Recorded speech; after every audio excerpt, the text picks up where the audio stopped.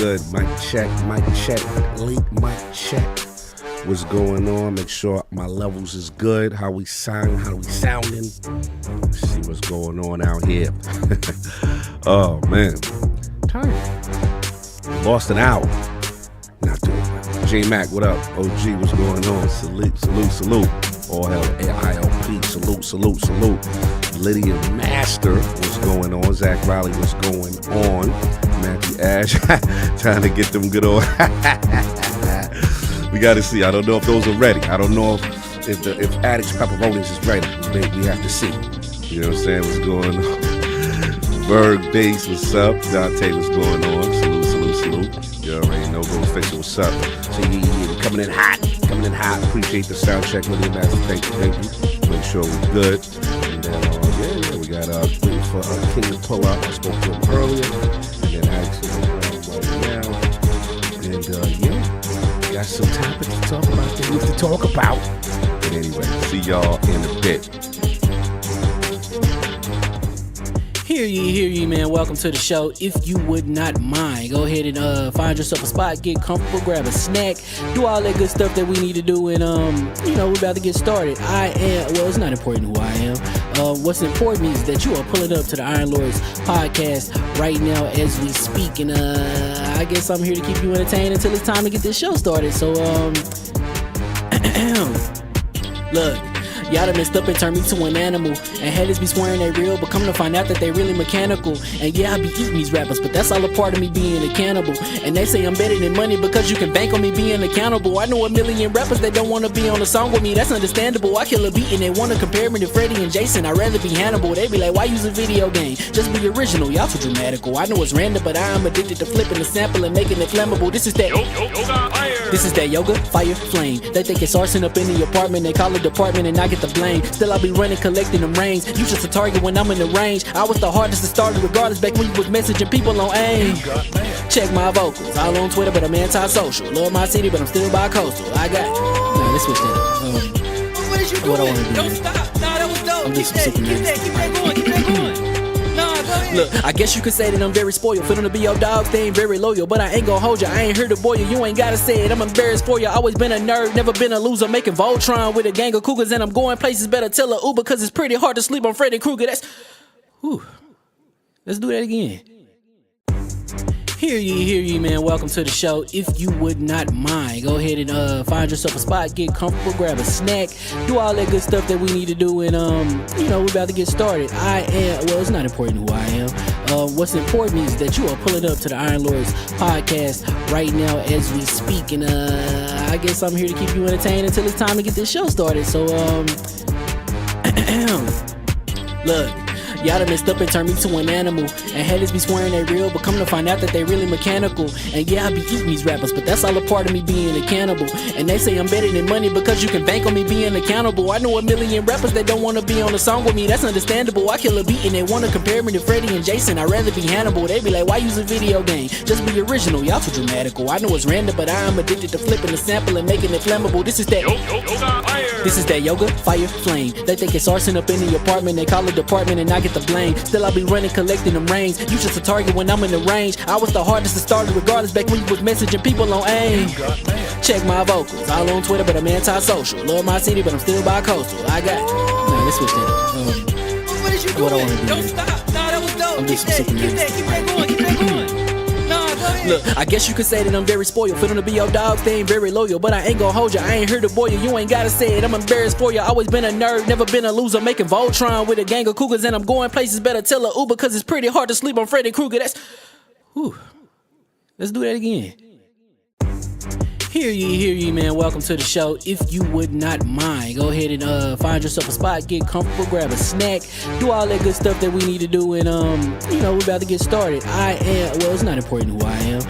What's important is that you are pulling up to the Iron Lords podcast right now as we speak, and I guess I'm here to keep you entertained until it's time to get this show started. So look, Y'all done messed up and turned me to an animal. And haters be swearing they real, but come to find out that they really mechanical. And yeah, I be eating these rappers, but that's all a part of me being a cannibal. And they say I'm better than money because you can bank on me being accountable. I know a million rappers that don't wanna be on a song with me, that's understandable. I kill a beat and they wanna compare me to Freddie and Jason. I'd rather be Hannibal. They be like, why use a video game? Just be original, y'all too dramatical. I know it's random, but I'm addicted to flipping the sample and making it flammable. This is that yoga, fire, flame. They think it's arson up in the apartment, they call it department and I get the blame. Still I be running, collecting them rings. You just a target when I'm in the range. I was the hardest to start regardless back when you was messaging people on AIM. Check my vocals, all on Twitter but I'm anti-social. Love my city but I'm still bi-coastal. I got, nah, let's switch that up. What is you What I doing? wanna do? Don't stop. Nah, that was dope. I'm Keep just super that going. Keep that going. Nah, go ahead. Look, I guess you could say that I'm very spoiled. For them to be your dogs, they ain't very loyal. But I ain't gon' hold ya, I ain't here to boil you. You ain't gotta say it, I'm embarrassed for ya. Always been a nerd, never been a loser. Making Voltron with a gang of cougars. And I'm going places, better tell a Uber. Cause it's pretty hard to sleep on Freddy Krueger. That's, whew. Let's do that again. Hear ye, man. Welcome to the show. If you would not mind, go ahead and find yourself a spot, get comfortable, grab a snack, do all that good stuff that we need to do, and we're about to get started. It's not important who I am. What's important is that you are pulling up to the Iron Lords podcast right now as we speak, and I guess I'm here to keep you entertained until it's time to get this show started. So look. Y'all done messed up and turned me to an animal. And haters be swearing they real, but come to find out that they really mechanical. And yeah, I be eating these rappers, but that's all a part of me being a cannibal.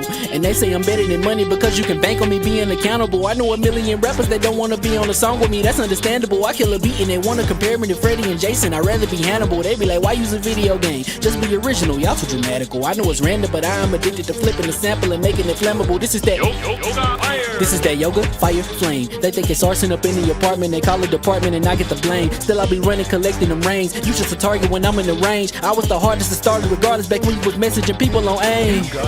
Check my vocals, all on Twitter but I'm anti-social. Love my city but I'm still bi-coastal. I got, nah, let's switch that up. What is you doing? What I wanna do? Don't stop. Nah, that was dope. I'm just Keep that going. Keep that going. Nah, go ahead. Look, I guess you could say that I'm very spoiled. For them to be your dogs, they ain't very loyal. But I ain't gon' hold ya, I ain't here to boil you. You ain't gotta say it, I'm embarrassed for ya. Always been a nerd, never been a loser. Making Voltron with a gang of cougars. And I'm going places, better tell a Uber. Cause it's pretty hard to sleep on Freddy Krueger. That's, whew. Let's do that again. Hear ye, man. Welcome to the show. If you would not mind, go ahead and find yourself a spot, get comfortable, grab a snack, do all that good stuff that we need to do, and we're about to get started. It's not important who I am. What's important is that you are pulling up to the Iron Lords podcast right now as we speak, and I guess I'm here to keep you entertained until it's time to get this show started. So look. Y'all done messed up and turned me to an animal. And haters be swearing they real, but come to find out that they really mechanical. And yeah, I be eating these rappers, but that's all a part of me being a cannibal. And they say I'm better than money because you can bank on me being accountable. I know a million rappers that don't wanna be on a song with me, that's understandable. I kill a beat and they wanna compare me to Freddie and Jason. I'd rather be Hannibal. They be like, why use a video game? Just be original, y'all too dramatical. I know it's random, but I'm addicted to flipping the sample and making it flammable. This is that yoga, fire, flame. They think it's arson up in the apartment, they call it department and I get the blame. Still I be running, collecting them rings. You just a target when I'm in the range. I was the hardest to start regardless back when you was messaging people on AIM.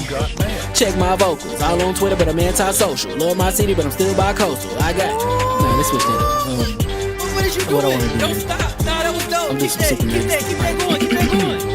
Nah, go ahead. Look, I guess you could say that I'm very spoiled. For them to be your dogs, they ain't very loyal. But I ain't gon' hold ya, I ain't here to boil you. You ain't gotta say it, I'm embarrassed for ya. Always been a nerd, never been a loser. Making Voltron with a gang of cougars. And I'm going places, better tell a Uber. Cause it's pretty hard to sleep on Freddy Krueger. That's, whew. Let's do that again. Hear ye, man. Welcome to the show. If you would not mind, go ahead and find yourself a spot, get comfortable, grab a snack, do all that good stuff that we need to do, and we're about to get started. It's not important who I am. What's important is that you are pulling up to the Iron Lords podcast right now as we speak, and I guess I'm here to keep you entertained until it's time to get this show started. So look. y'all done messed up and turned me to an animal. And haters be swearing they real, but come to find out that they really mechanical. And yeah, I be eating these rappers, but that's all a part of me being a cannibal. And they say I'm better than money because you can bank on me being accountable. I know a million rappers that don't wanna be on a song with me, that's understandable. I kill a beat and they wanna compare me to Freddie and Jason. I'd rather be Hannibal. They be like, why use a video game? Just be original, y'all too dramatical. I know it's random, but I am addicted to flipping the sample and making it flammable. This is that yoga, fire, flame. They think it's arson up in the apartment. They call it department and I get the blame. Still I be running, collecting them rains. You just a target when I'm in the range. I was the hardest to start regardless back when you was messaging people on AIM. Check my vocals, all on Twitter, but I'm anti-social. Love my city, but I'm still bi-coastal. I got nah, let's switch that up. What is you What I doing? wanna do? Don't stop. Nah, that was dope. I'm Keep just that Superman. going. Nah, go ahead. Look, I guess you could say that I'm very spoiled. For them to be your dogs, they ain't very loyal. But I ain't gon' hold ya, I ain't here to boil you. You ain't gotta say it, I'm embarrassed for ya. Always been a nerd, never been a loser. Making Voltron with a gang of cougars. And I'm going places, better tell a Uber. Cause it's pretty hard to sleep on Freddy Krueger. That's whew. Let's do that again. Hear ye, man. Welcome to the show. If you would not mind, go ahead and find yourself a spot, get comfortable, grab a snack, do all that good stuff that we need to do, and we're about to get started. It's not important who I am. What's important is that you are pulling up to the Iron Lords podcast right now as we speak, and I guess I'm here to keep you entertained until it's time to get this show started. So look. Y'all done messed up and turned me to an animal. And haters be swearing they real, but come to find out that they really mechanical. And yeah, I be eating these rappers, but that's all a part of me being a cannibal. And they say I'm better than money because you can bank on me being accountable. I know a million rappers that don't wanna be on a song with me, that's understandable. I kill a beat and they wanna compare me to Freddie and Jason. I'd rather be Hannibal. They be like, why use a video game? Just be original, y'all too dramatical. I know it's random, but I am addicted to flipping the sample and making it flammable. This is that yoga, fire, flame. They think it's arson up in the apartment. They call it department and I get the blame. Still I be running, collecting them rains. You just a target when I'm in the range. I was the hardest to start regardless back when you was messaging people on AIM. Check my vocals, all on Twitter, but I'm anti-social. Love my city, but I'm still bi-coastal. I got nah, let's switch that up. What is you doing? What I wanna do? Don't stop. Nah, that was dope. I'm just Keep that going. Nah, go ahead. Look, I guess you could say that I'm very spoiled. For them to be your dogs, they ain't very loyal. But I ain't gon' hold ya, I ain't here to boil you. You ain't gotta say it, I'm embarrassed for ya. Always been a nerd, never been a loser. Making Voltron with a gang of cougars. And I'm going places, better tell a Uber. Cause it's pretty hard to sleep on Freddy Krueger. That's whew. Let's do that again. Hear ye, man. Welcome to the show. If you would not mind, go ahead and find yourself a spot, get comfortable, grab a snack, do all that good stuff that we need to do, and we're about to get started. It's not important who I am. What's important is that you are pulling up to the Iron Lords podcast right now as we speak, and I guess I'm here to keep you entertained until it's time to get this show started. So look. Y'all done messed up and turned me to an animal. And haters be swearing they real, but come to find out that they really mechanical. And yeah, I be eating these rappers, but that's all a part of me being a cannibal. And they say I'm better than money because you can bank on me being accountable. I know a million rappers that don't wanna be on a song with me, that's understandable. I kill a beat and they wanna compare me to Freddie and Jason. I'd rather be Hannibal. They be like, why use a video game? Just be original, y'all too dramatical. I know it's random, but I am addicted to flipping the sample and making it flammable. This is that yoga, fire, flame. They think it's arson up in the apartment. They call it department and I get the blame. Still I be running, collecting them rains. You just a target when I'm in the range. I was the hardest to start regardless back when you was messaging people on AIM. Check my vocals, all on Twitter, but I'm anti-social. Love my city, but I'm still bi-coastal. I got nah, let's switch that up. What is you doing? What I wanna do? Don't stop. Nah, that was dope. I'm just Keep that going. Nah, go ahead. Look, I guess you could say that I'm very spoiled. For them to be your dogs, they ain't very loyal. But I ain't gon' hold ya, I ain't here to boil you. You ain't gotta say it, I'm embarrassed for ya. Always been a nerd, never been a loser. Making Voltron with a gang of cougars. And I'm going places, better tell a Uber. Cause it's pretty hard to sleep on Freddy Krueger. That's whew. Let's do that again.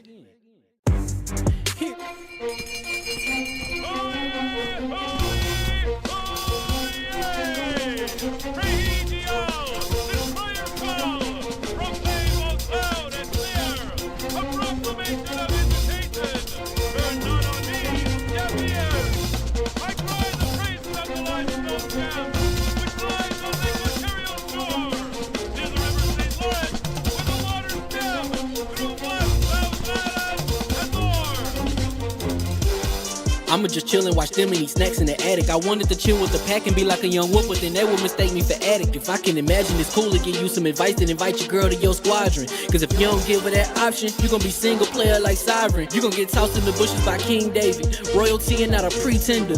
Detrimental to an elemental, what's an avatar to a knee bender? I gotta be me though. I know it's my destiny, work to Carnito. Who cares if you fly, if you still a mosquito? You swear you ain't stuntin', but really be Steve-O. You like to collect stuff and that's cool, but I got bad news. Even if you really was that dude, King David still be the king of the statues. Since a juvenile, I've been cursed with a curse to be musical. And if you hate it, we'll meet in the crucible. Other than that, then it's cool and it's beautiful. We let you know that your dreams are pursuable. Whatever you wanna do, then it's doable. If you got work on a Sunday, it's suitable. Cause you can listen to this in your cubicle on the Lord's Day. Woo. If you got work on a Sunday, it's suitable. Cause you can listen to this in your cubicle on the Lord's Day.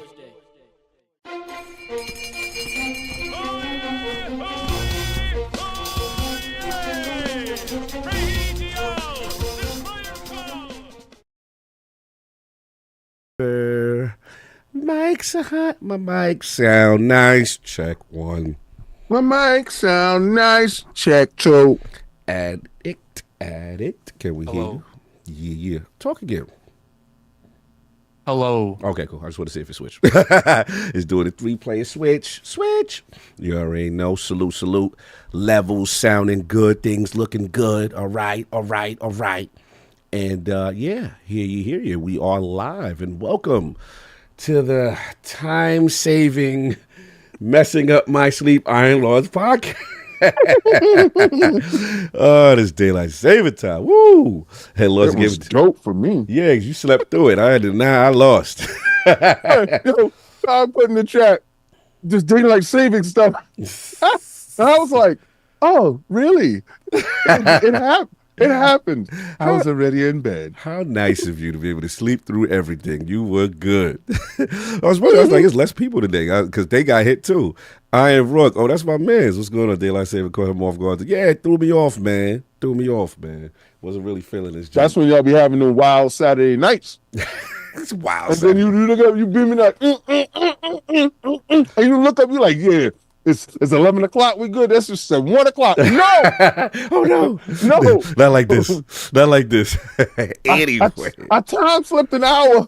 Yep. It's the worst way. I like when you get it back. But when you lose it, whoo, that joint crazy. That keep the party going. You messy. Anyway, and welcome to the ILP Podcast LLC, LordsOfGaming.net, episode number 391. It's another glorious Sunday. We're back at the round table on the Lord's Day, and today we've got Gears of War collection with possibly no multiplayer rumors. We're going to get into that. You're going to like that segment. You're going to like that segment. You're going to like that segment. I'm going to love it. You're going to like that. Split Fiction Reviews. Joseph Ferris outside.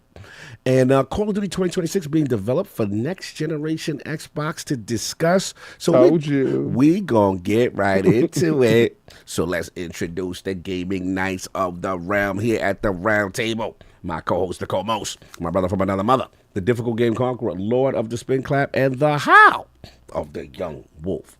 Lord Addict, back to back. How we doing, sir? Doing pretty good. Yeah. This week's been pretty chaotic, to be honest with you, but we saw your camera and it just went off. I don't know what happened. My camera went off? Mm-hmm. Yeah, it showed you for a minute, then as soon as you started talking, it was like, yeah, black screen. Because he ain't got no tassels. Yeah, that's what the people want to know.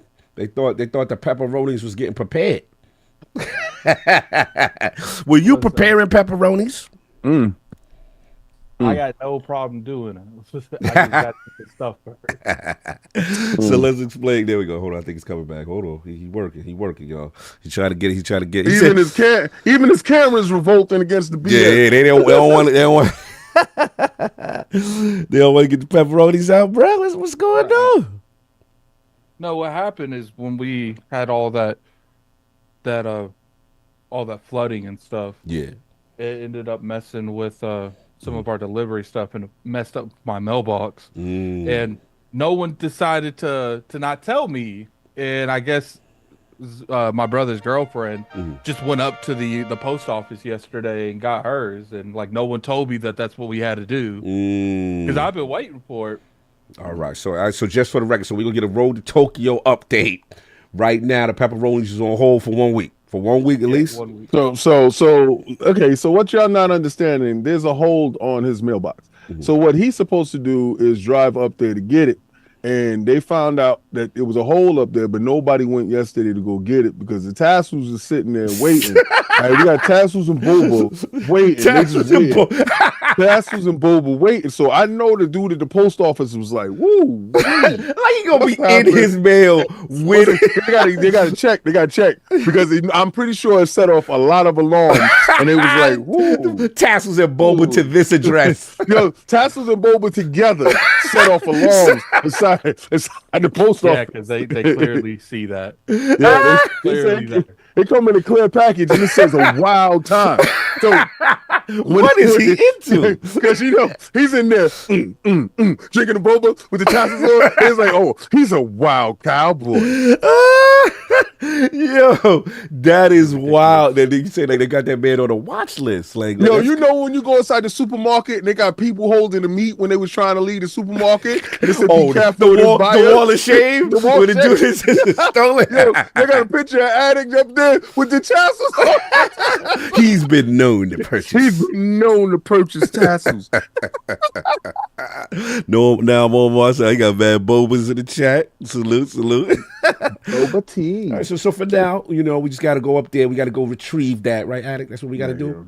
Yeah. Well, I mean, I would have went and got it today, but it's Sunday. Mm-hmm. Yeah. What happened yesterday when she told you what happened? Because no one told me until because I went out there and I said, have I got any packages? Mm-hmm. And he said, no, actually, Danielle had to go and get hers today. I was like, then why didn't no one tell me this? First off, stop acting like I had this so insecurity. I'm refusing to take my shirt off. You think you scared? I'm not You think like you scared? where you won't even eat a hot dog in public because you feel a perception. Tell the truth, shady devil. Tell the truth, shady devil. No. Tell the truth, shady devil. We get a quick glizzy. Should we run it back? Should we run it back?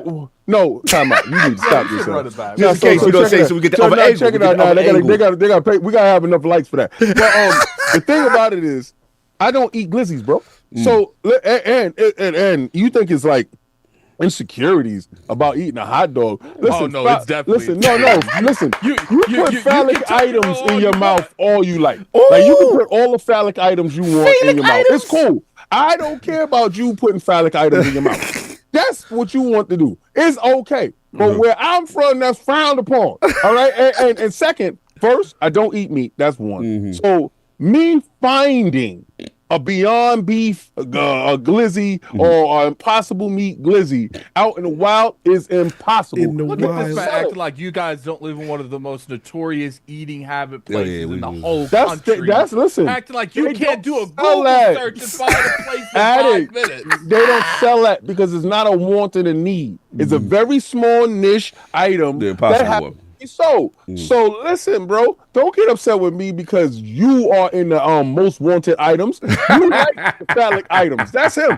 He's in the banana aisle, the cucumber aisle, the pickle aisle. Don't do it. Don't put him in the avocado aisle. Don't do that. So listen. What's the other one? What's the other? Eggplant. The eggplant aisle. All those phallic items are items that's like your menu to eat. Me personally, I choose not to. My items look a little bit different. I'm into the starfish aisle. I'm into the lettuce aisle. The only thing I hear is insecurity. So my things look different. Like, listen, why does it care about the appearance? All right, so why don't we just do a challenge and have you eat as many glizzies as you could possibly scarf? But wait a minute, but we got to break it down.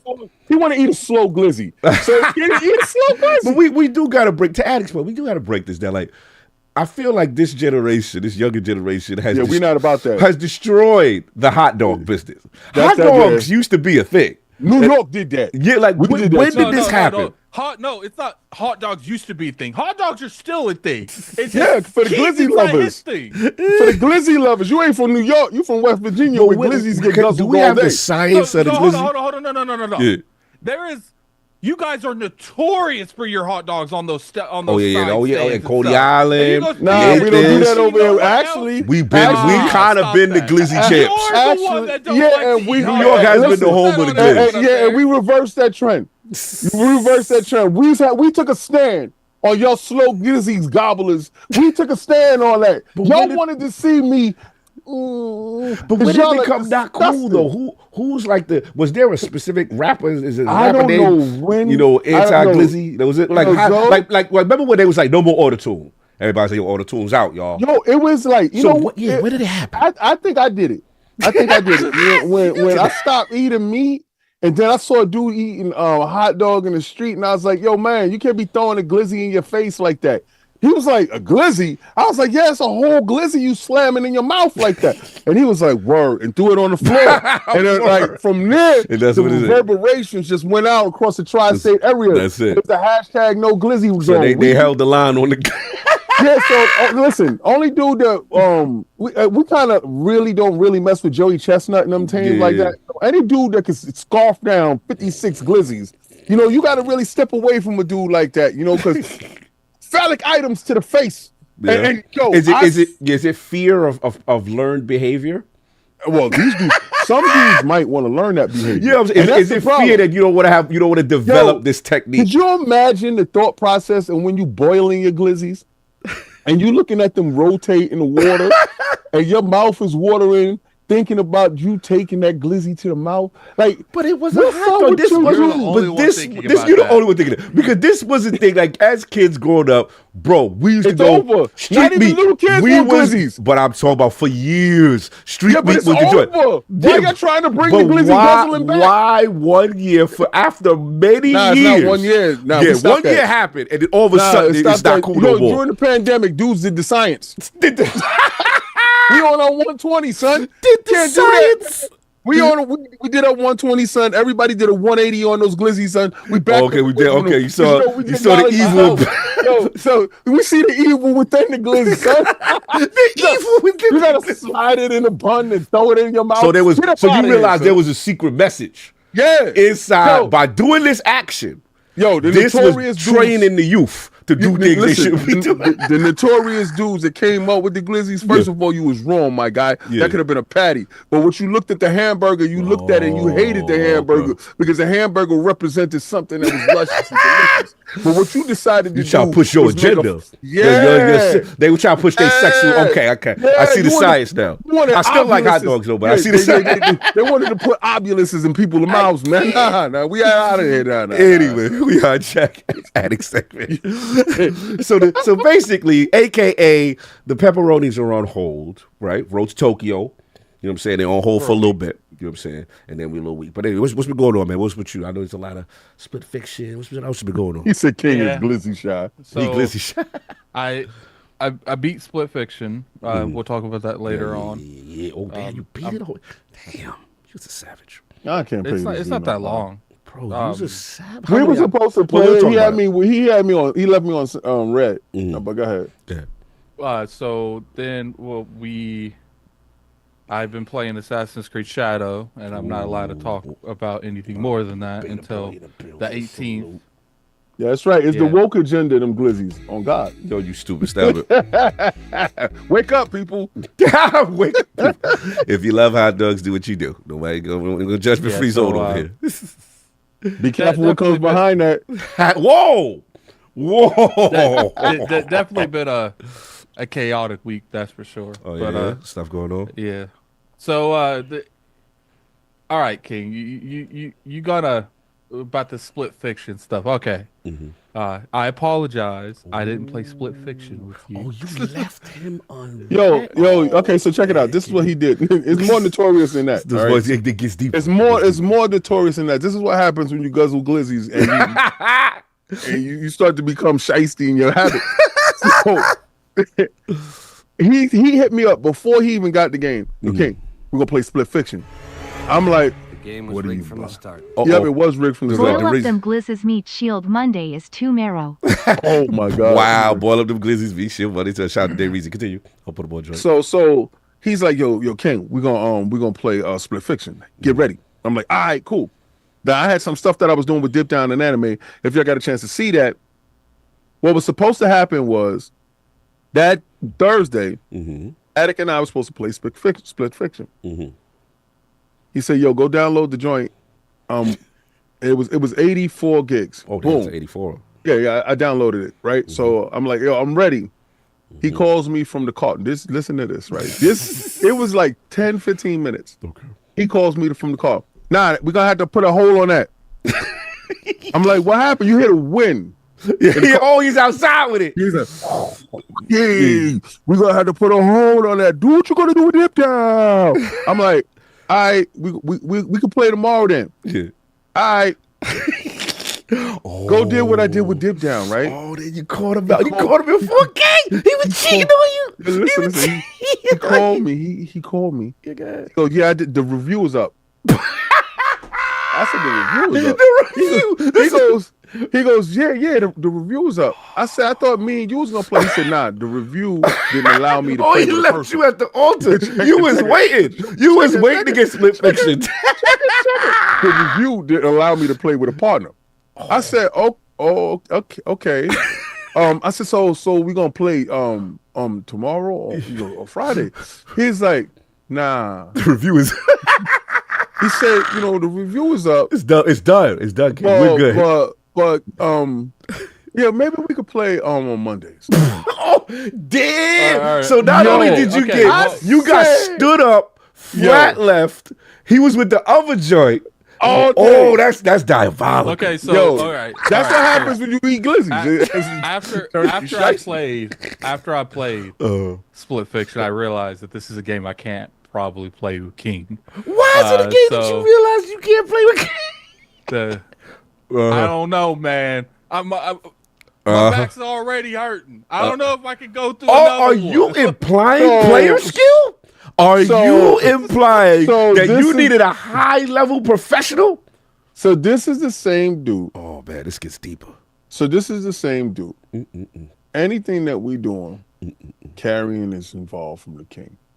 Right? Say everything. Now, when I go to a higher level dude, I don't be looking for Attic. I look for Sinister. Okay. Right? That's my joint. I'll be like, yo, I need Sin because he can follow directions. Attic can get into the mix or something, and then you be in the midst of an argument. I know what's right. He's a rogue on the battlefield. He's a rogue. Okay. So yeah, but that's kind of upsetting. But at the end of the day, we understand the truth. When you eat those glizzies, this is the type of behavior. This is the behavior that follows glizzy government. Because you're just the type to do anything. If you about to take you're liable to leave your friends in the lurch. You're liable to come up with fake excuses. Hey, Carl. But we get it. What's up? Did King eat a glizzy last week? Yes or no? Oh, yes, he did. He started his technique. His technique was good. Why? Why did I eat one? It don't matter. You ate one. But see, because I'm a man of my word. But when individuals flagrantly eat glizzies on their free time, because you're a freestyle glizzy eater, right? So you eat a glizzy in the dark. It doesn't matter. No, because this is your behavior. Are a glizzy eater. No. See, listen. This is your behavior. Participated in the glizzy devouring. You see what you're supposed to be doing. You're supposed to be having a tassel and boba today. See. A sideshow glizzy eater. You freestyle dudes. Y'all don't be standing up as men in your word. I don't know. Stuff was shipped out to you. This man be saying that I won't do this because of this, but then just said that in the same breath that I'll do anything because I eat glizzies. Yo, check it out. So check it out. Yo, so this is how I find the hypocrisy in your joint. Yeah. Yo, we told him. Yo, the tassels, we told him on Tuesday. The tassels is delivered on Wednesday. We know we got you in real time. We tracking you. We tracking you. And then we said, yo, are you implying making excuses? So check it out, Joe. So then we check it. Fabricating lies. I got the DMs. Look at it, because Saul literally said it didn't get delivered. He told me it didn't get delivered. It was delivered. So it was delivered, right? So they said the boba was delivered. It'll be there tomorrow. So he's like, cool. So they said, okay, so no. This is how I got you. He goes, the boba would be there Saturday. This is how I got him. We're having difficulties delivering. They said they have to retry to deliver the joint. You know, when I hear bull, my lip go. You felt it was the story was off. Yeah. I was like, that's because I said, yo, they said it was delivered. He said, well, they said because we have a difficulty to spin the block. We had to spin the block to bring back the nipple tassels. Now, guys, listen, I ain't gonna lie. These are the wildest nipple tassels that you will ever see in your life. I'm not even gonna hold you. So if my man got a little trepidation in his heart after they pulled up and the nipple tassels, yo, he saw him in the chat. I'm telling you. I really didn't even look at it. Well, look, they're wild. They're wild. They're wild. They are the wildest nipple tassels. Even my wife was like, nah. You know what's funny? I was like, yo, what? King sitting here talking all this about these nipple tassels. Wait till we run this back and it's his turn again. But no, somebody got paid for that. We already did that. Somebody got paid for that. They paid for me. Nah. We ain't see you. How are you gonna sit there and run a real G's video and you running from challenge? That real G ate some. Yeah, but see, this is Carl, and I tell you, this is what happens when you freestyle glizzy eat. This is the behavior. This is the behavior because you want to see how other he's talking people. about me eating a glizzy. You want to see other people.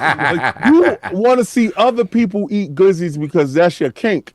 See, that's your thing. Stop. Yo, nah. Stop. Yo, nah. We can't. We ain't gonna let him go. You know why? We came to New York City and ate 2 butt-naked glizzies. At New York Comic Con? I will say, I've never seen a person eat 2 plain dogs. What? I've never seen naked? I want to get buck naked. I've never seen that. I will admit, naked glizzy, it was jarring to see no mustard, it's the worst thing in the world no I've ever sauerkraut, no relish, no ketchup. So he did 2 of those. I will admit that was a bit strange. So now you understand how flagrant he is with his. He don't care. He don't care if they got skin on him. He eats skinless glizzies. He don't care. So I'm like intaking this correctly. You like glizzies, you just like a little stuff on top of it, right? I don't even know. He likes sauce. He like the glizzy. You know how much I know you like glizzies? Yeah. Every time you win, you slam one down. I can't. And you don't lie. Remember when we went to Seattle? Yes. Remember when we went to Seattle? He got up in the middle of the night. You don't remember? Everybody was asleep. Everybody was asleep. He got up in the middle of the night and went down to the local 7-Eleven. This is actually a true story. He went to the most dangerous place in the world because his glizzy fix was in. All right, this part is a true story. That is a true story. You know what's funny? And when he got in there, tell him what happened at it. You was in a situation. It wasn't a hot dog. Okay. What happened that time in Seattle? It was some of the most disgusting chicken tenders chicken I've ever had in my entire life. Why? Because there was no hot dogs ready. No, here's the question: when you went in the middle of the night in the streets of Seattle, very dangerous, PAX West. Wild. You got up, you didn't tell anyone, you snuck out. So the question is, when you went to go get there, was your intention to get the hot dog first? No, I just wanted something to eat. Okay. But the glizzy was in your mind. No. We try to get. You know what's crazy? How is King gonna tell me that I like trying to shame me to eating hot dogs when I publicly say that shit all the time? I literally take pictures every time I eat hot dogs. Iron Rook said this making him want a hot dog. Listen, he a multiple state glizzy slammer. He first of all, the road to Tokyo, I can guarantee you he gonna find a glizzy in Tokyo. I guarantee you he gonna get New York style glizzy. Yeah. Obviously, I gotta try a glizzy in Japan. Obviously, salute that man. Live your truth. Live your truth. That's what I'm talking about. That's what I'm talking about. He said, "Of course, I gotta see how Japan give it up." That's what I'm talking about. He said he an international glizzy slammer. I gotta see a Japanese glizzy. I gotta see what that's Don't say that. Don't say it like that. Somebody clip that. Somebody clip. I gotta see a Japanese glizzy. Don't say it like that. I'm with your truth. Just choose your phrasing. Your phrasing is what. That's solid. His truth is coming out. Steady truth addict. Respect. You gotta see them Japanese glizzes. No, but look. I have no problem. That's right. Doing whatever this stupid thing is. That's the truth, baby. You got to get the stuff. Dude, what's funny is Key's like, oh, you got to put the tassels on the nipples and no shirt. It's like, dude, someone paid me like $50 to take my shirt off once on my own channel. I don't care. Yeah, he good. I really don't care. You ain't scared nothing, King. You ain't scared Tell of him nothing. about that. He do anything strange for some He change. ain't That's never when scared. That's when you're an international glizzy Hey, you slammer. ate a glizzy for some change, so I would. No, stop with listen, that. listen. You came up with the wildness. Mm-hmm. You got to think about who's the diabolical dude that wanted to see a phallic device go inside another man's mouth. It is food. So the process And is it you was said. Forte walked in Yo, like, so what the tell us. hell is So what you going said it on? was worth every second, right? It was Right? worth every second. Of And it. you was the guy. So just how diabolical get. You was the guy that took the video and slowed it down and zoomed it in, Okay. right? And I would have did it even more. I just want y'all to understand. I should've rest my slowed it case. down Oh, another my couple God. seconds. I This rest is my wild. case. Shout out to the we one have beater. found the glizzy Yeah, shout out to the gobblers. one bit. He said, "This is what happens when Solve the Adult. Is it here?"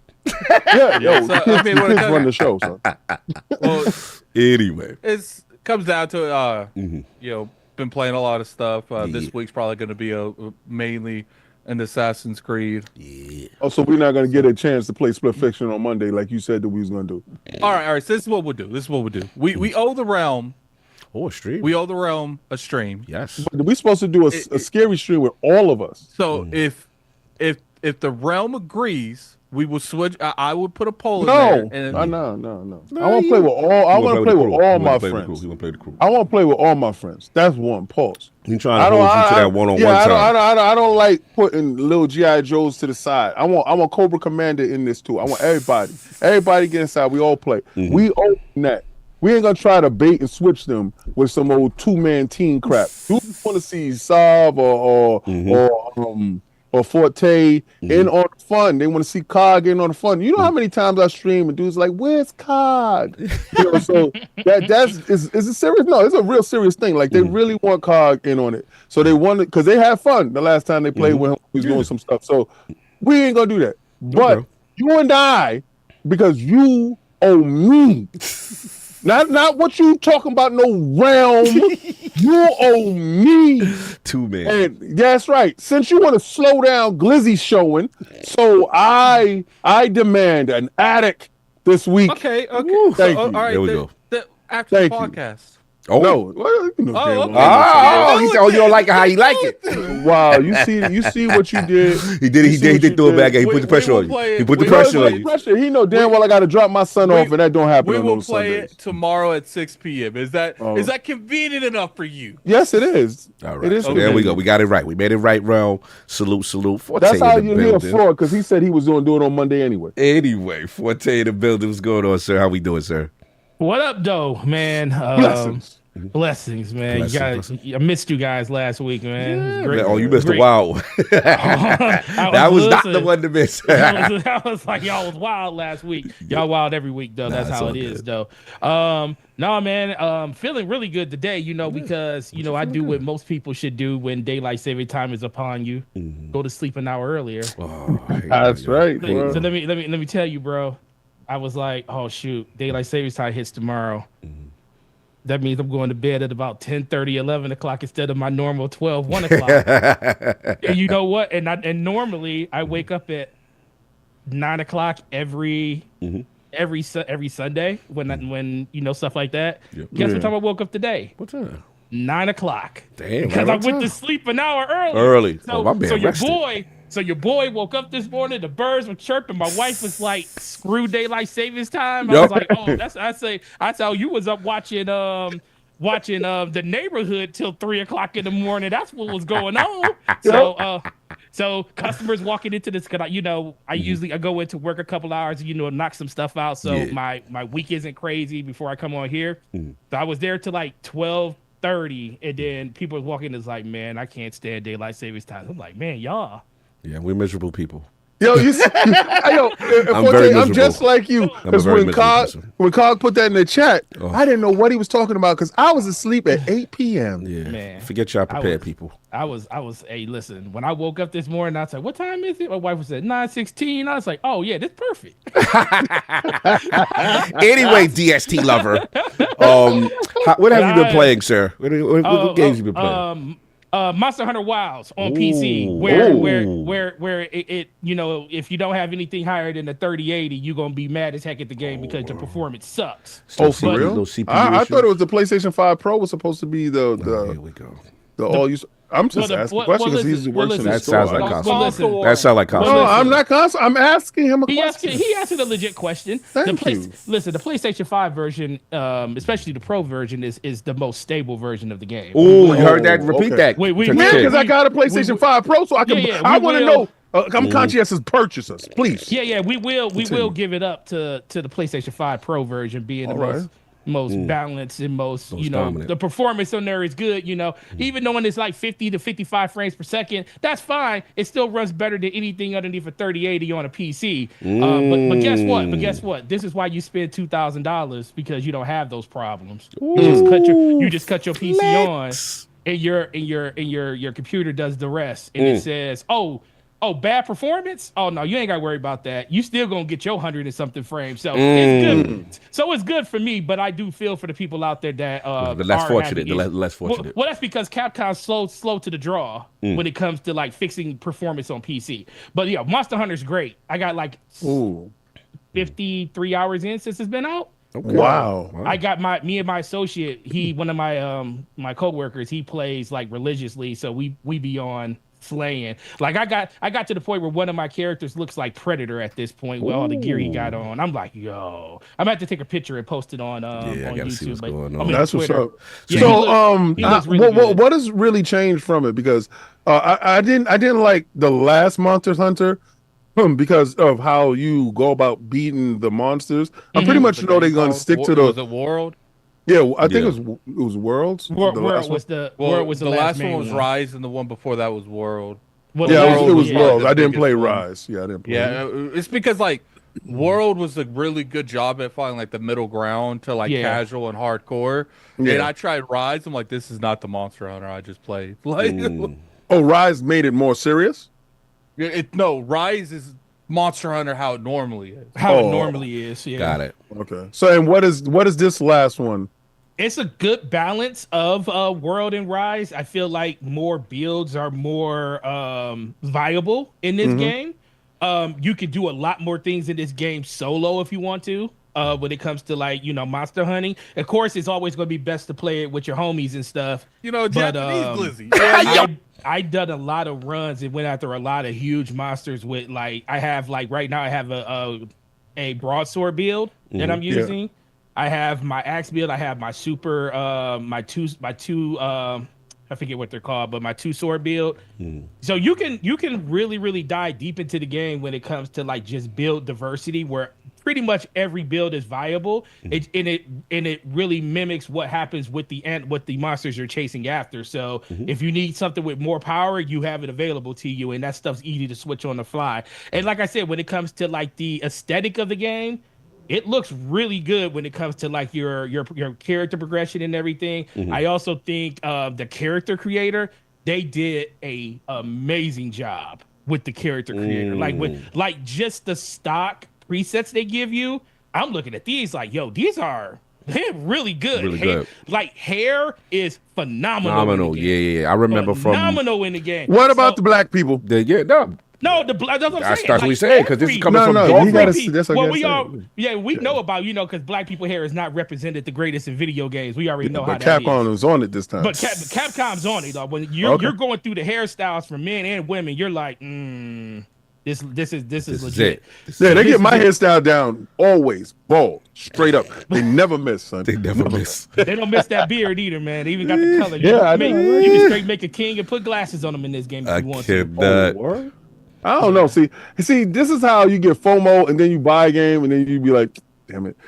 That's why I like to try it first before I buy it. Yeah, That's fair. Yeah. That's the thing about it. I mean, if you got a chance to play it, like I'm not the hugest Monster Hunter fan, but I got a chance to play the beta when it was out. Yeah. And that really sucked me in. And like I said, it takes a person that's really into it. Like, exactly. It takes you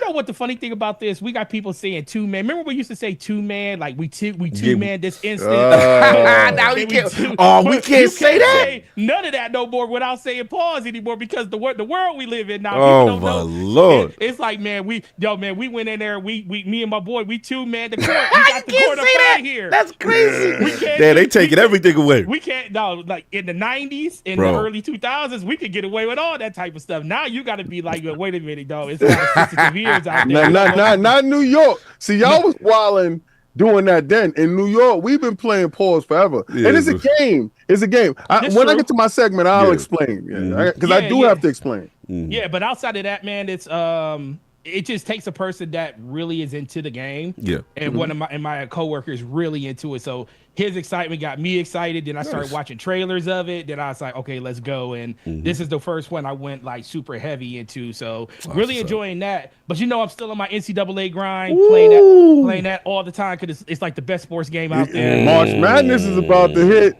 So yo. Oh, so let me ask you a question. I know. Okay, you do the football hard. I know that. I know you do the football hard. Do they have a basketball equivalent for this period of time for the college joints? They don't have that?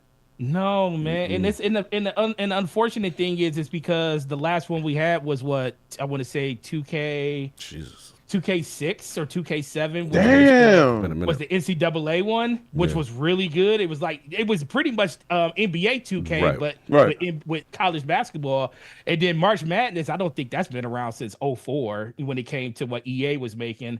So I can see stuff like that starting to come around, especially now that all of the with paying players and NIL and stuff is a thing now, because that's the reason they really didn't make it. So I think with EA seeing the success around NCAA, let's be for real, they sold more copies of NCAA than they did Madden last year. Yeah, that's crazy. So that kind of lets you know that people are really, really into college. So let's hope that they do the same thing with NBA, because I do feel like that's the thing that's kind of missing, because it's like you got the only basketball game right now you have is 2K. It's 2K. Right. And there's nothing else. So let's kind of hope that happens. But I do think at some point in the future we'll get back to that due to the fact that we can pay players, and there's such a big reason for them to focus on that, because those people are super marketable now. I mean, some of those people more than some of the people, almost as much people that are in the league at this point now. Yeah. So, I mean, that's why I wanted to ask you, because I know you super into the college football, and I wanted to know if you see that. Yeah, of course. He rep for real. Like he's a real sports fan for real, true and true. So I wanted to know, and because I find it intriguing when individuals are able to tell you what school the dude is being drafted from, what is his tendencies and stuff like that, what are they looking for, and what team it might fit for. Because me going into like a draft, I don't know none of that stuff. You know what's funny, King? I saw a chick one time say, I find it hilarious how men can tell you down to a certain stat of a player, but they forget our anniversary. Yeah, because they're interested in that. Listen, let me tell you, the funny thing is E3, when rest in peace E3. Yes. Hopefully Icon can do something about that. But it's not gonna happen. Jeff got that in a strangle. I used to be the same way, King. I used to always forget what our anniversry was. I knew what month it was. I just remember like what day it was. Like I knew it was like the middle of the month, but then I realized, I was like, it's always the weekend of E3. Because our anniversary is June 11th. Yeah. And then it would be funny, 1 year E3 pushes it a couple weeks. Mess your whole thing up.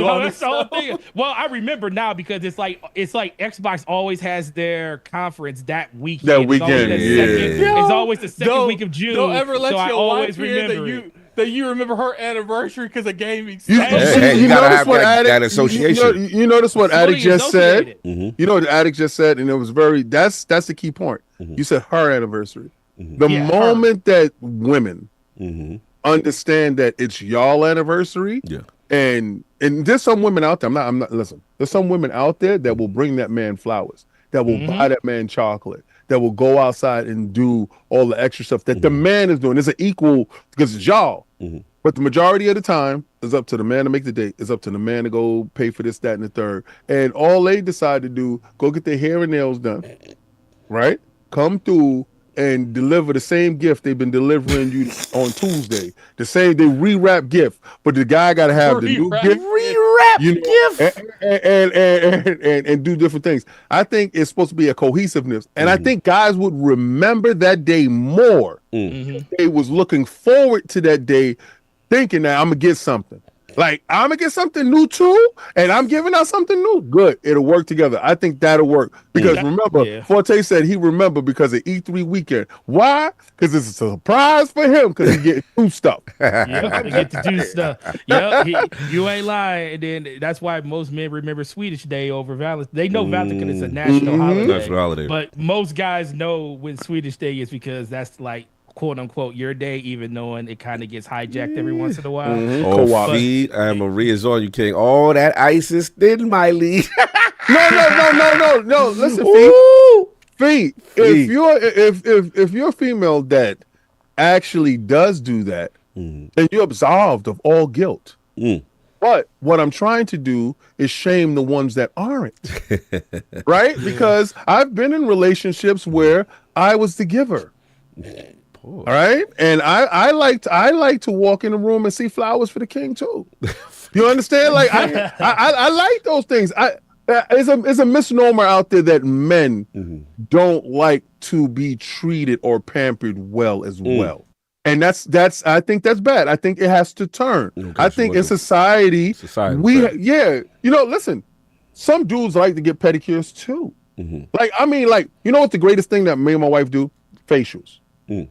And I love a facial. We know last week you loved it. Pause, my guy. You were wilding. That was a I'm trying to save you from yourself. I was like, he's really going there? I'm trying to save him. Hold up. You guys clipped me over that Japanese thing. I was trying to say that, man. Astro Parrot, I'm trying to save him. Listen, see, now y'all nasty. Y'all nasty individuals. The chat agree. They said, I'm talking about. Cox said what we were thinking.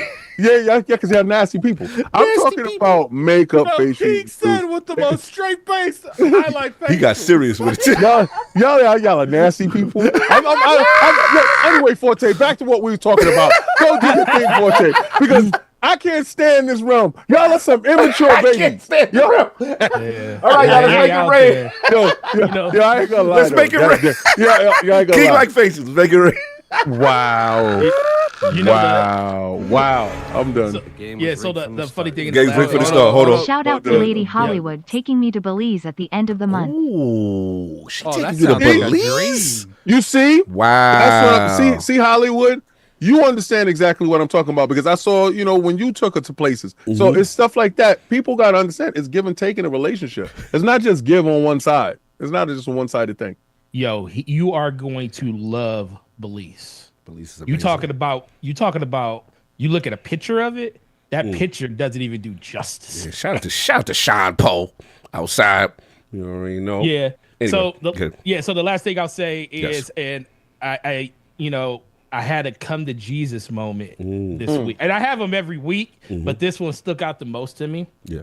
So my daughter, I'm facing my camera and stuff. My PC's right here. My daughter is usually sitting behind me sometimes. She's playing on my PC. She was playing Resident Evil. Okay. I was playing college football over here.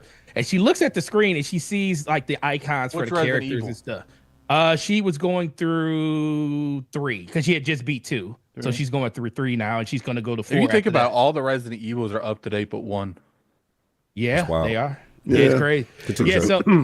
So we were sitting there and she looks at my game. She paused the game, looked at my game. She was like, hey, what are those icons next to the players? Like, she kept saying, what's a QB? What's a CB? And I was like, what the hell are you talking about? And I'm looking at the screen and I'm like, what's a CB? And she's like, and I'm like, oh, and I'm going through the thing, telling her like, oh, this is a wide receiver. This is quarterback. Oh, quarterback. Yeah. And she was like, she just saw the abbreviations. Right. Now, I didn't think about it until that moment because we went to 2 Michigan games last year. She's super into Michigan football now because she wants to be marching band for Michigan when she gets there. Salute. That's one of her goals. Salute. Because she goes to high school and she's in marching band in high school starting next year. Oh, salute. So she did that. She watched the Lions playoff games with me. The one playoff game, I should say. salute. Rest in peace. She watched the whole Super Bowl with me. And I'm thinking, Oh, yeah, the whole Super and then she started asking me about things about football, and I'm like, wait a minute. Is this literally a daddy-daughter moment that I just and I'm like, we're literally just up here talking about football. She's like, oh, so what did this player do? What did that person do? Why is they named this? And I'm like, yo, bro.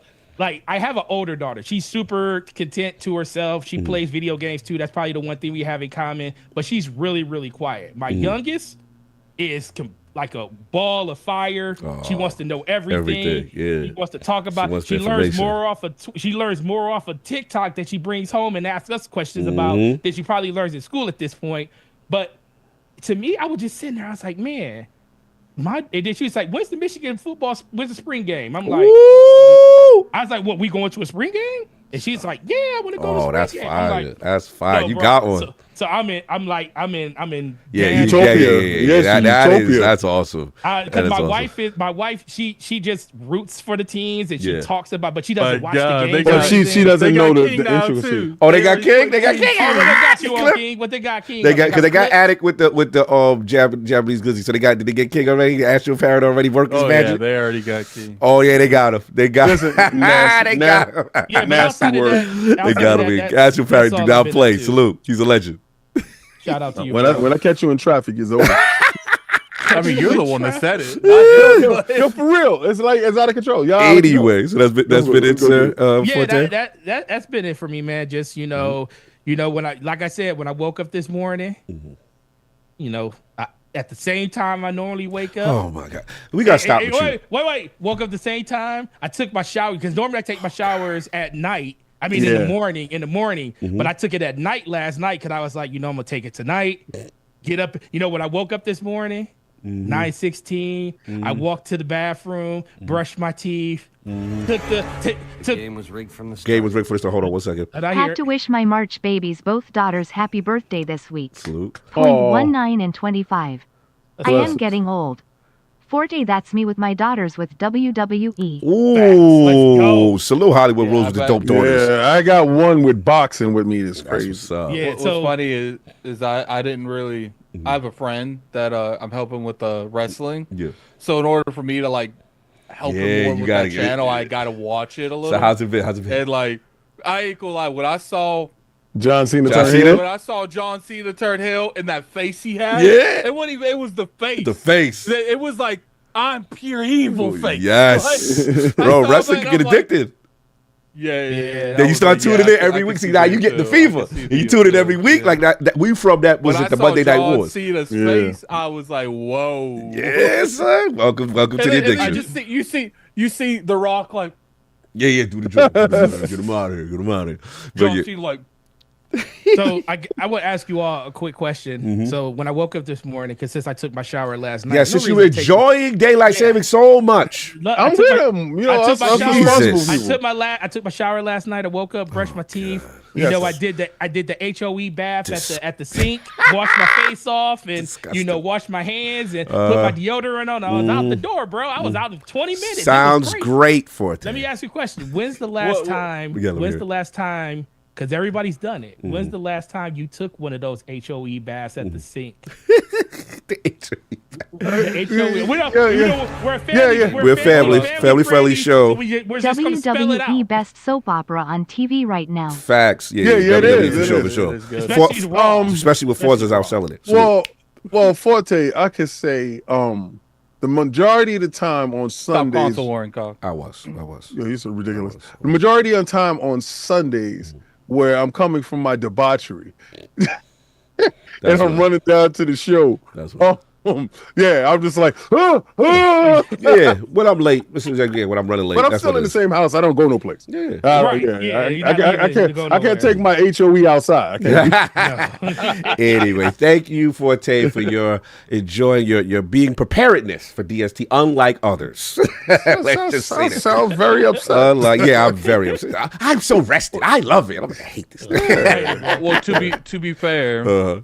it just cost us an hour of sleep. You sleep during the day half the time, so it probably costs you a lot more. Oh, it than costs us. me. My sleep happens all over the place. Vampire COD. Yeah, So I'll be a basically, vampire. you're Thanos. It cost me everything. It costs me everything.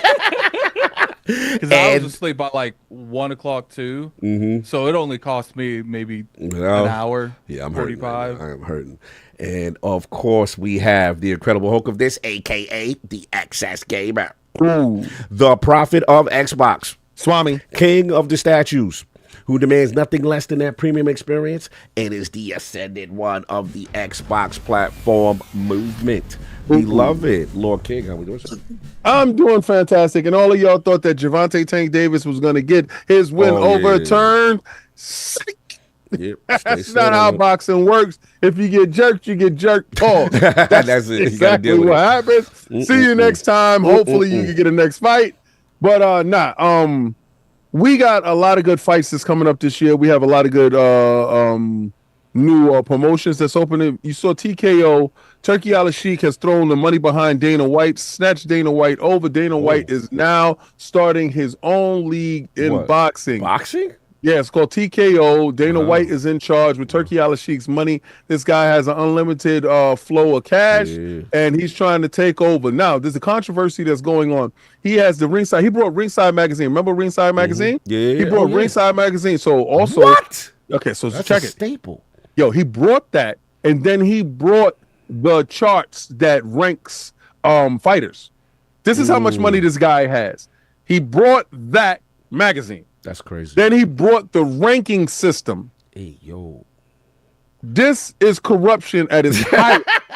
What happened with Eddie Hearn? Eddie Hearn ain't fighting back? No, they don't have money to fight this. Eddie Hearn has bent the knee. He has given them, they got it is so everyone. Only person that he doesn't have in pocket is PBC. Damn. Al Heyman and them, because Al Heyman has wild bread too, but he don't have he don't have Sheik money. Yeah, Sheik is all right. So check it out. So he got so much money, he's doing a fight in the middle of the street. I'm not BSing you. I'm dead serious. The next fight is going to be Ryan Garcia versus Rolly Romero in the street downtown in Manhattan. Wait, not in Manhattan. Yes. Wait, they doing it here? They doing it. They was already here. They did the press conference here. Some 42nd Street with the cars in the back. It's gonna be a Tekken stage. So remember when Muhammad Ali? I think Muhammad Ali and somebody else did that. They had their fight outside. He's bringing that back. He also wants to, and I don't know how he's gonna get it. I really don't know how he's gonna get it done, but I know he's gonna get it done. Because he has that much bread. He wants to have a fight in Alcatraz. I'm done. All right, so he doesn't care about the attendance about the arena attendance. What he's about the visuals. He's trying to turn boxing into the biggest combat thing in the world. So, all right. So also that the former head of the WWE is running it with Dana White. So you already know that's the entertainment aspect of it, and he's locking it in with Dana White with having one singular belt. So what he's trying to have is the ringside belt as that belt, the de facto belt. Wow. Now this is where the controversy comes in. Canelo is about to fight some guy. I don't know, but he ain't fighting. No, he's fighting Bud in September. Okay. All right, so this is how you corrupt it. Let's get to the corruption. You already got a fight lined up for September, but you're fighting somebody for Cinco de Mayo that has a belt. So Canelo always stands with the WBC belt. Yeah. Eddie Reynoso, his trainer, was going to come up to bring up the belt and give it to Canelo. Turkey was in the middle and said, "Can't do that. Get that out of here. What we doing? Get the belt out of here." WC, no. He had some fighting champion because it's called Fatal Fury. Okay, I'm done. All right, the fight card is called Fate because he liked video games too. This is the best thing about this dude because a lot of his fight cards got gaming have sensibilities. Video game sensibilities. That's crazy. So, and his promotions have like Tekken and stuff in the promos. So this is why I'm kind of with him, but I'm like, I know what absolute power do is going to corrupt. Absolutely. So he's standing there with both his belts, and Canelo could not have the WBC belt. So it's a big controversy going on because remember, if you cut out the sanctioning bodies, you're cutting out that bread. The game was rigged from the start. Mofo tracks. Boba time. Boba time. Yo, Not yet. One more week. We wait for the tassels, and the Boba is coming. The tassels is coming.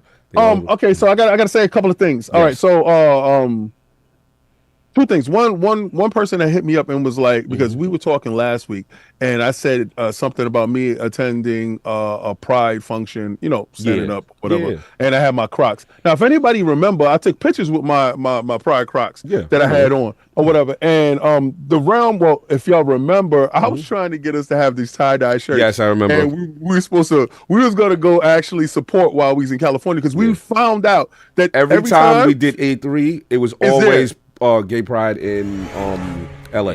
Always. Yeah, hold on. We got one. Zip Davis. In honor of Addict offering up his throat to the Great Serpent and sucking down some big balls, can COG please hum the Starfield theme? HWEE. I got you. Zip Davis. All right, so check it out. So somebody. There you go. Great Serpent. Give it up to the Great Serpent. That was definitely a pause-worthy super chat. That was wild, crazy. Continue. So somebody had hit me up and it was like, "Oh, King, I did not know that you were an ally or supporter." Yeah. All right. Yeah. Don't get me playing pause. Yeah. Mixed up with me being whatchamacallit, being like insensitive to whoever's plight that's out there in this world. No, pause is a game that we play and it's kind of funny. It's just it's a funny thing for us. Yeah, it doesn't mean anti. We're not anti anything. It's just something stupid and fun that we do. And it's something that's ingrained in us because if you ever watch anybody from New York that's around my age bracket, they do that. Like if you watch Cameron and May's show, it is what it is. That's why I brought it up. It's hilarious because we get the humor. Right. Now, what I want to say is I don't support racism in any form. All right, and I'm talking about black against white racism. There's a lot of things that I've noticed that my eyes have been open to that I'm like I didn't even know that was a thing, right? Because all my friends are diverse. I've been like that my whole life. I don't support discrimination in any forms of fashion. I don't stand next to anything like that. And if that is your thing, and if that's your crux, and if you understand that's the problem that you have, stay far away from me because I cannot tolerate it in any form of fashion. Now that I got that off my chest, what I've been playing this week, because there was something that was bothering me this week. So if anybody saw Fight Night Fridays, you understood exactly what Fight Night Fridays is about. Fight Night Fridays is an inclusive environment where no matter what's going on, you're able to get in there. Oh, did you hear his new intro? Yes, I almost peed myself laughing. Continue. I had to put a disclaimer up as a warning disclaimer because I don't want individuals that if you're sensitive, soft, or otherwise insecure, I don't want you showing up there because that's not an environment for that. In that environment, it will be heavy crap talking, and we about that life. We're about picking up the sticks. You see. I got a controller always in a radius of me. One of the first Friday Night Fridays was me and you played Tekken, and there was some crazy smack talking in that. Oh yeah, for real. Sure. We do it together in company. It's dope. Listen, we're gamers, and this is what we do. But this week, what I was playing Marvel Rivals as you, and I'm learning different intricacies in the game. Also playing Fortnite, as you may know. But I slid over. To my PlayStation. Oh, you turned it on. Let's go. Oh, yes. Okay. Dragon Age. Oh, God. Interesting. Oh, yeah. It's on PlayStation Plus. Oh, it's on PlayStation Plus right now. Or Extra, one of those ones. Yeah. Whatever it is, the highest ranking. We got to recoup. Yeah. I'm telling you muted. Oh, you muted on purpose. Okay, sorry. I'm telling you, dudes, this is the first time I was thoroughly excited for PlayStation Plus. That's what's up. This is the 1 month, I am not going to lie, I say yes. They finally got something that really matters to me. So I'll be streaming this week, Vanguard over there for Dragon Age. And I'm really, truly excited that they took a large title like this that has just been released and placed it in a service that I've been playing for. This is the reasons why I pay for these services. Because it's the fear of missing out. Had I didn't have this service and it came out, I would have been kind of pissed off that I would have had to start it off again. So I just keep my service on at all times. Plus, it helps my kids. But this is the one month I can say honestly that I'm super appreciative that I have PlayStation Plus, and I'm going to be playing a little bit more over there this week, so y'all can check me out on Twitch because I'll be streaming it. Yes. And I want to see what's all the hubbub about because the game looks good, and I heard that it has PlayStation 5 Pro enhancements, so I can't wait to dig into that. No doubt. Salute. And of It's course, good. I enjoy Dragon Age. Like, there's issues I had with it, but the overall fun concept I had with it was a fun time. Yeah, you said that in your review. I respect it. I can't wait to make the Jeff Grubb hairdo. My Shout out to Grubby Grubb with the hair. And of course, we got the gaming ninja himself, the Shinobi, Lord Cognito. Spread that real from the ILP. They tell you what you want to hear, what you need to hear. Shout out to Matty Play, shout out to Fine and Duke, talking all things Gears Collections, which we will also get into here on the Realm. And then shout out to the last word, little reunion. We never explained ourselves why we left and what happened. So it's good to get up with Ebontis, it's good to get up with Ty Guy Travis, talk to the people right quick. That was fun, man. And like I said, it'll probably be like maybe once every other month or something, like just to catch up because it was getting a little redundant with being that nothing was major was going on in Destiny for a long time. So that was one of those things. It was good to kind of catch up. I got to play that raid one. Yeah, we do. One time. At one time. I'm holding it for you. Me, you, Sinister's ready, DJ. They got to get the whole band together, Back for Dead. And I'm saving that moment for that. But yeah, I assume Sin's already learn how to do that raid. Like, oh, you already know how they do. You already know how they do. Salute. So yeah, just tell me what to do and put me in put somewhere. Put me on ad duty, baby. Let's go. Anyway, I don't mind doing the mechanics in raids. I actually enjoy doing the mechanics. Yeah, they're actually fun. Man. Shout out as far as my games. Picked KCD2 back up after the vicious reviews, murderous row that we had with all these, games and events that we were doing. I was like, let me get back. I'm still in that well with Assassin's Creed. Yeah, you're in the mix, baby. You're in the mix. Yeah, but look, it finally not that I wasn't having fun. I was having a lot of fun. But as Addict knows, like I really struggled with the combat. And, I had some things that I was doing to kind of get by. But it really changed for me now that I've learned the Master Strike. Now that I got the Master Strike down, I'm a Hound Master. I'm a Savage. And I'm a Poison guy. So I put my arrow poison on the arrow tips, poison on the sword. I am running around rampant on people right now. You know what that is called? What's up? Kingdom Come Deliverance 2 and maybe 1, I didn't play 1 a whole lot, is one of the very few games that has a good AI. Oh my god, the AI is really good. That's what makes that combat so hard because they're going to outfight you unless you fight smarter. And when you by yourself in the pre-mut stage and you try to fast travel and they run the goons be like, yo, give up your money or your life. What's up? Like they got dumb dudes on the corners especially at night, and it really brings terror for the fast travel in this game, and I like it. It's such a brutal learning curve, but it's the most addictive, immersive sim going. They still got to fix that lockpick. Oh my god, that lockpick is brutal. Oh my god, especially on control. Jesus. Yeah, it's bad on controller. Yeah. I did it on PC and it worked a lot better on PC. Yeah, but I'm playing that on controller. Bro, I am enjoying all these side. I still ain't even doing the main quest. I am enjoying so much of the side quests. They fully fledged. There's this one story with the Nomad quest that I really like. I guess are they Mongolian? I forgot what they are, but they have different race of people and the culture and the story. Like it has so much flavor in their side stories, better than a lot of people's main games quests. And like full on animations, 5-6 people dancing. I was like, this is wild crazy. Salute to KCD2. I'm loving it. It's still currently giving me my game of the year feel, and I'm just it's Forte, you'd be very proud of me. So what I did is shout out to the PC Master Race. Here's my issue with y'all. Like, wait, with y'all? Yeah, y'all. This is my issue with y'all. Straight to you. I'm talking straight to you. I mean, I'm just, bro. So this is why I wasn't going. Why I stopped playing KCD2. Because remember, my review copy that I got, it was on PC, right? Normally, Xbox, front of the OLED. You know what I'm saying? Yeah, exactly, right? Got the control. I get that, but here's the thing. I mean, last time I checked, this goes to an Xbox. Yeah, but here's the problem, right? So now I'm like, all right, let me get the ROG Ally. Because obviously, I'm not going to bring the big doofy tower into the living room next to the TV. I'm not that type of guy. I'm not a tower next to my OLED in the living room guy. It's too doofy. It's too big for me. I am sorry. It's beautiful though. Salute to you and all the people Here's that some got of your my piece. hard-earned money for being one of the only real ones out here. FR. Blessings. Blessings. Salute. Much love, Will. You already know. So yeah, so I said, I like that name. Simple. You know what I'm saying? Real Straight simple. to the point. So what I did is I said, you know what? I got the Ally X. I got the dock, take it out the bedroom, put it in the living room, right? So this will force me to get this. I need to game on PC in the living room more. I don't like gaming here at the desk. This feels like work. Like I'm doing a podcast. I don't like that feel. I want to be living on the couch, you know what I'm saying? Whatever. So anyway, I'm with you. So I connect it, I get it set up, I got the thing going on. Bro, I'm having all type of problems. I'm like, what's going on with the resolution? The Windows 11 putting it up to 4K, but then when I'm playing the game, it's flickering.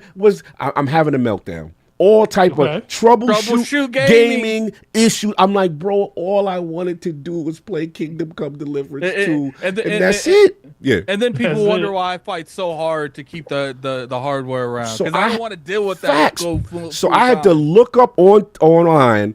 ROG Ally, LG CTV, why my screen cut off, why am I losing frames, all this.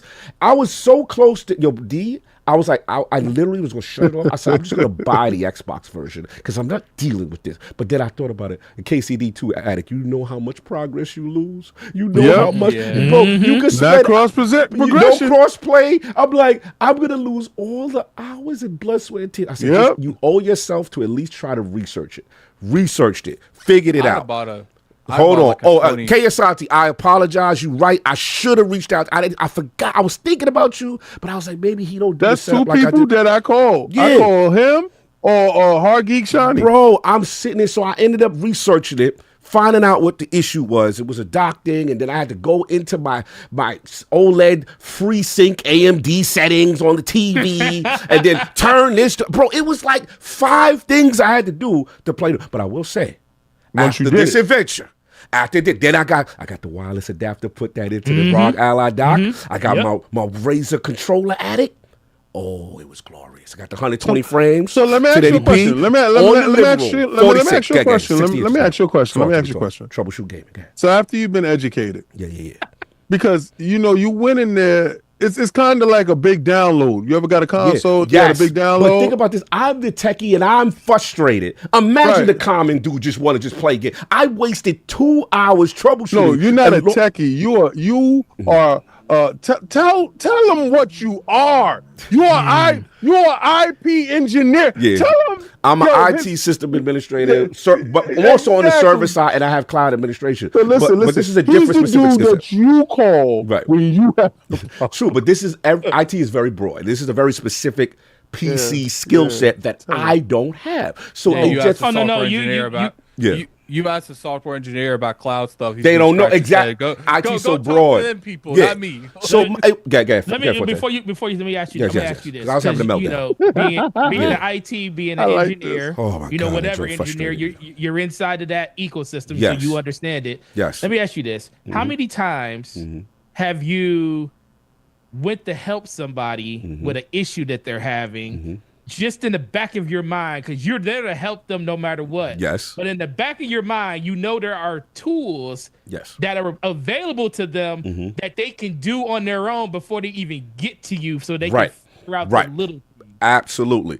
And for me, and it frustrates the heck out of you because it's like, why are y'all don't even pay attention to the tools we give you before you call me? Right. So my thing is, you did what you were supposed to do. Yeah, but here's the problem that y'all have. It's the arrogance of the PC Master Race community. Go ahead. You are correct. Use the tools and research and do all that correct, right? But even if I have this level of knowledge and I am frustrated, could you imagine Joe Layman, who has no experience, and he turns on it just like, all I want to do is play a game. Why isn't this working? Why isn't that working? Right? That's where the console guy, I get his frustration. And not because I really had a meltdown. I was this close to buying KCD2 again and starting over. I was so angry that I couldn't play my device that I paid for, my dock, my TV, all this PC stuff. I was like, man, this is annoying. But yes, I used the tools available, and then I got. Shout out, Somo, fix your face. KSI, I see y'all in the chat. I'm just saying. I'm just saying. Go ahead. I'm just gonna say this, and this isn't against anybody that decides that they want, that they do get frustrated from stuff. I even get frustrated every once in a while. But I will tell you this, as a person that has a PC, built the PC, did all of those things. When you decide that you want to partake in this part of the industry when it comes to like building and stuff, you have to have an understanding that there is frustration that's going to happen. Right, but as long as you admit that exists. That's it. Hold on, let me get slow-mo. Cog, you couldn't play Outrun. Yeah, but that's one game in like 10 years. Hold on, let me get y'all. That's like one game in 5 years. I'm talking about I just want to play a game. I shouldn't have to troubleshoot gaming. All right, good. So, yes, I don't. Thank you, Luke. That's what you got to understand. The common guy don't got time. He got a limited window, and you now those are the people that play on console. All right, that's and they got a limit. Exactly. That's all I'm trying to say. That's why people. So you're saying that the PC is an option and the console is very specific. Yeah, exactly. If you listen, if you want to play, this is the thing. If you want to play on the bleeding edge or whatever edge that is, if you want to play like you said, you got a handheld that's got PC-like performance and stuff that you can play on your TV. You have to be willing to deal with the frustration that sometimes things aren't going to be the way they are, because guess what? All of these games, for the most part, are built around a console base. High maintenance gaming. Yeah, but as long as Forte is right though. Forte is high maintenance. But no, Forte. See, as long as he said the thing. As long as you prepare, you're willing to. You're admitting that there is some challenges sometimes. That's all. You know when a dude is frustrated. Yo, she wanted me to take a hit. She wanted me to do this. She wanted me. You wanted to date a high maintenance. Yeah. Fact. No. And to Slow-Mo and my brother Asante, you are correct. I should have reached out. My arrogance was like, I have to figure this out. And I was just like, I don't want to bother anyone. I don't want to be the dude that Forte is mentioning, right? Well, to be fair. And the last thing I will say, but then I'm gonna let Addy go. Yeah. But this is the thing that, like I said, Slow-Mo is like kind of, I'm not saying irritated, but he's getting on you about. At least you could fix the issue that you were having. Yes. Outriders, you couldn't even play the game. No, facts. No, and you couldn't even log in. And when you did get back into the game, what happened, Cod? No, I was out. They had me in my boxes. I lost all my gear. But I will say I've had multiple instances on PC where I couldn't log in and I couldn't play. So it does equal itself out. I get y'all. Just saying. Yeah, fair enough. But no, that's it. That was my experience. I'm very happy now. I'm getting 1080p, 120 hertz, my ROG Ally X in the living room, OLED. It is glorious. And now I can play my PC games where I want to play them. And I'm gonna be honest, like it was really nice. You know what I'm saying? A big back and forth. So that's pretty much it. I've been on that. Road to Tokyo updates. We already told you what's going on. Obviously the tassels and all that stuff. Addict duck the fade. He did not duck the fade. Stop saying that. You know what I'm saying? But we do got to take care of business. Okay, he could say I duck the fade all he wants.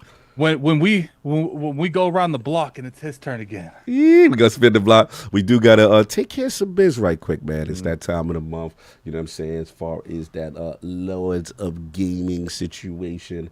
And we just gotta give out some kudos, man. We gotta give them some kudos real quick. So shout out to LOGNET, shout out to lordsofgaming.net. That is our sister site for those who are unaware. We've been blessed. We've got tremendous writing talent. Everyone that applies it does their thing. We really appreciate and get the feedback and the articles that's been going up has been really cool. So we want to celebrate one particular scribe who went above and beyond last month, killing it with his reviews. He did a review of Dragon Pirate Yakuza.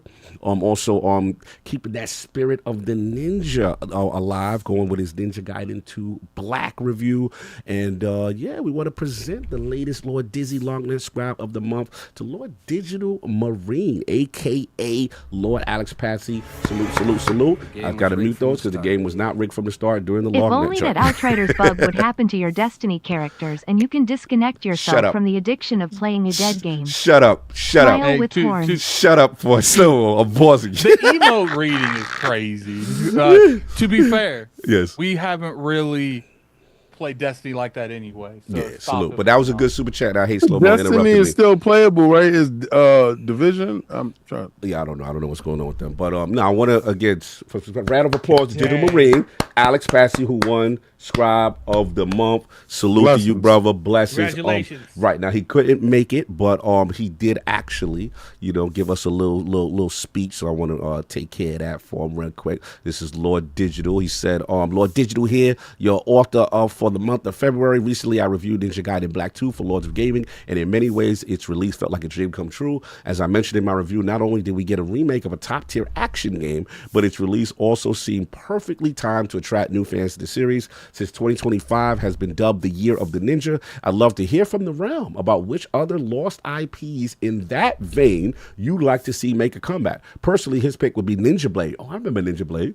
I love that game. Originally released in 2009 and developed by From Software, while it was considered mediocre at the time, I believe it could be an awesome revival, especially considering the studio's incredible track record with titles like Sekiro, Bloodborne, and Elden Ring. So I know mine. The one I would want. Mine would be. What you want? Mine would be Tenchu. Yep, I want Tenchu. That's what I would. I think I would cut off a pinky toe Mm. to get a Tenchu open world Tenchu. With first of all, I know who I want to make it. Who you want? I want Sucker Punch. Okay. I want Sucker Punch. What you call it? Own the IP though. Good pick. I don't care about that. I'm just talking about this is my dream. It's your dream. I don't care who owns the IP. I'm in a world of free market. Free market. Speaking into existence. Free market, because I see Microsoft do some wild stuff. Facts. I want to see Open world. Sucker Punch make it and have that Ghost of Tsushima feel.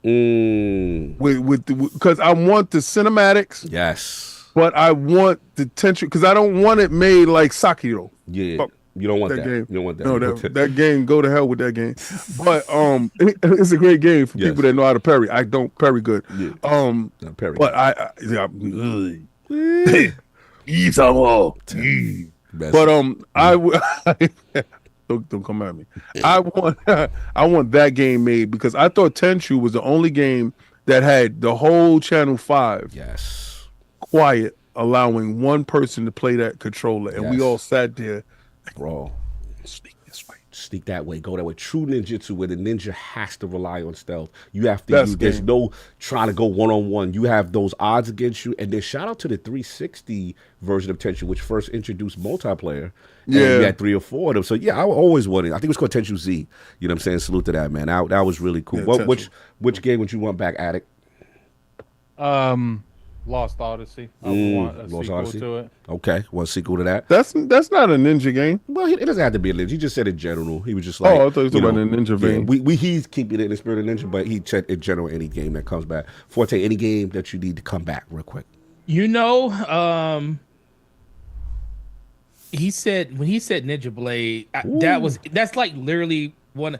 That game was like a 6.9 when it came out on Xbox 360, and I remember playing that game because I was like just like you, I'm super like super into Ninja, and I was playing that game and I was like, bro, this game does not play like a 6.9. It's like one of those games that it always comes to my mind like of all games I played that had bad scores, that game of all the games I was like no. So if we could get so I always wanted them to kind of go back and do something like that again, and that literally would be my game because it was one of the very especially during 360, I was super into shooters. I was playing sports games all the time. This is one of the few games that was outside of that wheelhouse. Yeah, and when I played it, I was like, yo, jumping off of buildings, having fights in the middle of the air. Sick. I was like, this is crazy. It was sick. That would definitely be the game for me because I felt like, and that's when I got to that realization in my head that just because a review says something's bad or says something's mediocre, that part. You need to try it for yourself. If I would have just went off what magazines and Hello. IGN and places like Preach. that said, I would have never played that game. Preach. And that game was freaking incredible, bro. As the great King David says, no one can tell you how your food tastes. That's Try right. it for yourself. Try it Stop for getting yourself. emotional over a score. And if you enjoy something, you enjoy it. There's a lot of 7-point something games that I think are amazing. I don't care what nobody talk about. Shadow Dancer. Facts. Yeah. Woo, that was a good one. RK, real quick for Digital Marine, he said he wanted, which one, a franchise or something you want back. And you can't use a Sonic game. No care. That's the rules. No Sonic team. That's cheating for you. Can I talk about a Sonic Team game though? Because they All don't right. just Sonic Team. Okay, I'm gonna let you get that one. All right. Well, on the Sega Saturn, there was this really impressive game called Burning Rangers, Yes, that was the last Sega Saturn game ever made. and that game is insane. It's insanely impressive visually. Imagine that on modern hardware. Same with Nights into Dreams would be crazy. But I have to agree with what Forte mentioned about like lowest scored games being hidden gems. Like I when he was talking about his Ninja Blade, I was Chat thinking. loving you, bro. Shaun Posey said Burning Rangers fire emojis. Continue. I Salute. remember like really, even though everyone hated it, I remember really liking the Bionic Commando game that came out on the 360. That was like a third-person shooter. You're swinging around with the grappling hook. You shoot the other one. I love that, like the grapple kick. He's like, "Get over here!" You just jump in the air. Oh Yeah. Even if the story was, the gameplay was fire. Fire, no doubt. Shout out to my man Iron Rook with a good one. Splinter Cell, more Pandora tomorrow, less Double Agent, later nonsense. Remember Spies vs. Mercs? That was my you grab a greatest dude joke. up from behind, you whisper in his ear. That's right. That was, I got you now. The original meat shields. Yeah, that was the original meat shield. Facts. Yeah. Fact. They the OGs in this meat shield game. Pause. Yo, Anyway, ridiculous. we got one more award. And yeah, man, this one goes out. You know what I'm saying? Shout out to Dizzy, honor my brother in terms of, giving proper credit to the unsung heroes of the site, the people who do a lot of the heavy lifting, the editing, the teaching, and the lifeblood. And this editor has made himself a household name, you know what I mean, as our resident Lord Sonic expert, but also breaking great news. Switch to GTA 6 and staying ahead of all the inside game information, including that Pokemon Classic Collection rumors. That was Apparently cool to see. that didn't pan out, but hey, we well, outside. see it. We outside, you know what I'm saying? So we probably present the winner of the Lord Dizzy LogNet Editor of the Month, Assistant Editor, LogNet's own Lord Sonic, Robert Kelly. Salute, and congratulations, sir. Thank you so much, everyone. And it's been a busy stretch of time right now where I haven't had a lot of time for gaming, but there's been the one game I have been playing is links to an article I just published. It's an indie game called Radventure. The Kickstarter is happening right now. It's a collectathon 3D platformer. I remember following it, and I was surprised. The first Kickstarter failed. So okay. I reach out to the developer. They give me an early build of the demo that's out now, and that demo is really, really impressive. So, chat, if you want, you can read the article if you want to get a little bit of insight on my opinion on the game. Absolutely. And you can download the demo yourself. What's the name of that joint? Radventure. We're gonna put the link in the description. Get people to put them on game, man. We're gonna put them on game. Links in the description. Check out this article right now. Radventure, and the demos out there. You got a lot of things cooking, man. You got that going on. What else we had going on? You had I also Steel Thy Shovel. I went to the Shovel Knight concert. Shovel Night, Steel Die, yes. The concert. You was in the building? I was at the concert and I was able to talk with because unlike the some of the Final Fantasy cons, I didn't get the VIP tickets, but I got the VIP tickets for this one. I was able to talk with some of the people that worked on the game, and they were so nice. And I had to give them a shout out for supporting the Vita. Yeah, not many did. Vita's life. Vita's life, baby. I got mine in the corner over there. Don't let me go get it. And yes. I didn't beat the other campaigns, but I loved the first campaign and the crossover bosses. Like there was Battletoads in the Xbox and PC version, and then on the PlayStation version, you got to fight Kratos. Dope.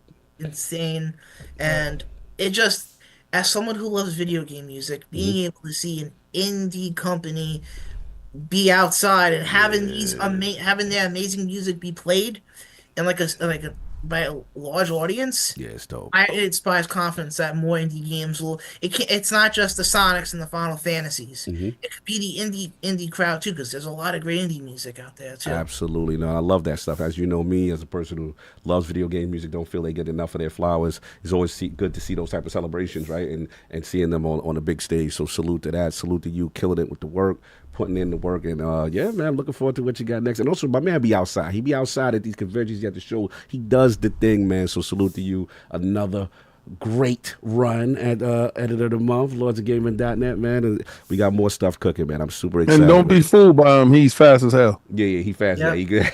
Very fast. No doubt, man. Shout out to my man Robin Kelly pulling up in the realm. Salute. Enjoy your Sunday, brother. And we got stuff cooking, man. I can't wait. And just a teaser, if you look at my background over on the right, I see what you're doing. so you might see an article covering that in the future, especially since recent developments in the recompilation scene. Yes. I just wanted, before I go, just want to briefly comment on that. Is genuinely, even though it's gonna take a lot of work to get other 360 games on PC. The fact that the door got kicked open, that's big. Is big. And hey, Microsoft, hey,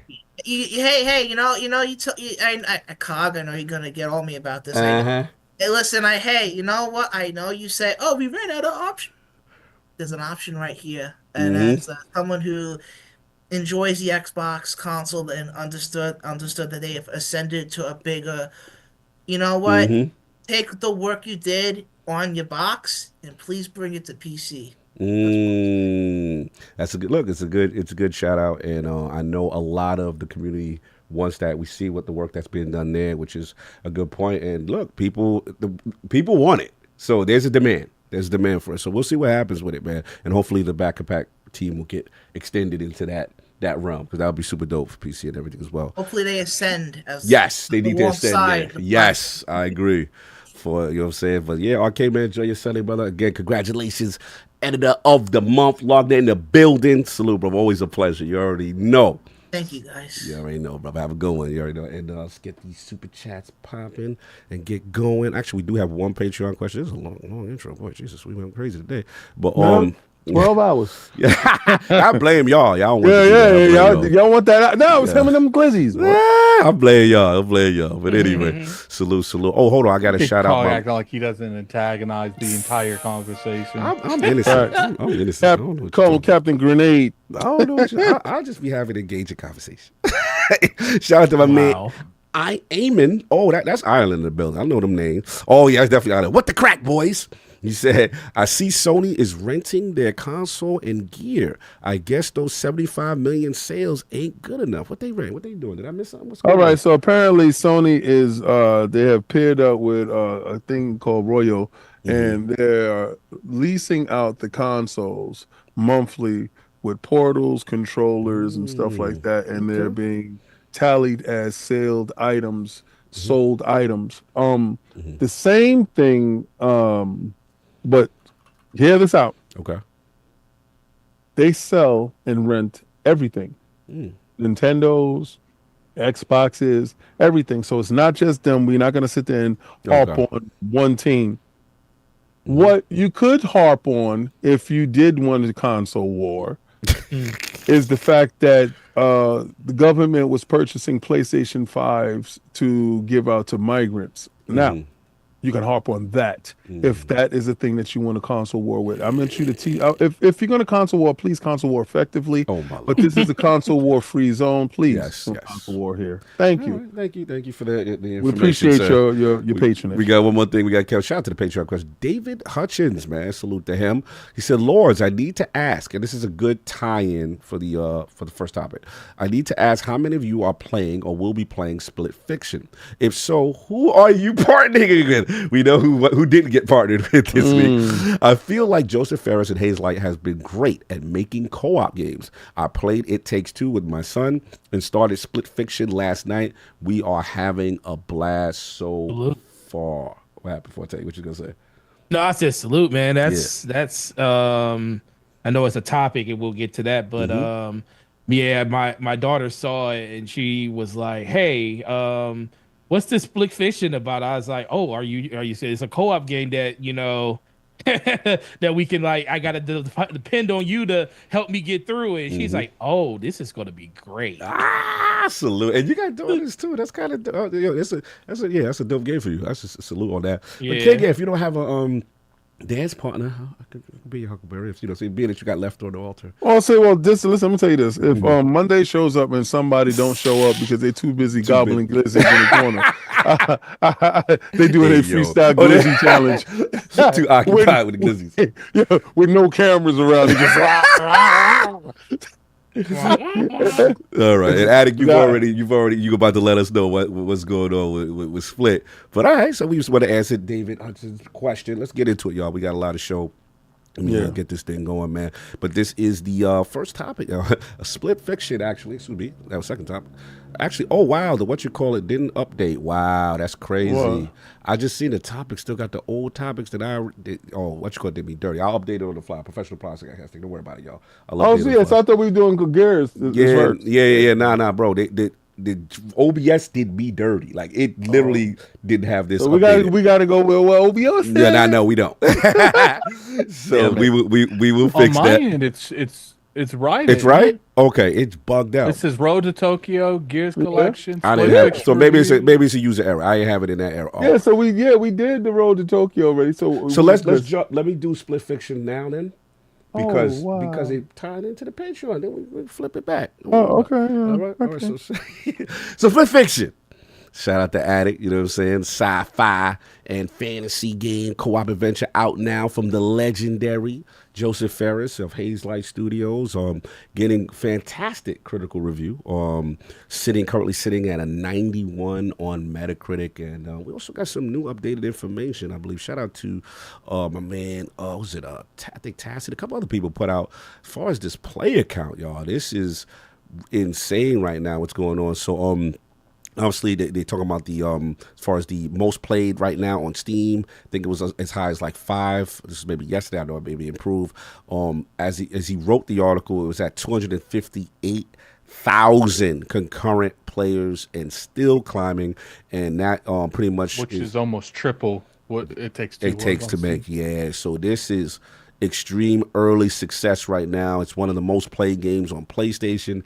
I have to check. Let's do it real quick. I mean, it's probably early because when the game released this week on like Tuesday, Thursday. Attic, you know which game? It released on the 6th, I believe. Let's check Xbox most played games. Let's see what's going on. See if it cracks. Sometimes their list takes about a week or two.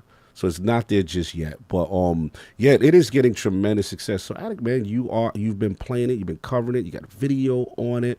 So talk about it. Like, what's the feel? What's the energy of Split Fiction in these streets? Do you have questions? Because you said you had questions. Yeah. Well, the first question is just straight to it.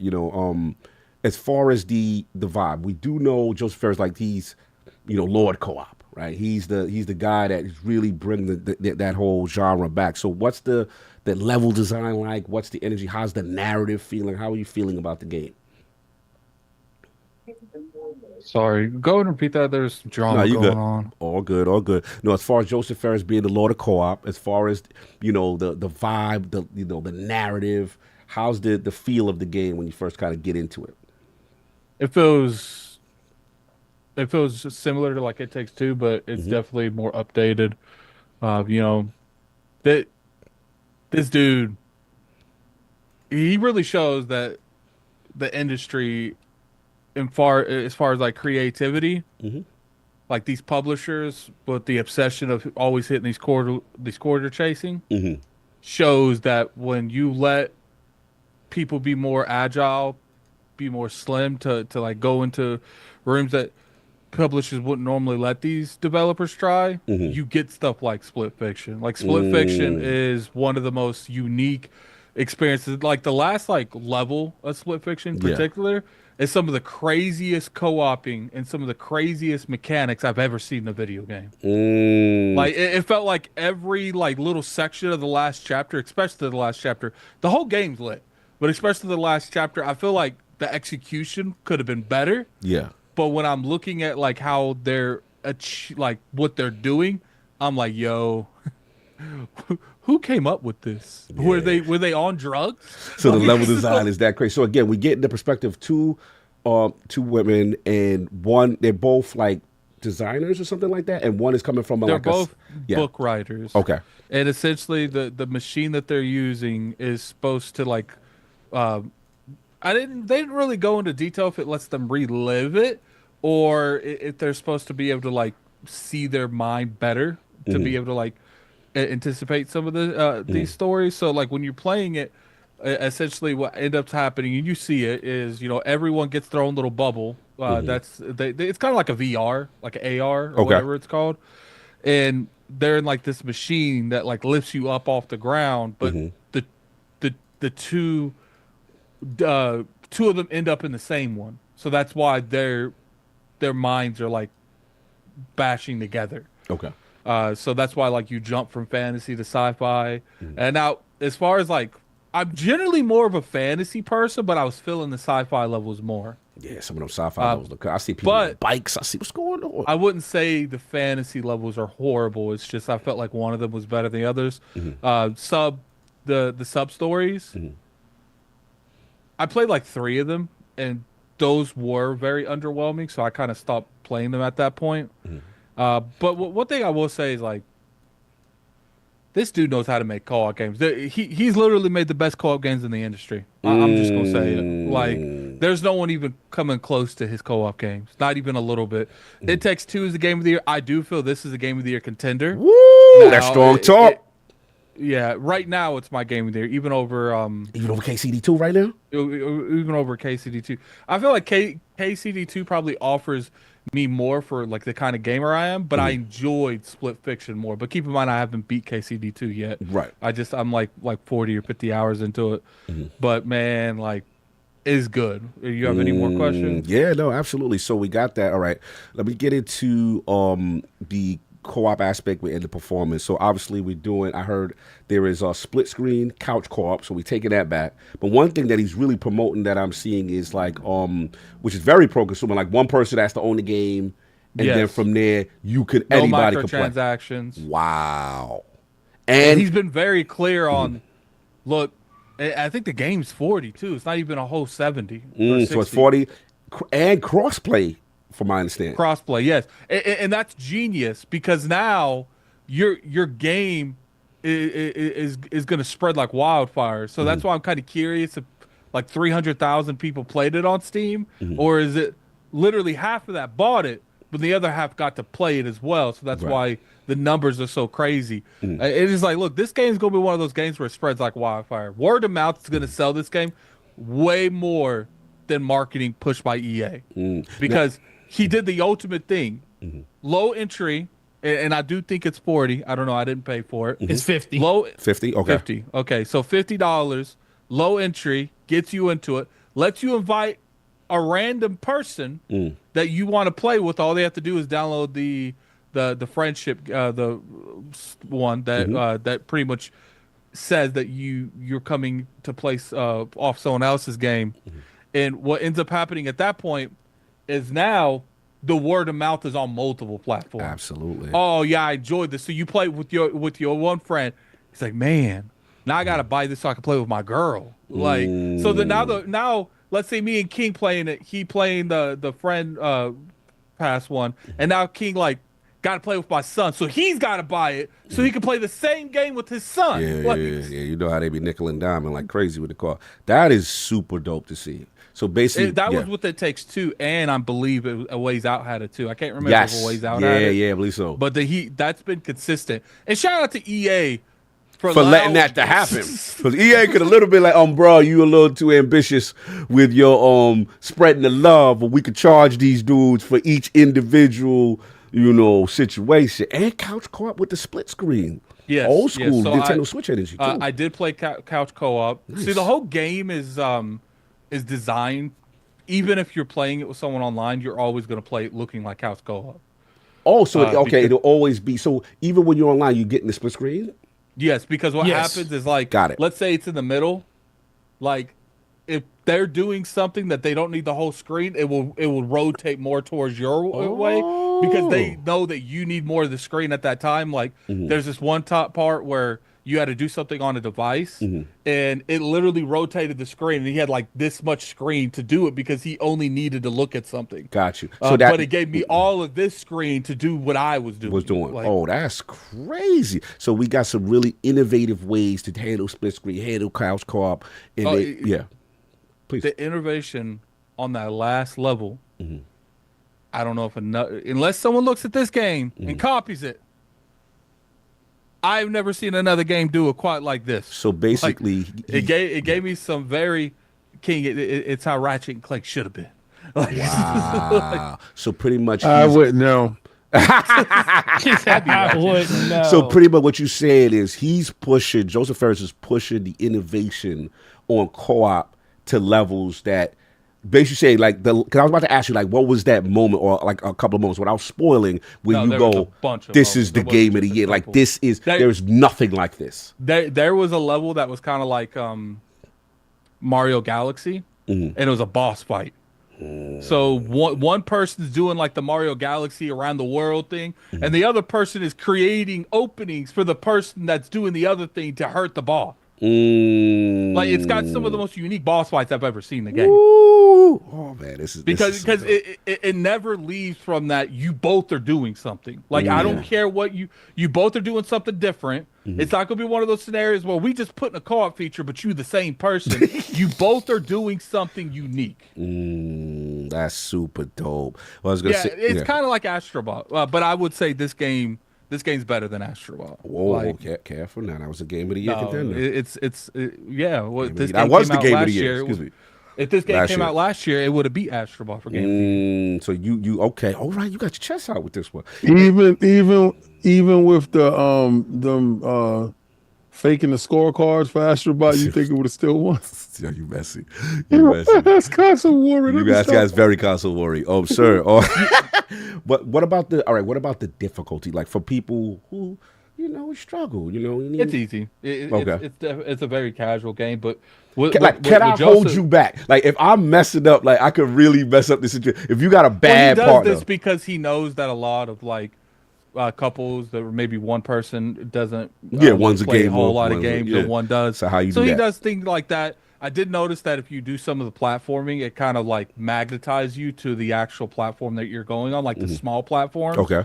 So he wants you to enjoy yourself, but enjoy the experience, not the difficulty. You know what I'm saying? Like, because the mechanics is where this game shines. The co-op experience is where this game shines. The working together is where this game shines.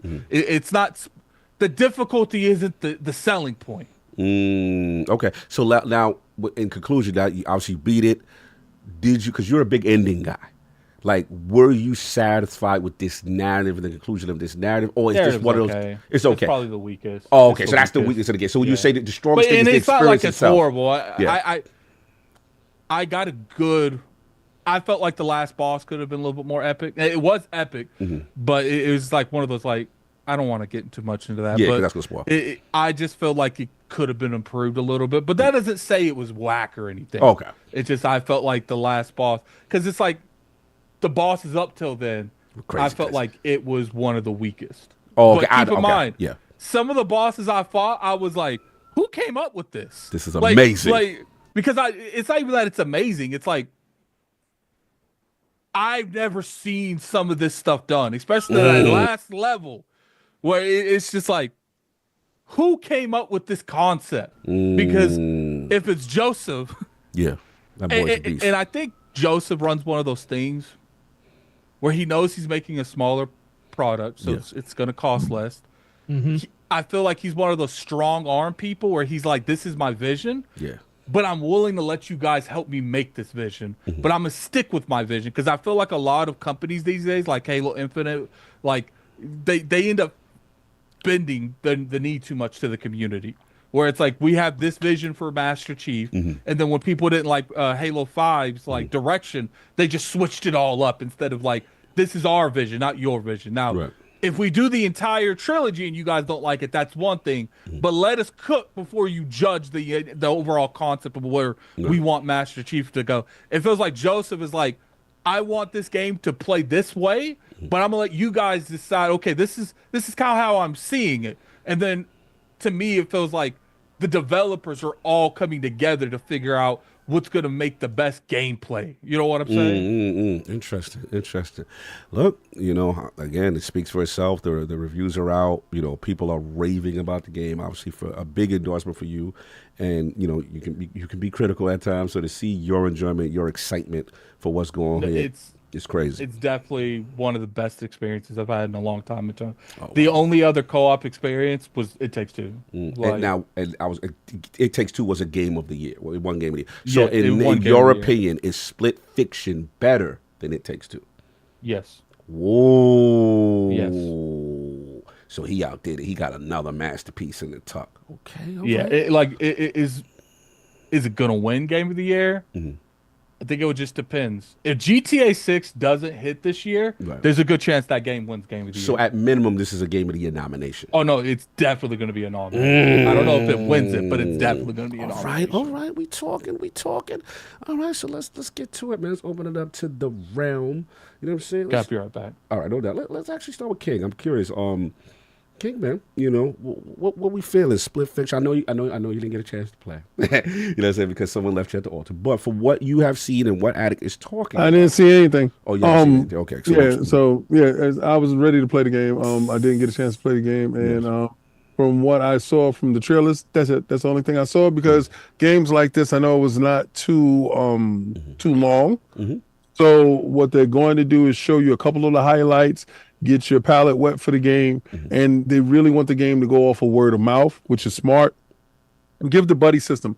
I think this is the best pro-consumer strategy. Yes. In this economic crisis times that we're living in, and you know what, I got to stop saying crisis. It's going to progressively get worse. So a game that is $50, that all you need to do is buy one copy in order to share with your friends, that is cross-platform, cross-play, is the most pro-consumer move that you can do. Facts.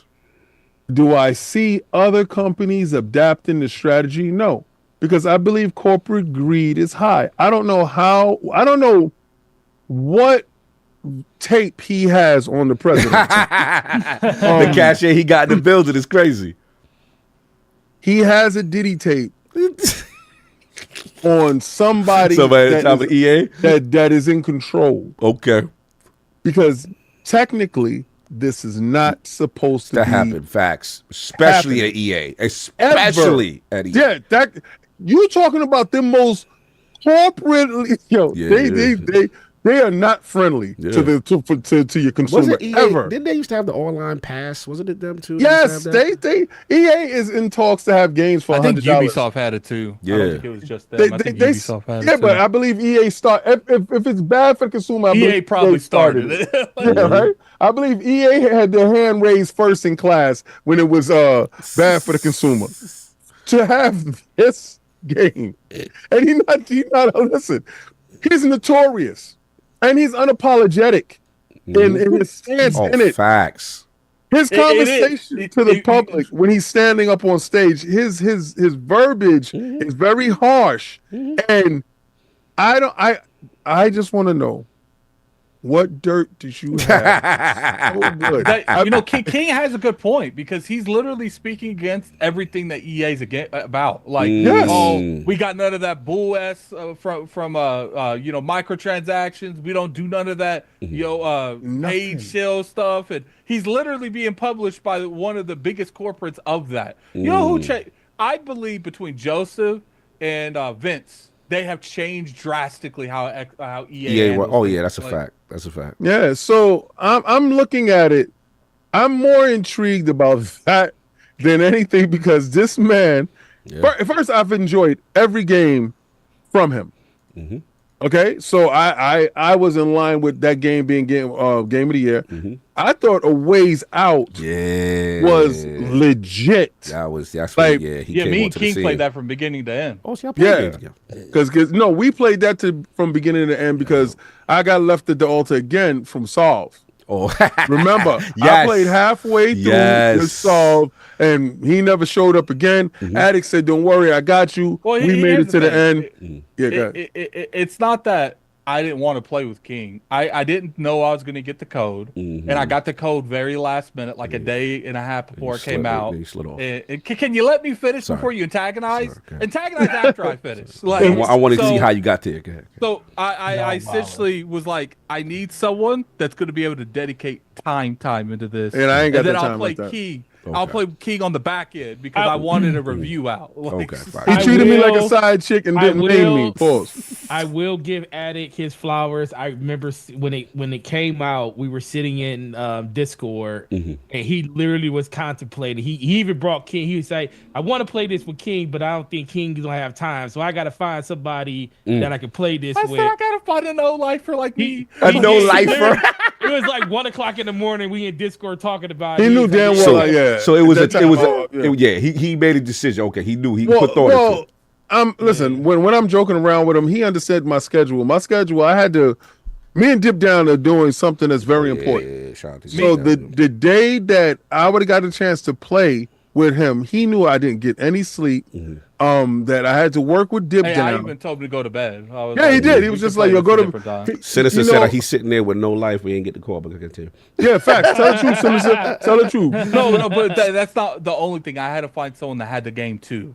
Because the friend thing didn't work before launch. Oh, so I had to find someone that didn't have. All right, so he excused it. He excused. No, he picked the right person because I wasn't buying it because I'm a friend. I ended up playing like 70% of the game with Dreamcast guy. Nah, I got other stuff that I got to do. But anyway, so he knew what I had to do. But my intrigue is more to what leverage does this man have?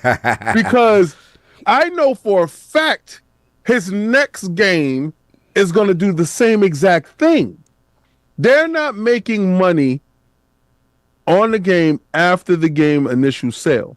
And if somebody downloads the Buddy Pass, that's a lost sale to them. Right. So, and I'm pretty sure they get a chance to see the metrics, right? Yeah. So let's say the game sells 1 million, I could have, but 2 million people played it. Yeah, I get it. That's 1 million sales that was not there. True. And somebody has to be good with this and greenlight whatever project is coming up next. No, you got to hear this part because this is the Putin part. Then the game goes on to win Game of the Year, right? I know the company's. I know somebody in the company teeth are grinding to the white could have made so much. And we could have made so much money. And he's saying, I don't care about what you could have made. I'm making the world a better place. I'm making gamers happy. But the flip side, from a financial side, you could say, okay, EA, if I would have did what you said and charge twice, it wouldn't have blown because people would be like, yo, we like that free 99. I could just jump. That's what the next shareholders don't care about that. But here's the thing: EA is not the type of company to continue a practice that they didn't see success in the previous ways they did it. Yeah. Let's say it takes two. Because here's the thing, you need 2 people. Right. And if you're trying to sell individual copies for 2 people, why you think it's one of the most viewed things on Twitch right now? Because you only need to buy 1 copy to play the experience. Right. Facts. And like I said, I guarantee if you go and you look at how they handled It Takes Two and the way that this was handled, it ended up resulting in 5 to 6 times more copies being sold because it's visibility that's important. Because active users, people. You could just and then you spread the word of mouth. You're not guaranteed that they're gonna buy that. You know how that's logical as hell. You're speaking the most logical. That's the best logical thing that you're speaking. You know who's illogical? Share. Good. They don't care about us. I think a lot of people kind of put, not you guys, but I think a lot of people really overthink this process. I think in those board meetings when he was pitching this idea, and especially like you said, King, that I forgot to beat what you shitting on EA is always fun, but everything to come out of EA Originals has been the opposite of EA's Mo, and most are great. Yeah, true. Good point, Don. Okay. Yeah, you ain't gotta be. I can hear it. I got it turned on my PC. No, but I think when he pitched this idea with them, especially with somebody not having to buy the game to do it, I think he just thought about just traditional co-op. Like, we can make this game traditional co-op, but I think it expands more because the biggest, the biggest problem we have is the fact that most people play games online. It's like, you know, the whole co-op thing, sitting on the couch is kind of died when we had like Xbox Live and PSN and stuff started, and stuff, networks like that came out. Only Nintendo keeping it alive, really. I think it's actually a good thing when that's out of necessity. Yeah, they kind of look at it like, okay, we can still have the same effect as a person sitting on a couch next to each other, but then the internet is the bridge to another person. So it almost feels like we're looking at like, okay, let's just give somebody your friend code and allow them to be able to play the game with somebody that already purchased it, because it would be the same thing if they were sitting in the same house anyway. So that's the thing I think a lot of people kind of just overthink, like, how are they just giving this game away for free? And, you know, there is an exec or probably some shareholders that's like, man, we could have sold even more if we were charging more, or even if we like gave half price for another person that had a friend code or something. Those are all ways of doing it. But I think the vision is, let's get more people playing the games together. Yeah. And then that's where you start seeing the thing. Because like, from my experience, I have people come into the store all the time and they're always asking like, hey, what's a good co-op? And you know, It Takes Two, right? A Way Out. Those are always the games, because guess what? Those games we know are going to challenge you, but also make you fight with each other. Yeah, with your friend. With your significant other or whoever you're playing it with. So it was really, really nice to see when I saw when they announced Split Fiction. I was like, oh, I was just more happy for the fact that myself, I could play with my kids, my wife, because me and my wife almost got a divorce when we played It Takes Two. Almost got divorced because I'm like, yo, what are you doing? Fun. Like couples, that was dope. It was a great time. It was super fun. But being able to see other people get into that type of game and knowing that, hey, what's another game like It Takes Two? Like that's literally what the conversation for like the last 7 to 8 months. He's created a lane. But I think you got at it. Got it. You know what I see EA doing now with this EA original stuff? They're doing what Sony used to do, where the top percenters of their company is funding the experiments at the bottom of their company. We got to give EA their flowers, man.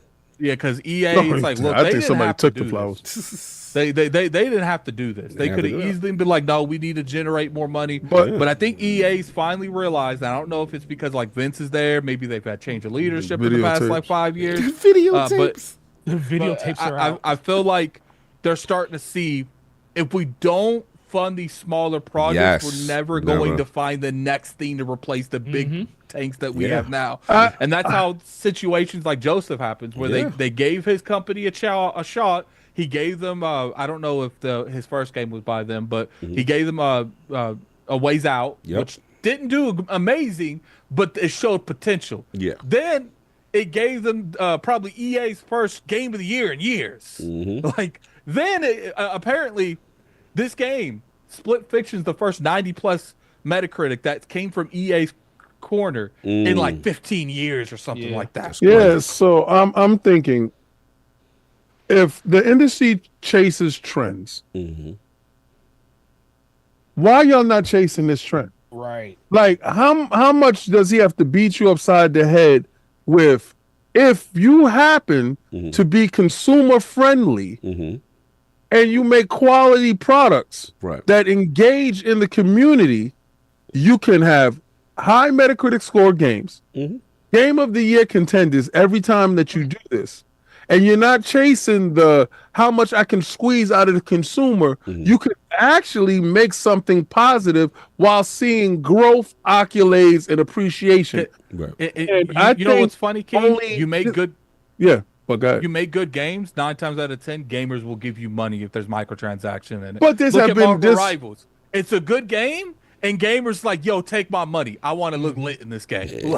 But there's okay. So to that extent, there's good games that have been made and have been poorly received.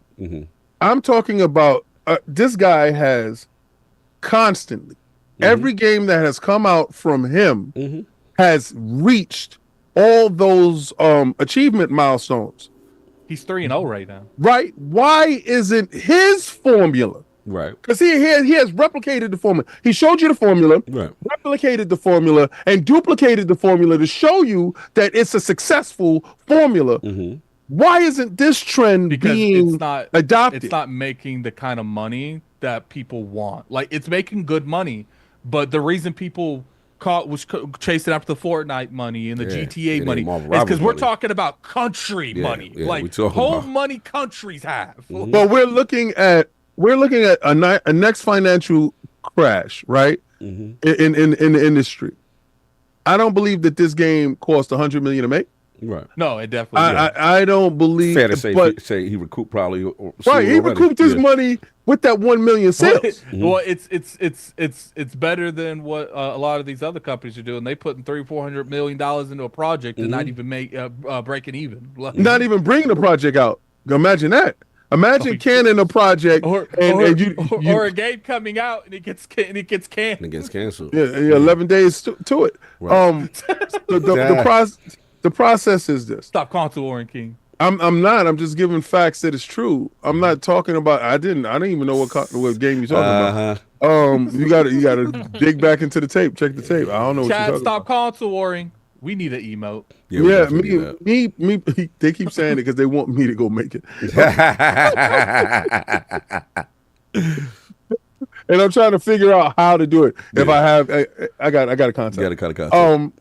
Yeah, but my guy is sick. Please, Graphic God has a sinus. Yeah, he has a sinus infection, and that me and him was talking about it. It's really bad.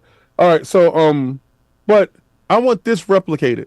I want this replicated by Sony. I want this replicated by Microsoft. I want this replicated by Nintendo. I want it replicated by Ubisoft. I want it replicated by all the companies that need this, because I think if we can get a bunch of studios doing games like this that are cross-platform, cross-progression, cross-save, that is one purchase, that you get a chance to play with a buddy, that is more consumer-friendly, this is, and financially smart, that the game is not too long and hours to play, and the price. Don't like all this you talking about. Yeah, and see, but what they would like is more Game of the Years, more high Metacritics, more sales in games that $50 versus $70, the risk versus reward is a whole lot higher on the $50 game opposed to the $70, right? So you're able to go in more, and then I can bring my friend in, and then he can like it, he could buy, he or she, and then they can extend it, and then it keeps the chain going. Oh, I feel you. This is the smart practice. I want to see this adopted more than live services, is what I'm saying. Live service is a gamble. But it's saturated. This ain't too much of a gamble. Right. Yeah, I agree. The risk is like, no, I hear what you're saying. I mean, I would love that. You know what I'm saying? I think the issue just comes down to until, games like Split Fiction start hitting Marvel Rivals concurrent, players and stuff like that, stakeholders want to see that ultimate bottom line number. To your point, though, this was less risk. Definitely seems more, profitable. Probably not as profitable as the bigger or the higher end of these other games, but it's something to watch. And there's still gonna have to be a shift anyway from the big guys, because we just can't keep having, for every Marvel Rivals, there's like 10 live service flops. You know what I'm saying? That don't make it. So no, I get what you say. I'll jump in. This is good. It's good to see, man. Shout out to Hazelight. Shout out to Joseph. I gotta be honest. I owe your man an apology. I remember when I first saw Joseph Ferris at the Game Awards. We doing one of our, the Lords react live to the Game Awards, and the man came out. I felt he was like, who is this dude? Yeah, I was like, he's brash, arrogant, after Oscar. I was like, who is this guy? What has he done? Oh no, sir, I owe you an apology.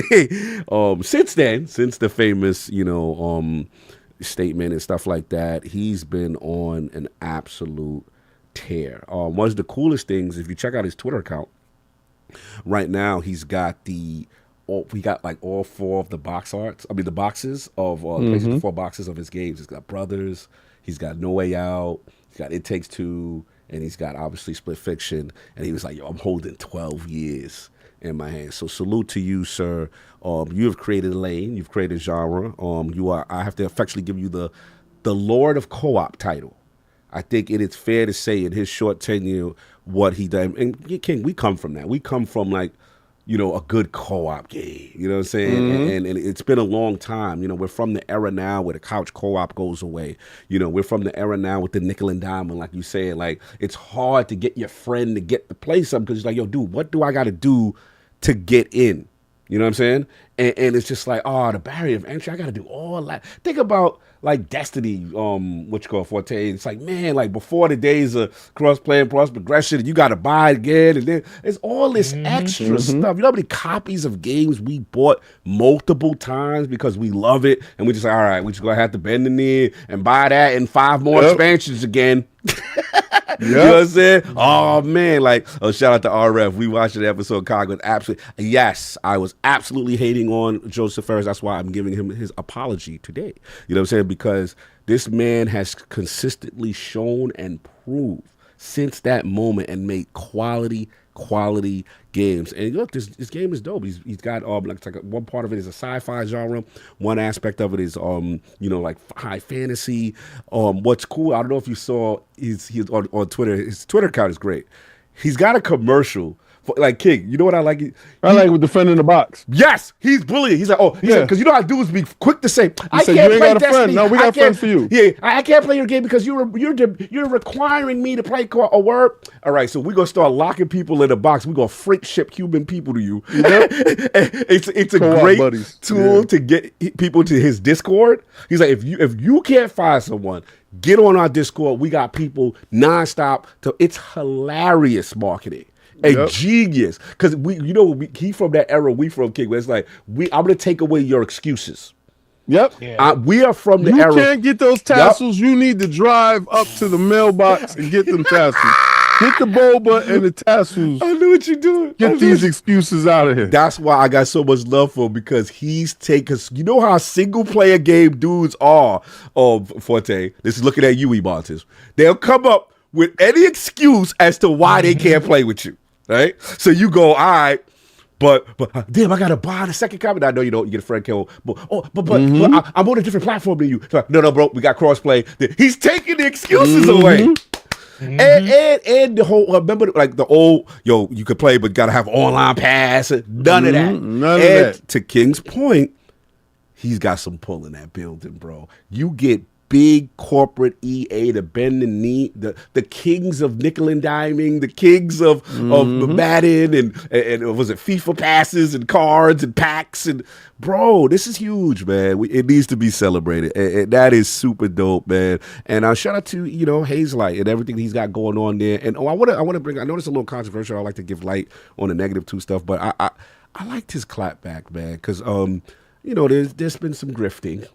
People are like, yo, bro, what's up with the 2 females? Look, he went from, it was one, it was 2 dudes with the, with the way out. Then he went from, that was, man and girl. And so he was like, look, first off, yeah, I saw that. He actually had time that day.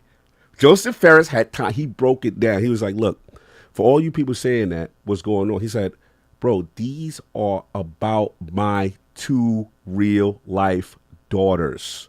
He's like, if you don't want to play with 2 women, that's your issue. That has nothing to do. And it reminds me. But he already did a game with 2 men in jail. Exactly. That's what I'm trying to say. He said, I did that with No Way Out. I did that. So he said, this is about my real life experience with my 2 daughters. And it reminds me of when we had Abu on, when we was talking about Zhao. Remember that the narrative about that? He's like, bro, this is about my dad that passed away.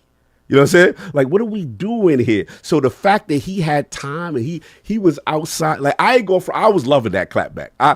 Normally you could be above it and be like, I ain't even gonna deal with that. I ain't gonna hear that now. Oh no, he had time that day and he wanted to address it, and he had a perfect clapback response. So salute to Joseph, man. And again, epic what you're doing. I was wrong, brother. You're a legend in the space already, and it's so cool to see the success and everything that's coming your way. And looks like, according to Addict, you have surpassed your last effort, which was a game of the year. So salute to them. And I got to get on that split fiction and see what's going on. But anything else we got before we move on? I can't wait for the next topic. Oh, yeah. Oh, I know you can. I know you can. Let's make sure the super chats is good. Where's my Gears coins? Oh my god, you are messy. Hold on, we got a couple of super chats that I missed. I just want to make sure real quick. And we got Bubble Time. We got a shout out. Shout out to Xbox Expansion Pass, but to make sure we did read that. My man in the building, the Separate Ghost. He's like, if you work a 12-hour day, don't make me troubleshoot. I feel you on that. We got Slow Mo being messy with his Outriders bug, and then we got so everybody's caught up on that. And then hold on one second. Let's pause these for a second, and then we're gonna get this Gears thing going, man. We got stuff to talk After about. these messages, will be right. Let me know when it's my turn, because what I'm gonna do is I'm gonna flip the coin, and this is tails, and this is no console war. Now you console war. This is heads, and this is if I console war. All right, and how y'all get these coins is y'all go to Xbox, Frontline Gaming Streams, and we have Fight Night Friday, and I'm gonna start giving out coins again. Dip down. I owe you a coin, and this time I'm gonna have it hand delivered to you. I don't trust you. What time do those stream? Because I'm gonna have to start making it. What time do those go down on Fridays, King? 6:30 p.m. Eastern Standard Time. We get in there and we mix it up. I get out of work at 6 o'clock, so I'll probably have to start shooting through there after work. Oh no, we be on until 8 o'clock. Yeah, I see y'all in the Discord every once in a while. I'm like, oh yeah, they got a full party in there. I got extra stuff in there. We was having some fun in there. But so when it gets to me, I'm gonna flip the coin, and God is gonna decide. The gaming God is going to decide what y'all get from me with this topic. All right. So look, this is my topic, and Gears of War collection, the rumors. Outside again, back in the streets, so it looks like reportedly includes the campaign co-op for the OG 360 games, but no PvP multiplayer, which is unlike Halo Master Chief. Shout out to Games Radar. So they pretty much said Gears of War collection compiling all 3 games for the original trilogy has been rumored for a long time. Shout out to Special Dick. He's been beating that jump for a long time. And he said, but these new whispers are swirling around the internet once more, saying that Gears collection won't include competitive multiplayer. Microsoft has already bundled 5 of their iconic games in Halo Master Chief Collection, and now Gears Alien Apocalypse was equally impactful in the same generation. The latest rumors started with content creator and friends of the realm, Detective Seeds, who claims the Gears collection is also coming to PlayStation consoles, but won't feature any PvP modes in a recent post that he made. Also, good friend to the realm and Windows Central own Jez Gordon. He corroborated the rumor, saying that he also heard that campaign co-op is in, but not PvP. So I want to start it off because this is actually my topic, and I'm going to steal from my cousin, Mr. 98% right himself. I kind of kicked this out for a while to Maddie, and I told him that I didn't think they would include it because I felt like, back compat, multiplayer backpack already exists, you know what I'm saying? And that, eventually in a world where we think E-Day is coming, that, they want to get everybody kind of ready for the new, right? So that was kind of my thing. And obviously the Jess thing came on after that. But, the Lord's been on record of slandering the lack of fun factor in Gears multiplayer. Sorry to all you Lords, Chrissy Baum, I apologize, but the player count says otherwise. as far as the engagement on Gears multiplayer. But look, all jokes aside, and in fairness to the Lords who say, God, Gears collection without multiplayer, it's an incomplete product, right? Stop making excuses for Xbox. It's incomplete, So I want to bring this topic to the realm. King, you seem like you're ready to go. You know what I'm saying? Let me flip that coin. Yeah, flip that coin. Flip that coin. Let's see what type of king you're gonna get. What do we get? Console War King. Yes. So can you bring to the if the rumors are true and Gears collection is coming to good. Well, no you campaign don't deserve it. Why good. Don't? Why? You're begging. You're gonna get exactly, and we're gonna make you pay more, and we're gonna make you pay $70 for the incomplete, and you're gonna like it. You're gonna like it just like that. You know why you're gonna like it just like that? Because we said so. We serve you cold food, and you're gonna eat it just like that. No war multiplayer so you could be having friends. No. single player, mind your business. That's what you do, right? You do single player, show story-driven narrative experience, right? This is what you about. This is what you get. You get no multiplayer, no soup for you. This is the best. This is the best news that I got. All you dudes is like, yeah, we're gonna be doing this and we're gonna have multiplayer. You ain't having it. It is a rumor for that. It's a rumor for that. I'm rolling with this rumor because today is War Day. And on War Day, you get none of that extra. You know what you wanted? You want some extra salt? No. You want some ketchup? No. You're getting it exactly how we giving to you. Butt naked glizzies. This is for you. I am so happy. You are happy that they get the incomplete product? Yes, you know why? Because you like to play old games and pay full prices. We want to see if you like old games, half-baked, for full price. And we're going to start. That's when we're going to really get you. You're going to start getting cars with no wheels. Stop it. We're going to start selling you planes with no wings. Yo, this is the best guns with no bullets. You are ridiculous. So, King, what about this controversy? What about this controversy? This is another thing it came out in reference to not Gears, but pretty much we know that Xbox games are coming, right? So, with Forza being announced, there's some pushback from some. It's not a big majority that they have to have also a Microsoft account to play these Xbox games. What because we want it that way. You don't want it. You don't sign up. Sign up. And we want your firstborn.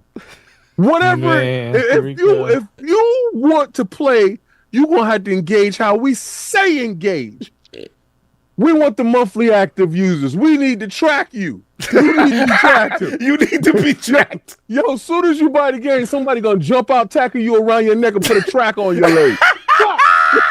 We're going to trank you in the street. You're going to be woozy. We're going to know what's going on. We're going to put a track what are we subduing the PlayStation Nintendo fan bases? Yes. We're going to get you. You're going to be abducted and probed. Pause. All right? So right now, this is what happens. You're a wild beast. We got to grab you. We got to track you. We got to watch your habits.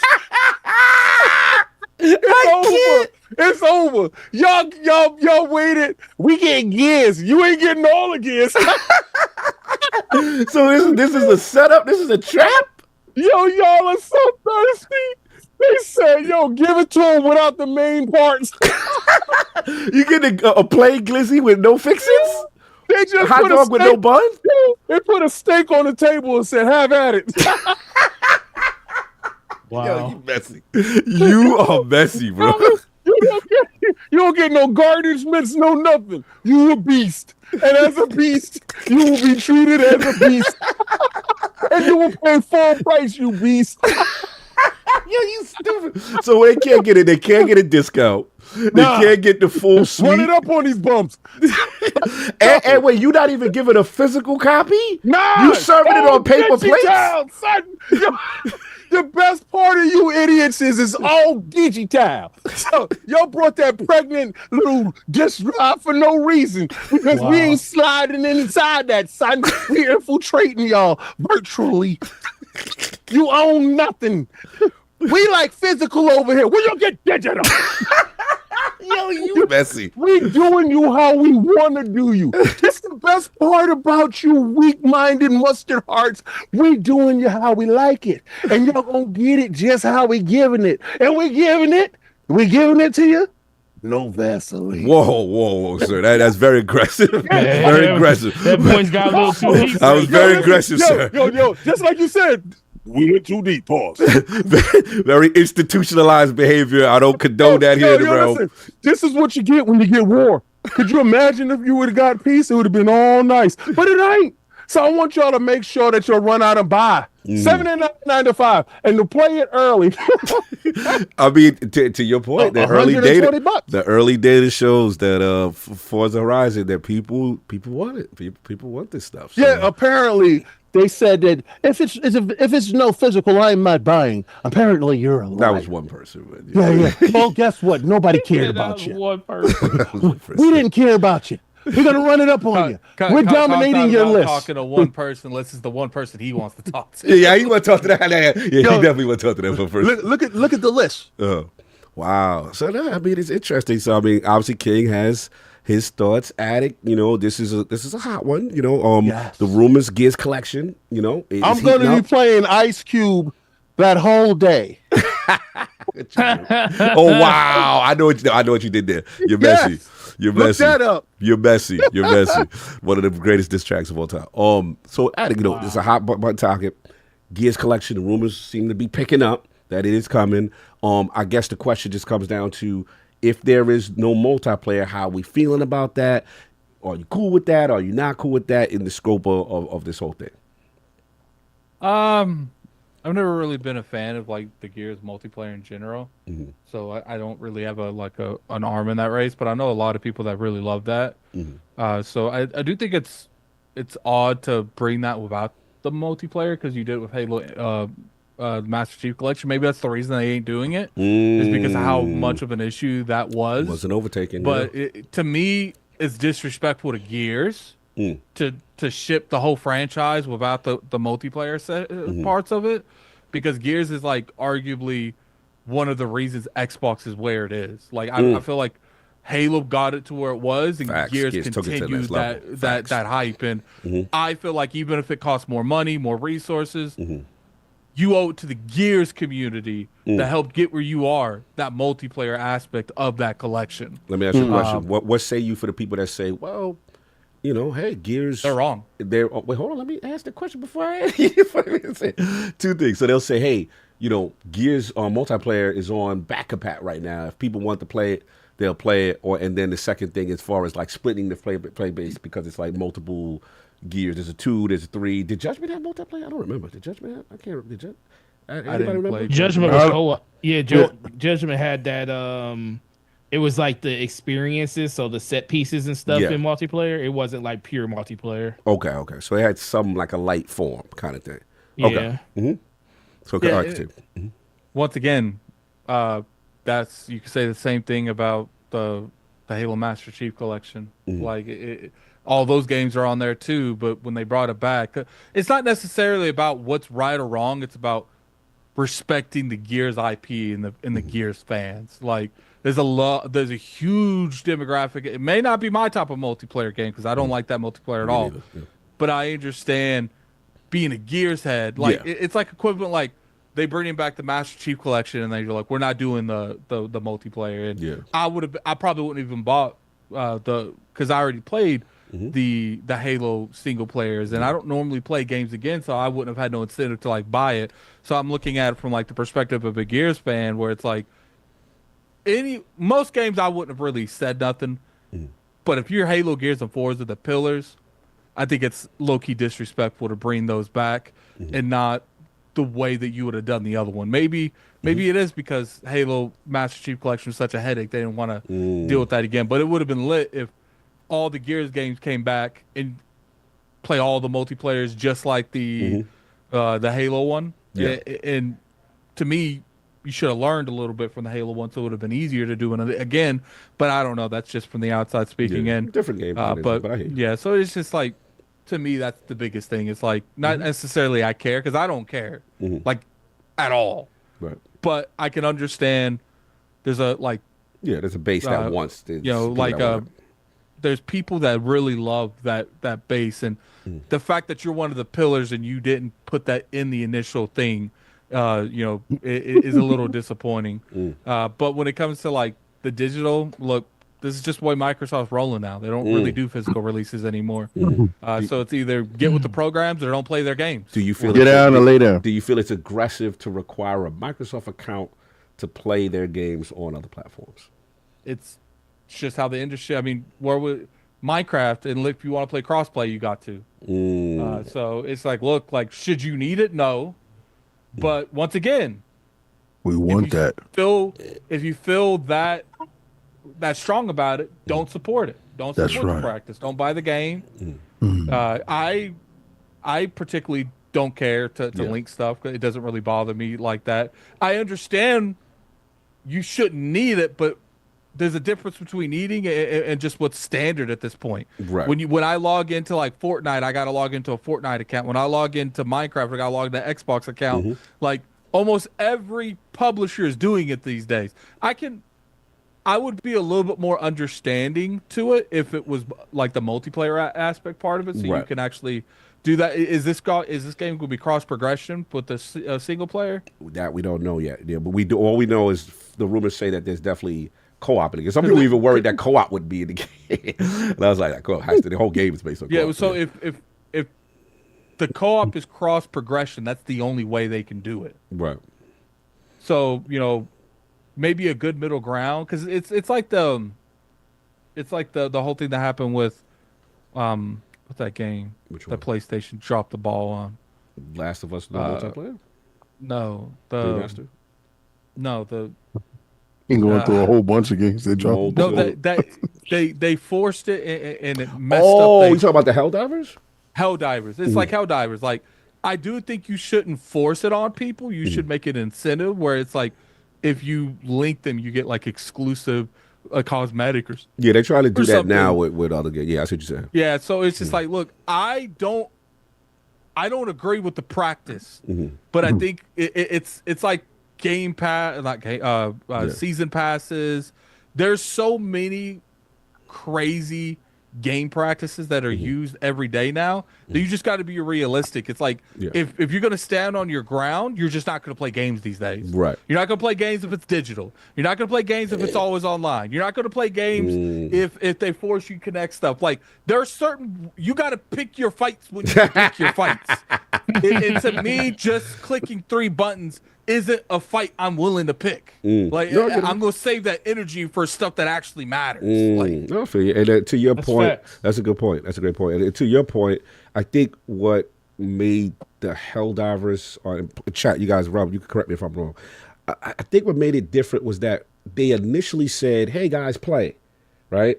And then everybody was playing free and running and frolicking and Helldivers, yay. And then, oh, by the way, account required, and then we're taking it away from all these countries if you don't do it, as opposed to being upfront from the beginning, you know what I'm saying, and having, say that this is what's going to happen as far as like you requiring it from the beginning. It's like they allow people to run free and then took something away after it, as you know what I'm saying. Well, that's what we should have did with this. But at the end of the day, take it away. Make your stance. Yeah. Like, I don't like this like always complaining but always supporting. Like, people complaining about Call of Duty for like 15 years, but they buying Call of Duty every year. It's like either it's like equivalent to like, you have a friend that keeps getting cheated on, but they keep going back. Keep going back. And they keep complaining. Like either accept that they cheated or shut up. Like, give or that break man a up with shield. them. Like, give that man a shield. It's just like, look, I get it. People get frustrated with situations. I get frustrated with situations. But there gets to a point where it's either you stand on your morals, like I did with Anthem. Like, and see, here's the thing. I'm not one of those people that like, I'm not even like necessarily for like boycotting stuff. I feel like even with like some of the agenda stuff that's going on in the industry now, I'm never going to tell you to boycott it, but I'm always for the consumer to vote with their wallet. Yeah. If I think your reasoning for boycotting something stupid, I'm going to say it's stupid, but I'm not going to out you for boycotting, because that's your right as a consumer. Right. But it's like, at the same time, it's like, people just got to be realistic with the situation. 9 times out of 10, corporation's going to win that fight. Now, if we all come together, which we normally don't, we'll win that fight. But it takes numbers, and it takes consistency. That's right. Don't look for me to support y'all. I want to make sure that y'all don't get it. We've done it in the past. I'm not signing that position. It's not done a lot. And I've just gotten to the point with all this where it's like, look, there's certain things I don't like in the industry, and I've been very vocal about it, but it's not going to stop me from playing the games. I feel like. Now, if it's something like crazy, then we'll have that conversation. But it's just like, look, like the digital stuff, I've been digital for years. I'm not the kind of person that should speak on that. Like someone like Maddie, he's big on physical stuff. I've never cared. I've been essentially digital since the Xbox One generation, like early on Xbox One generation. I don't care. I don't got like a giant wall full of games. I don't got none of that. The physical market could disappear tomorrow and it wouldn't bother me one bit.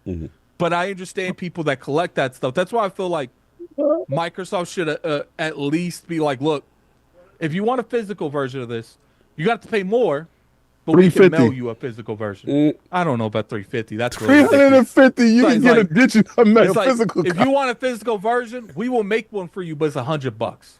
Nah, they selling that bad, pay the extra for it. Addict, they selling the early access version for $129, and that's all digital. So we got to do $350 for these. Okay, how about if you want the physical version, we will start putting a physical version in every collector's edition. You're going to have to pay extra, but you have to get it in the the collector's version. We're not selling it. Yeah, for $350. But here's the thing. Regardless how we feel about it, that's where the industry is going. So it's either we find solutions now or it's never going to happen. We got the solution. Let's give it to Microsoft and let's see if they run it up. $350. Let's do this thought experiment. $300. Y'all shouldn't pick war. $350, and we're gonna give you a plastic vinyl collectible because y'all like that plastic crap.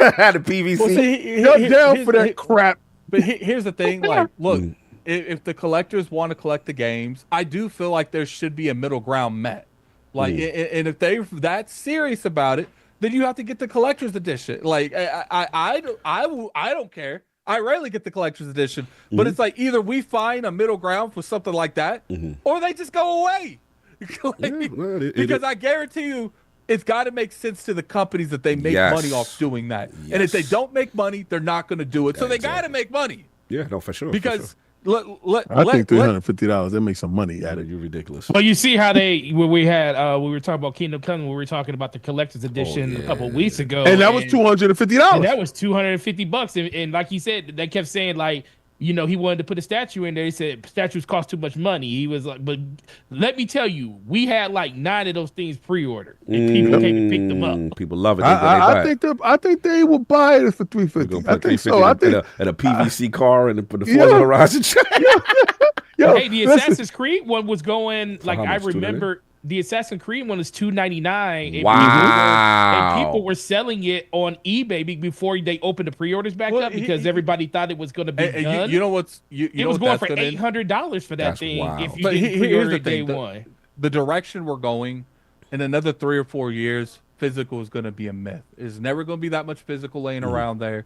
You're going to have to like go above and beyond to get the physical stuff. To me, if you set the standards and you set the expectations and you set the practices now, eventually people are going to understand if I want the physical, I'm going to have to pay more for the physical. That's right. Because at the end of the day, these physical copies are going away. There's nothing anyone can do about it. You on to something. Sooner or later, they're not going to be selling these physical copies at all. And that's where it's just like either the collectors do something now, or by the time they're gone and the companies don't want to try to practice anything like that, then they're just gone for good. Because right now, you know what you have to do? You have to go to these third-party companies that work with these companies to get these. You wait like a year before you get this. To me, I'd rather just, if I'm that serious about like maybe Fable, if I want to buy the collector's edition, and I would never get the physical copy of Fable. I don't care to that degree. But what if they give you the Jack of Blade statue or the T-shirt? Well, see, the physical game I don't care about. I don't know about what else. Well, for the physical copy, they're going to have to, they're going to give you the incentives. So it's like the physical copy and the collector's edition. If you want that, you have to buy that. You know what that's going to do? That's going to make that physical copy of that game probably be worth more than that collector's edition. Yeah, for sure. And then you hit them with the limited amount copies. You know what I'm saying? FOMO situation going on. I'm about all of this. You're messy. Let's get Forte in, man. Forte, man. This is a hot one. This is a hot one. Gears collection, hot boys, bling bling. You know what I'm saying? What are we thinking, man? First of all, the Gears collection rumors is coming, and the fact no multiplayer. What's your stance on this thing? So let's tackle it piece by piece. Okay. The game, no multiplayer. Yes. The main purpose of this game isn't for people to play multiplayer. If you want to play multiplayer, you would have been playing it on Xbox the whole time that it was available.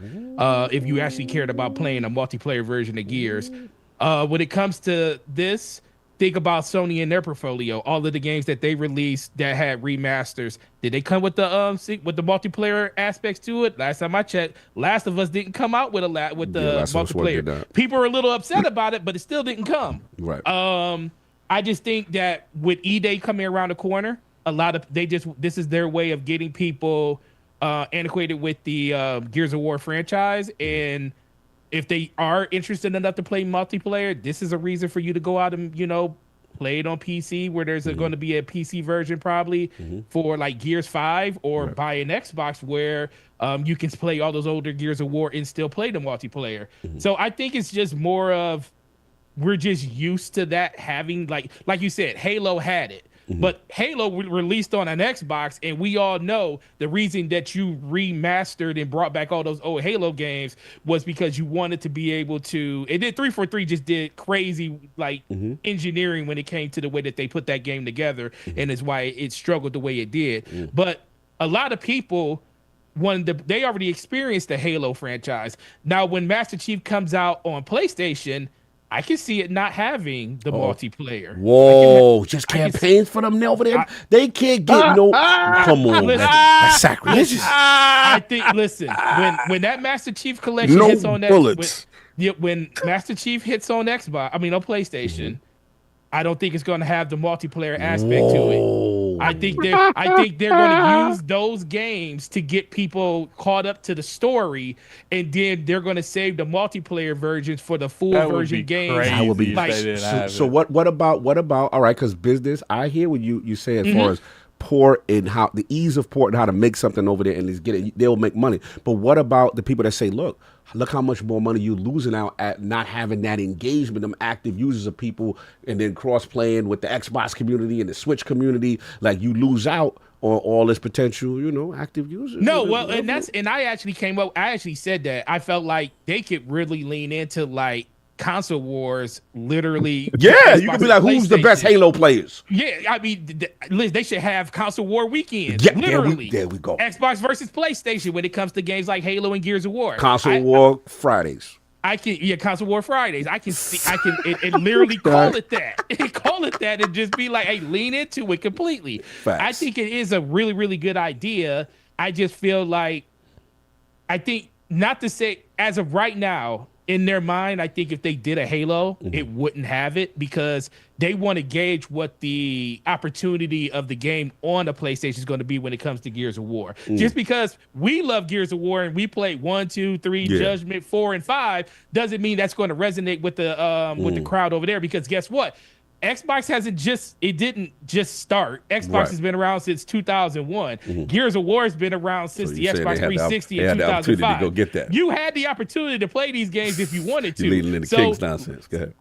So now let's see what the newer generation, the Fortnite, the PUBGs and stuff like that, the Apex Legend kids, the newer Call of Duty kids that are coming into the industry and playing these games. Let's see if those people are interested, because what I see on Twitter and Blue Skies and on Xbox and in all these different places is people getting upset that the fact that Gears of War, is it going to have multiplayer? I'm thinking to myself, like, you played Gears of War on Xbox, you played it on PC. You're just upset because it's not going to be available multiplayer on PlayStation. But I'm like, you already experienced the multiplayer. You can log in right now on your Xbox and right now on your PC on Gears of War 5. You can play multiplayer Some of these dudes only got a PlayStation and they never gonna come to the Xbox street. And guess what? So you can't get upset about something not being there when you had the whole opportunity to play it the whole time. All right. So that's fair. So what's your solution to what about the people that say, but Xbox Forte, that is anti-consumer. You're giving me an incomplete product. That the three components are missing, and now one of them is missing a major part of what makes Gears. So I'm giving you an incomplete product of a game that most people that played those experiences paid more than $59 each for each version of those games. You're getting a full collection for the price of one brand new game, which is probably going to be $70 at this time. So I'm giving you an inferior product. Yes. When you're getting 3 full-fledged campaigns, like the best Gears of War campaigns that's released. But I don't want to buy Xbox. I want to play it how I want to play it. Guess what? Guess what? You still can play them on your PlayStation. You just have to like if you are gun ho and want to play Gears of War multiplayer because you like the wall bouncing and you like the shotgun gameplay. Guess what? Jump on PC or jump on an Xbox where it's available. All right, but you said you was gonna give me the games, and I feel like I'm getting. You're not giving me everything. Listen, are you saying that same thing to PlayStation when they didn't give you Last of Us the multiplayer? So we capitulated is what you said with that. We saw that y'all weak. We're doing what the industry has let. All right, we're doing what you allowed us to do for an entire generation. All right, fair. So what about now? Let's throw a hypothetical. Let's just say it's gonna be no multiplayer, campaign only. And you ain't. What about no horde mode? That's anti-consumer. If you need to give me horde mode. Nah. Horde mode, bro. Come on. Nah, horde mode. So horde mode. That's part of it. You ain't gonna give me. You gotta give me horde though. Sorry, Playboy. I think we're doing too much looking at like the PlayStation version and not looking at the Xbox version too. Like, because even though PlayStation wouldn't be getting these things, the Xbox consumers also would be getting these things. Right, they not gonna get a remastered version. And hold on, I got you. And you breaking precedent because when you made Halo, what is it? You brought Halo back, right? The Iron Guys, whatever that one. You gave us remastered multiplayer. Why you ain't doing it now? But once again, when we brought Master Chief Collection back. Everybody, most of the people that played Halo, and let's be for real, we're gonna be 100% honest here. The majority of people that play Halo Master Chief Collection and bought it and had multiplayer, they mostly bought it for the multiplayer. They already experienced the story. Remember, the Master Chief Collection came out with the anniversary edition of Halo 2. That was the one that they remastered. Anniversary edition. That was the part that launched inside of the Master Chief because they already did Combat Evolve earlier before that. So you were buying to get a better version of anniversary edition of Halo 2, and you were getting the multiplayer. Most people. And we don't notice 100% because we don't see the numbers. Right. But I guarantee that most people that bought that game bought it for multiplayer. They did. Now, it's completely different for PlayStation because guess what? We didn't buy Halo initially for multiplayer. I got something to say. Why did we buy Halo? I bought Halo because of a shooter and Master Chief being this beast out there. So we didn't fall in love with the multiplayer until we started carrying 150-pound Trinitrons to other people's houses. Facts. That's when we fell in love with Halo's multiplayer. So everybody that thinks that the multiplayer is the reason that people love Halo, no, we loved it because the story, the grand opera that it was of playing Halo 1, 2, 3 was the reason that we played Halo. So guess what? They're leaning right back into it saying, hey, guess what? The reason our fans love They're making Halo them fall in love. is because of that single player. So that's what they're going to give that the reason that the Xbox fans love Gears is for the single player? Are you implying that the single player love of Gears is more than the multiplayer? Fall in love first. When did you fall in love? When you were walking through those catacombs, when you were going after the locusts? What part did you fall when you were scared to death? When you were walking through the that was fire. That was very end? That was fire. You were going through the catacombs. You lost your mind in that game. It was like one of the best moment of the game. And you got the pillar. I can't. Look, it's possible to be both. Okay. Gears is loved for both aspects. They are now. Some people love it for single player. Some people love it for multiplayer.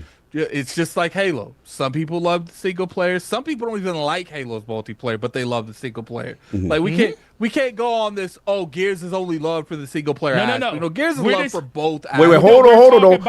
We got the engagement numbers. People got into it in the first place because guess what? They weren't talking about multiplayer Halo or multiplayer Gears when they were selling you that game at first. Now, once people got into it and played the single player, they wanted to expand their experience and go into multiplayer. So the conduit was single player that got you into the multiplayer. Guess what? That's how Call of Duty was. Call of Duty had amazing campaigns and everything. And the more people got used to the campaigns, it got people into the multiplayer to the point where the multiplayer is almost secondary to the multiplayer.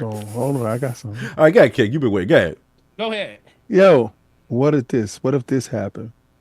What if they released? Hear this. What if they released the game with no multiplayer on PlayStation, but give you multiplayer on Xbox? That's wild. That's wild. You crazy. You wild. And listen. No, because I pick war. It's war. So that's right. It's right. This is what y'all wanted. This is what God's asked for. The gods asked for this aspect. I want to know how you dudes will feel out there in TV land. They already are feeling potentially no multiplayer, sir. Yes, they feeling it. They feeling it. You know why they feeling it? Because the dictation will be in your marketplace. We will be number 1, 2, and 3 in your marketplace. We do what we want with y'all. Y'all wanted physical. We said no, and y'all said okay. Y'all said okay. Y'all said yeah. We not gonna pay full price for an old game. We say yes, y'all. Oh yeah, that's true. And y'all gonna pay more than that. They were saying that with back compat. Remember they were like when Xbox's back compat program came out, people were like, "I'm not interested in gold games." And then that's kind of true. That's kind of true. Yes, you do. Yeah. And y'all gonna do something that these dudes never did. Pay $129. Oh man, not like yo. This. So what we found out from the data. What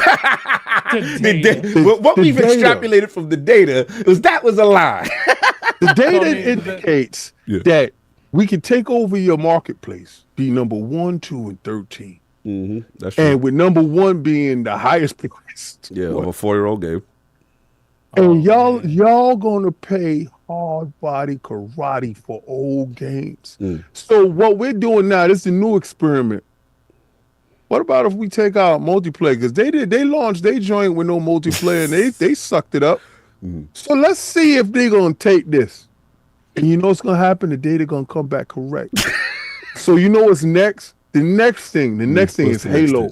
The next is Halo. That would be diabolical if no multiplayer. What if I would addict on it? That would be diabolical. Check it. I think you guys are drinking some really good juice right now. Yeah, the juice is good. It's called War. So it's definitely if this in that launches. Case, why is Forza multiplayer? Listen, if this launches, if this launches, built around. Yeah, it's really built around that. The whole game is built around multiplayer. Yeah, it's not a single player aspect. But if this launches with no multiplayer, you can guarantee Halo ain't coming with it. That would be wild. So we definitely gonna exclude that.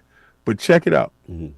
Check it out. What if they make you pay per copy? Yo, you I can't you do it. No, because they trying new things with y'all. I like no. You can't. Nothing's off the table with this. Nothing's off the table. Is this how we're coping? This is how we. You can cope all you like. You can say exclusives to type exclusives to now missing features of a game. Yeah, that's the new thing. Yeah, check it. No. See what it is you making light of stuff that's serious. Oh man. We got a physical copy. No. Listen, this is the problem. I got a physical copy of Forza Horizon. I got a physical copy of Gears. I got physical copies. So they said, we ain't doing that. Right? Literally, no physical copies. Now, we're hearing no multiplayer. I don't care if the game go over there complete. This is the part you're not getting.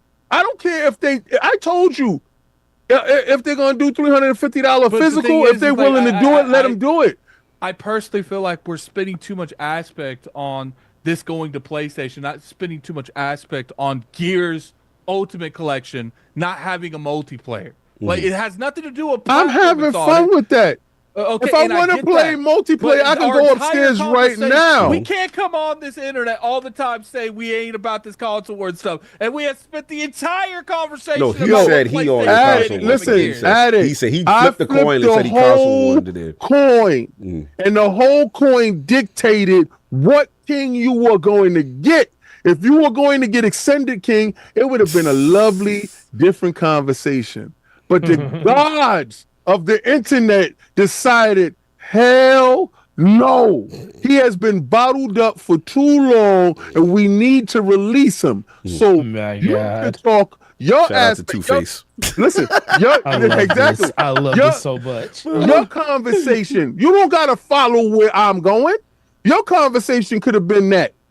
I'm talking about what these guys got to get. And what they're gonna get, they're gonna get a butt naked glizzy with no relish, no garnish, no nothing. Just a shriveled up piece of meat on a bun, and you gonna like it. And the best part of this is it's gonna be number one in your store.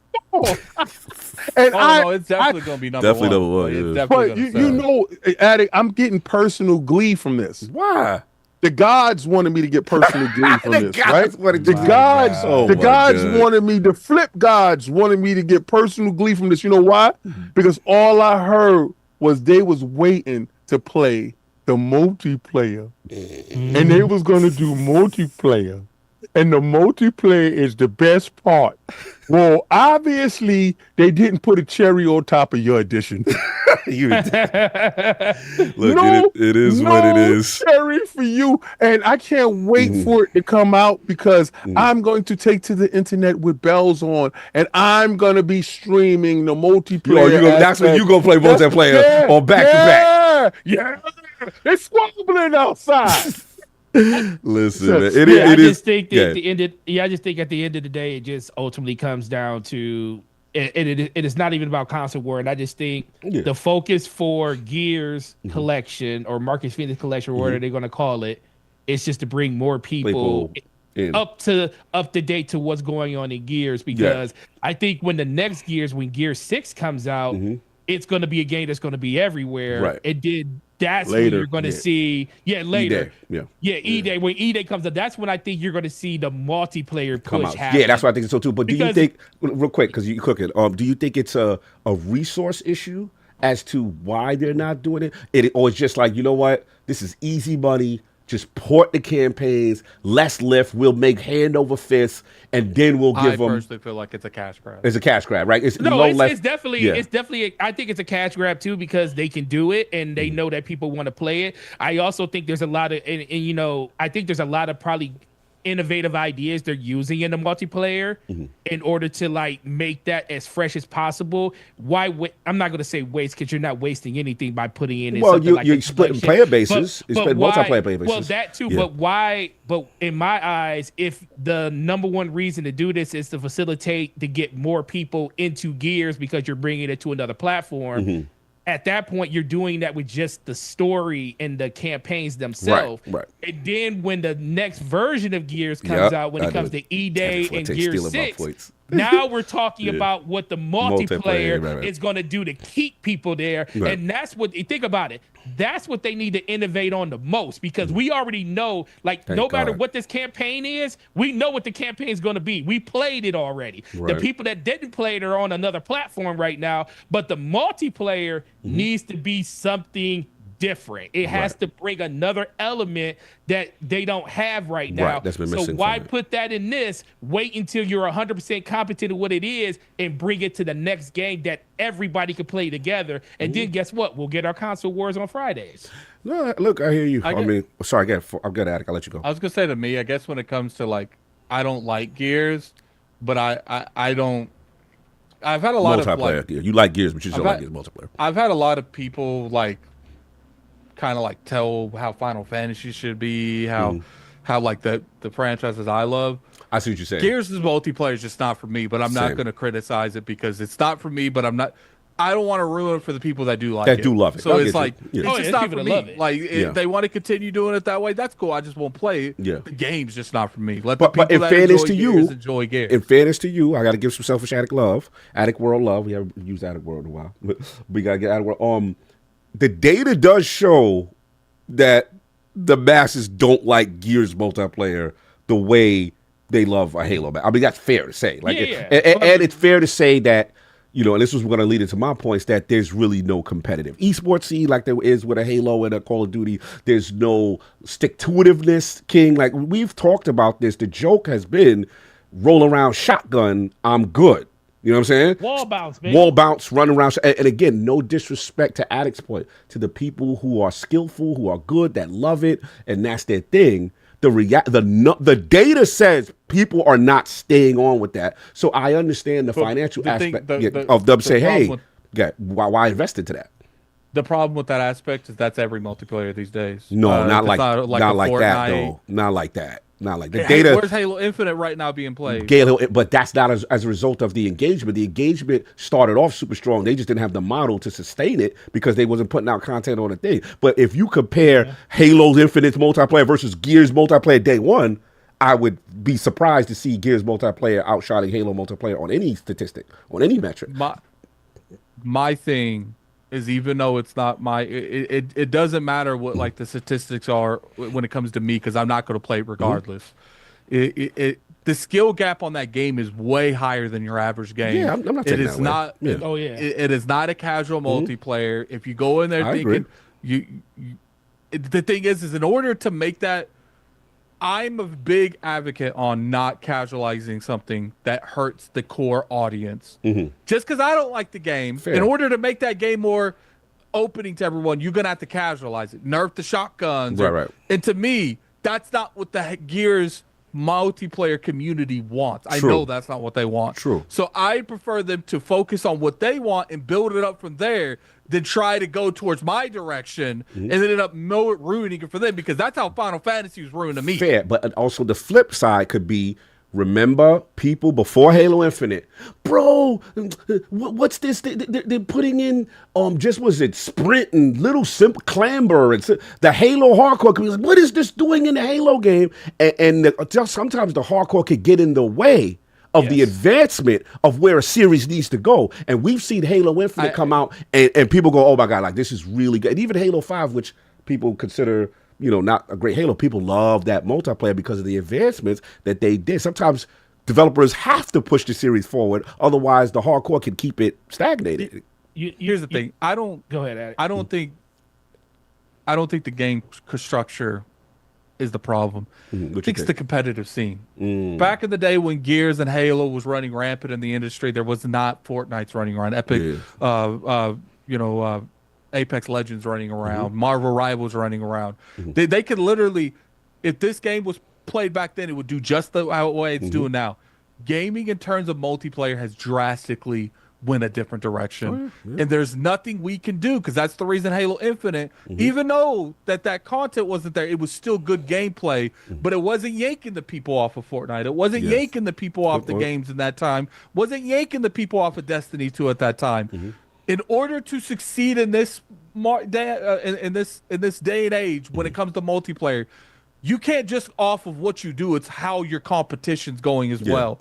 And most people want to go out there and compete with the Fortnites and the GTAs, but they don't have the product that those companies have. They have very addicting gameplay loops. Now, look, Gears is a fun thing, but it's very niche audience because of how the skill gap is.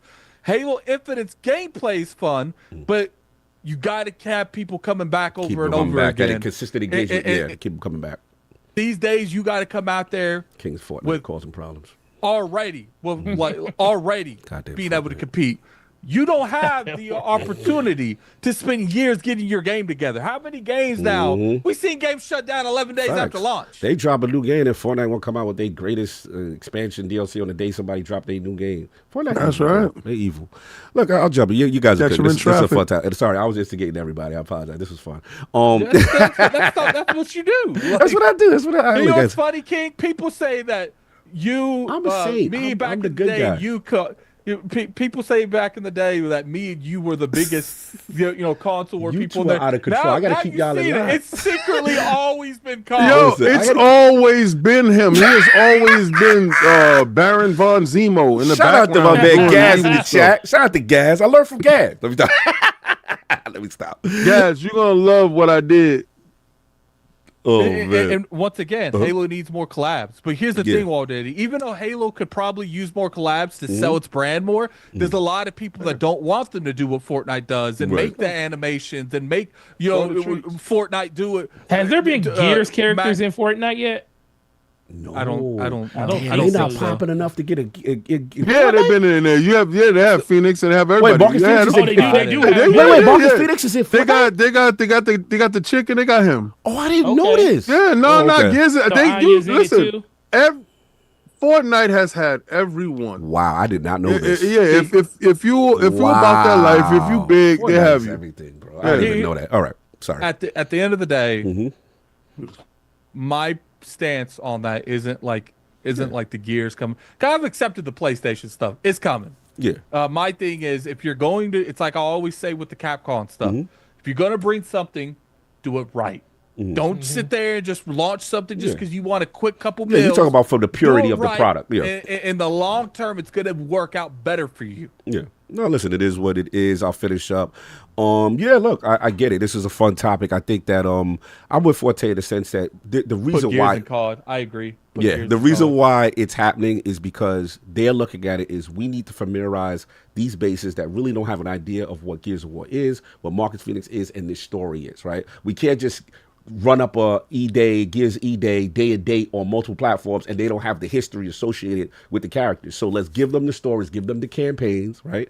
And, boom, they'll get up to speed. And then when E-Day comes out, they have that familiarity. Now, to the letter of the law, what Attic is saying is correct. Yes, from a letter of the law, it is an incomplete product. That is a fact. I am not co-signing and justifying just because I am biased and I don't like Gears multiplayer. I could care less for Gears multiplayer, but I understand a person's like, damn, I was looking forward to it. I get that. What I'm trying to say is I think the mindset is easy money, easy port, and then when E-Day comes, then you say, okay, here's the new multiplayer with all the new ideas we've been cooking over the years to take this to the next level, and then boom, now PlayStation guys, PC guys, Nintendo guys, you know what it is. You get ingratiated to the system. What would be surprising is if there's no horde mode. I'd be curious to see if they do that at all. That's the question, you guys. Yeah. Want that they just launched the store, no that's no what overlord, nothing. Just that's where my issue is. It's not.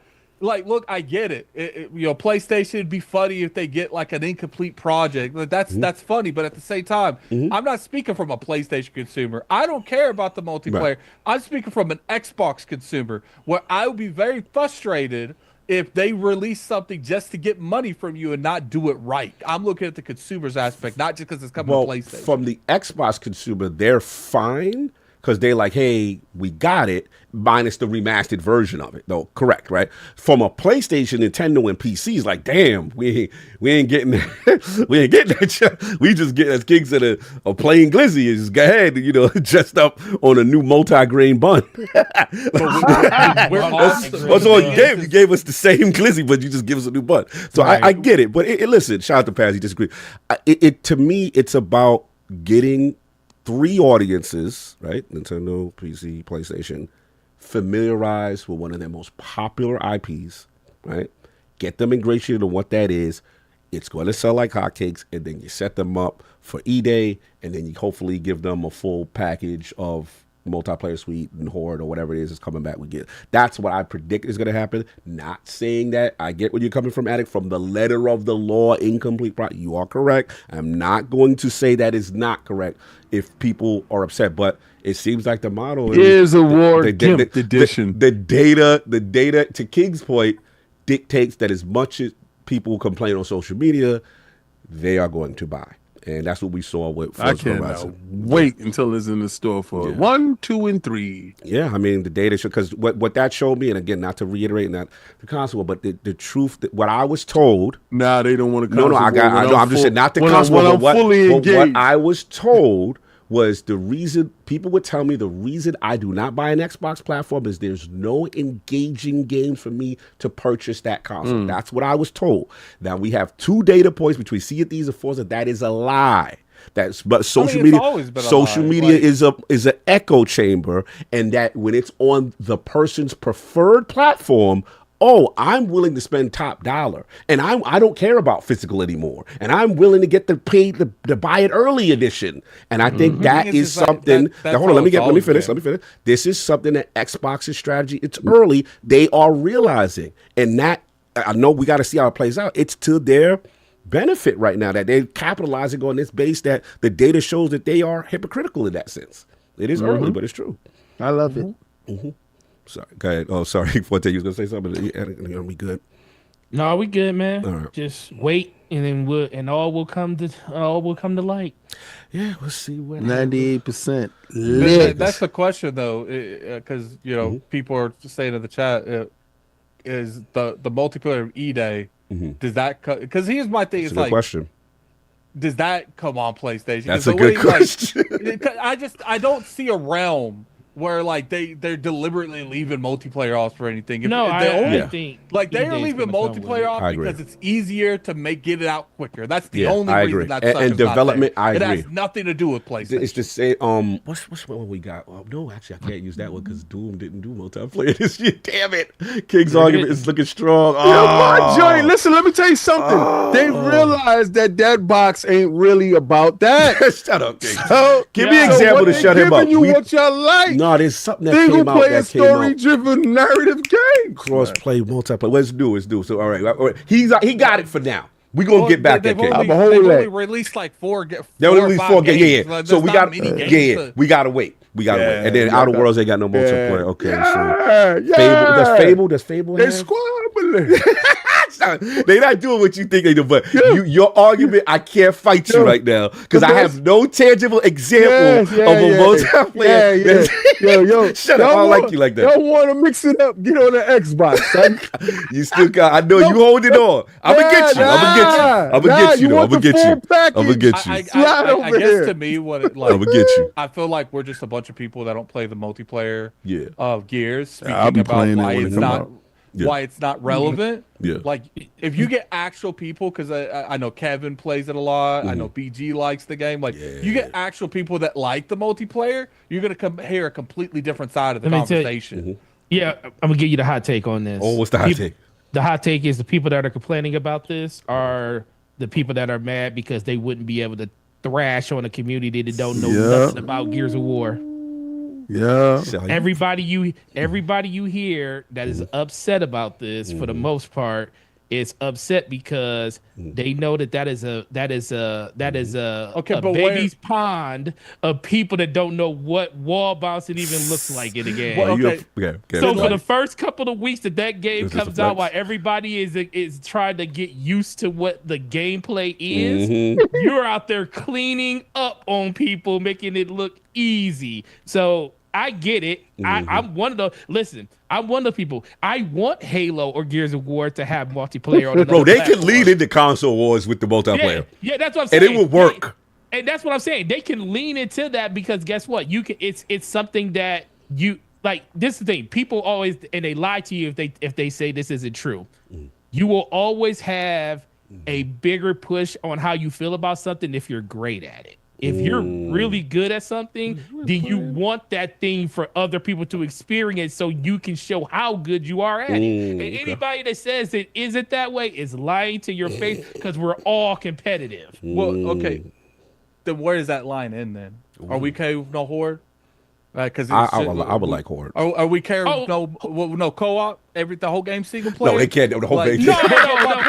The game is kind of like split fiction in a sense. You need multiplayer players. Co-op. Where is that line where you don't need it because the masses don't play it? I got one for you real quick. So what about to your argument? Who cares about Xbox hardware?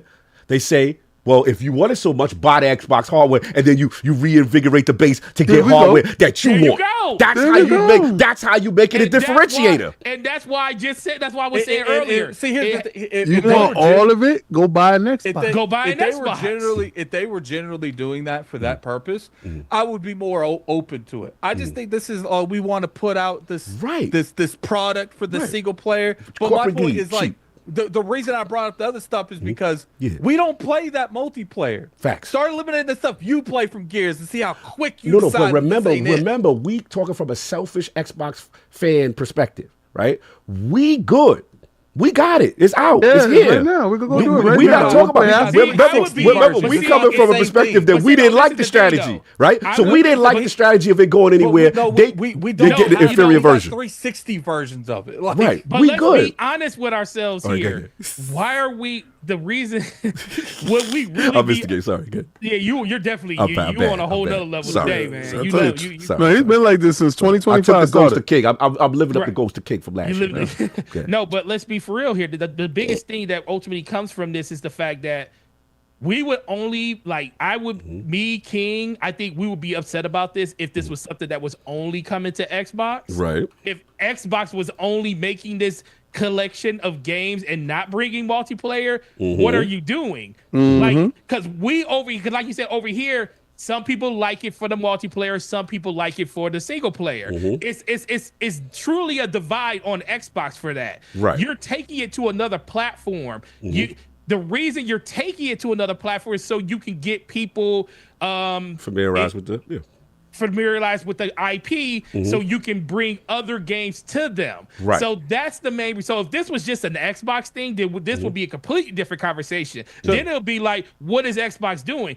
Well, you did this with this game, but you're not doing it with this one. So I just think, like, full stop. It's about a money grab, getting as much money as you can possibly get off something that less resources. And in our defense, look, when we tried to do Master Chief Collection, we blew it up. It was too difficult.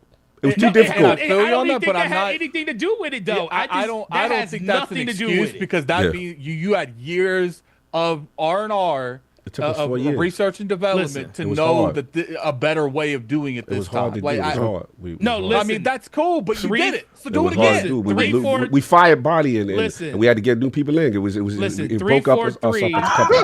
Listen, 343 tried to do like, I give them their flower. Like, they tried to innovate on something that hasn't been done before. We did something that's never been done before. They tried to take a game and say you could play this game in all aspects, and when you're in multiplayer, it will launch you into different versions of the game, and it was busted. We broke frontiers in gaming that nobody ever did, and we realized how challenging that was. How challenging it was. It was undertaking.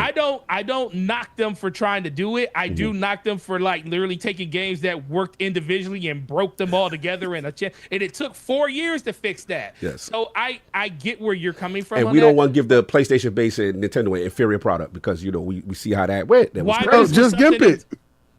He said, just gimp it. I'm sorry. Continue. They're not into that. They're not used to that. I'm trying to get on Addict's nerves. And Addict is not biting. I'm trying to get on his nerves today. They don't know what it is yet. The people that know what it is. We just got to agree to disagree. Like, no, tell us why. Tell us why. Tell us. I ain't telling nothing. Like, I know what you're doing. It's not going to work. Like, I don't have enough in this stuff with the. You care about it. You want to roll shotgun. I've said it like 8 times. Like, I'm not going to keep repeating myself. Like, you don't want bounce shotgun with me. A different reaction. You're not going to get that from me. So let's just move on. Like, damn it. All right. I love everything about this. Like, this, it could not have worked out greater. All right, I'm gonna stop cussing. I'm sorry. When I double down, he double back. Because he understands. Yeah, there's a balance in the force. I needed it. I didn't like it, said the kid for this. Balance. Balance. But today, the gods of war wanted me to go at it. And listen. I'm going to be the messiest person that you've ever seen on Twitter. I already know what you're going to do. Addict, we know what the playbook is. Ice Cube, I'm going to hit you up because I'm going to need some money back. Let's say this is true and there's no PvP. Whose Twitter account is going to be doing Fright Night Fridays with Gears PvP and all of a sudden? Yes. We know what your whole playbook is. We know what you're doing. And in the background, me and Ice Cube are going to do a collaboration so I don't get monetized. But I do appreciate each and every last one of y'all that was capping out there. I want y'all, now your heartbeat sound like Sasquatch feet. Y'all sweating. Y'all telling me I'm coping. King, you coping because it's coming. No, I wanted to go over just like how they said it's going. Just like how they said it's going. I want you to get the entree with no sides. I want you to make sure that you get the Popeyes biscuits with no drink. So basically, you want the value meal with no value. Yes, you get a burger with no. Your meal, son. You just got the meal with no value. Just to clarify, King, do you believe that everything he said E-Day is going to have multiplayer? Yes, let's hear that. Yeah. Okay, so check it out. So check it out. Where you at, 98%? So check it out. Check it out.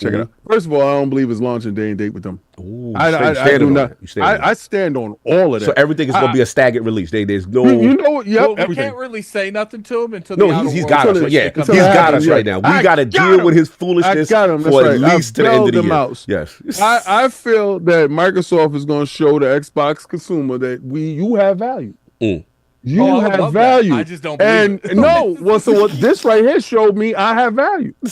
Because you know who's not crying about this? Us. You don't play the multiplayer. That's like my point. You don't play the multiplayer. And you know what, Addict? And if I did, and if I played it heavy, and if it was a mainstay for me, you know what? I won't be complaining about it because I got it. What? Multiplayer. So this does not ever affect the lover of the multiplayer. Here's my thing with this conversation. Uh-huh. When I look at like the boycotting stuff, when people are like, I'm gonna boycott a game, but they weren't ever gonna play it anyway. So it's like it's easy to sit here and say, you know what? I don't care that it's not getting this multiplayer. No, you weren't gonna play it anyway. Oh, you know what? You know what I'm gonna do today? Today, I'm going to play some Gears multiplayer while I stream. Oh, my God. You know why? Because I'm going to show you what we can do. You didn't have time to play Split Finger. I got no, listen, I got no time to play with you. But I got time today. I got time. I got time for this. I got time to be messy. So you know why I want to be messy? I want to know why I want to be messy. Because Microsoft said I could be messy. Shout out to the Microsoft, and I love the fact that y'all get the game. I want y'all to get the game in all its glory. Oh my God! Y'all gonna get the GIMP edition. So for the record, we got Parris real quick, but for the record, yeah, you feel that this will be an ongoing thing. Yes, that I like moving forward, staggered releases on Xbox games. Yeah, moving forward, missing features on, and you're putting your 98% on the record for this game. No, what I'm saying is this. What are you saying, sir? So far, they are doing what I asked. Right? So far, what I asked of them is to show me value for me. So you are condoning inferior products to show value for the Xbox consumer. That's what we doing, King. Listen, check it.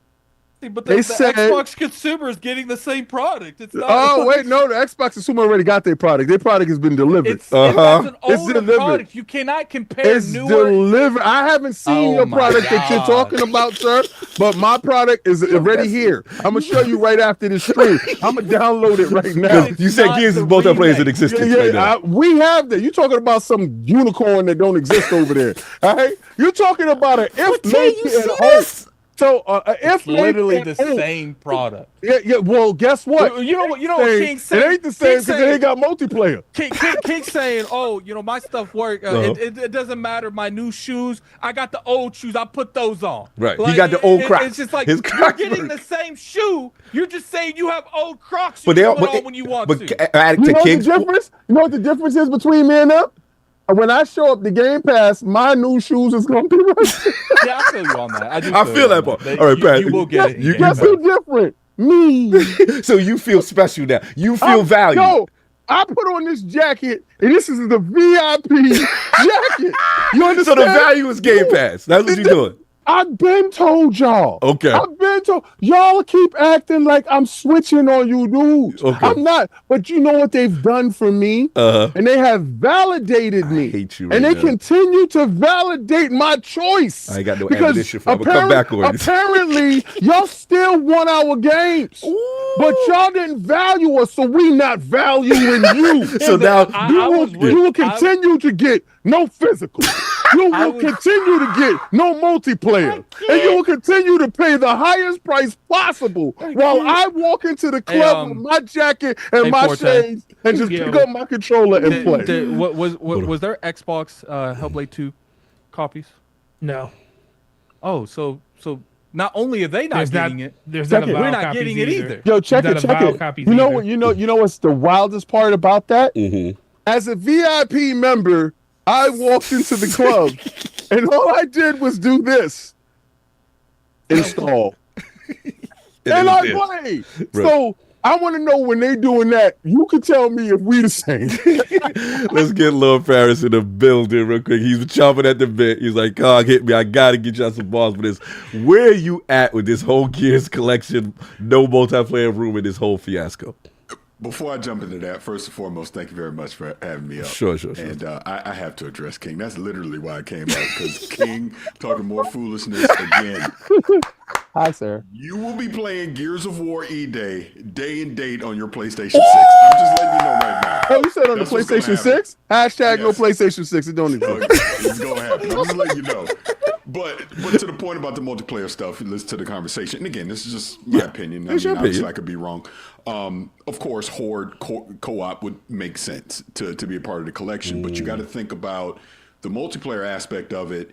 They can't monetize it, number one. So you're putting it out. There's going to be You have to support the multiplayer. So if there's cheating issues, you got to have a team to support it, all that. Why would you do that when allegedly, supposedly, a year later, you're going to come out with E-Day and you can put all your classic Gears multiplayer maps in that. You can monetize it with skins and all battle passes and all the other stuff that they're going to do. And then, I said in the chat, I brought up the Master Chief Collection. You got to remember that was a disaster when it launched. Yo, So which multiplayer, really quickly, which multiplayer is the best multiplayer for Gears right now? Which one? Yeah, which one? I'd probably say Gears 2. Yeah, I was gonna say 2. I was gonna say 2 too. All right, let me download that. Continue. You got to get your practice Continue, Parris. He being messy. I'm be streaming this right now. Right he know what he's doing. He being messy. He being messy as hell. But the point is, why would Xbox even want to go through that headache of any potential multiplayer issues? Now you're supporting not only across Xbox but PC, PlayStation, maybe even Switch too. Maybe they don't want to deal with that when you have a brand new Gears game coming out, a year later for the 20-year anniversary. Because you got to remember, it's 20-year anniversary in 2026. Yes. You got to think they're going to go all out for that Gears wise. So why do that in 2025? You use the Gears collection 1, 2, and 3 to get it on PlayStation, get it on the PC, get it on the Switch or whatever they're doing, and introduce it to that audience. Like, okay, this is how Gears work. Oh wait, now the new one's coming. Here's all the multiplayer. We monetize the hell out of you because now you're addicted. Because now you're addicted. Now you're today.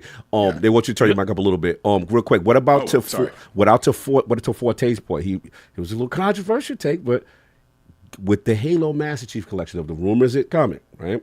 Yeah. Do you think is a world that they could bring Master Chief Collection without the multiplayer? See, now that one I'm going to say no, because you've already established that game on PC and on Xbox. So why wouldn't you put it on PlayStation? So that one I would say no. Okay. But I think since you're brand new introducing Gears, you're probably not going to do the multiplayer because you got a Gears game coming the very next year, whereas the next Halo is probably years away at this point. Got you. And to King's question, because we putting pressure on King, as far as his standing that there will be continued either staggered releases when it comes to the multi-platform stuff or feature missing things moving forward. So, for example, we can't get them on Outer Worlds right now because, one, we don't have an official date yet for the PlayStation, even though we would assume it's coming day and date, Outer Worlds 2 to platform. We know how it happens when we assume. Shut up. Mr. PlayStation 6, you assuming. Hey, listen, sir. Hashtag no PlayStation 6 is not out. But since you got me in a console war mood because the gods dictated so. Yes. We got you in a console war mood. If you could show me one, sir, I will capitulate. Your mood. Listen, if you could show me one, sir, I will capitulate to your demands. Can you produce that item? Again, he wants you to produce a PlayStation 6. He wants you to. Hold on, Parris go. He's just exclusive. He's got a dev kit. He's got a dev kit. Low key came back with what? If he come back with a PS6 debut, we're about to break the internet. No, I'm not even doing that. I just see he holding up all these damn coins. I got coins too. I hold up all kind of coins. But is any of your coins a PlayStation 6? I want to know where my Xbox. How about that? So Parris. So since you showed up late, what happened was before this topic started. Oh my god! The blue side was no console warring, right? And the red side was console warring. The gods have chosen me to console war. Now, the moment that this is over, I will not be console warring. So like the whole 10 minutes. But listen, for the duration of this topic, the gods have chose me to be as messy as possible. And I appreciate Microsoft for shipping this game with no multiplayer. We should start doing having super chats where he has to flip the coin to choose which which king we gonna get. Like the moment people are tired of hearing it, and then someone super chats, flip the coin, king. You're dealing with a two-faced with a two-sided console war coin. We literally got console war both sides. Exactly. No, the blue side is no console war. That's the Xbox love side. Anyway, Paul Parris, we'll let you get your balls off before we head on. But But yeah, no, it's a hot one. I just wanted to get y'all thoughts on that one. Obviously, it comes down to when it comes to me. It's like, look, I don't care. Yeah. I generally don't care. But I can understand being like someone that loves that multiplayer. Like it's easy for us to say how it's not, it's not needed. But like, it's not really built for us either. Like, we it's fair to say that me and you are not the target demographic for it. But to Parris's point, to Forte's point, and King's there's point, only like 30 people. They only care because they see free food on another platform. Right, resources. And Parris made a good point. That's why they care. You made a good point on monetization, Parris. I didn't even think about that. Like, that is a really good point. Yeah, right like there. how could they monetize? Because that's and you didn't let me answer the other question. Yes, please. In a second, but you got to think about that now with these modern multiplayer games.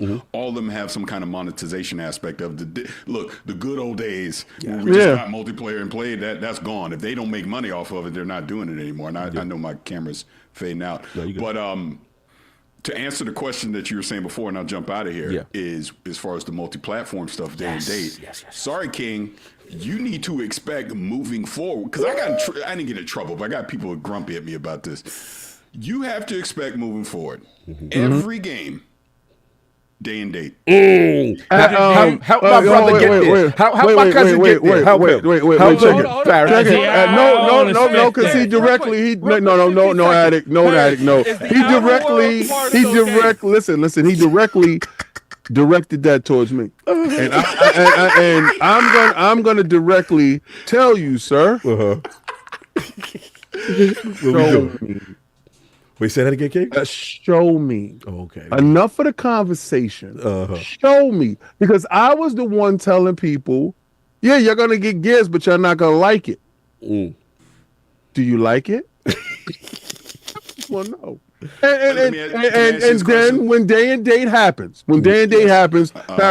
Parris, I was told that that Indiana Jones was day and date, and Microsoft proved me to be a champion. Starfield was proving you to be a champion. And each and every day, I stand on this pillar and I say they show me value for where I stand. Now, that game will come out. Okay, accept it. And y'all will be in the launch window around it, someplace around it.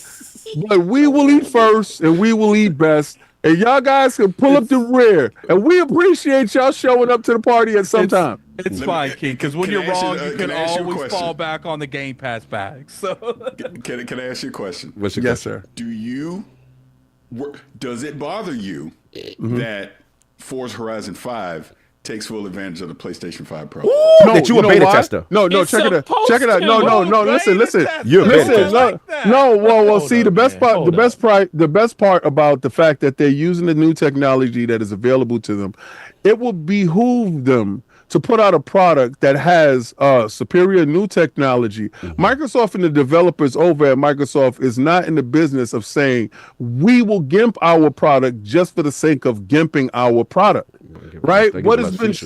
No, well, it is more features over there because that tech... Gears Let me finish talking before you jump in. All right, sorry. Because the fact of the matter is this, that technology wasn't available when the Series X and S launched. The technology is available now. So if they were to launch that game on the PlayStation, and they're paying a pretty, severe tax to play the game.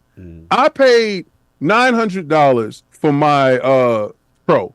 And if I choose to partake in that game, I would hope that it takes advantage of the tech that is available. And I believe Microsoft is valuing the consumer by making that available. Now, if you're talking about to the PlayStation 5 base that is playing the same exact game that I'm playing and they're paying more for it, and they're paying that price for a game that has been out for years, good for you. Do whatever you're going to do. But for the PlayStation 5 Pro consumer, that individual that decided to fork up that money, you should get extra stuff because that's why you bought that. No, hell no. Because I am that consumer. And I do like to have privileges. That's why I game on Xbox, for the privilege that it afforded to me. And that's why I game at a higher level on the PlayStation base. I am above you base guys. I am a pro.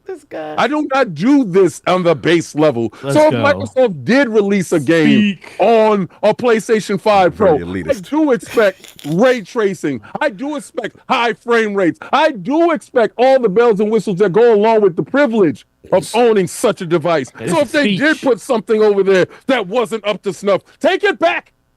and bring me my pro advantages, Microsoft. Thank you. So I'm gonna be serious for just 1 second here.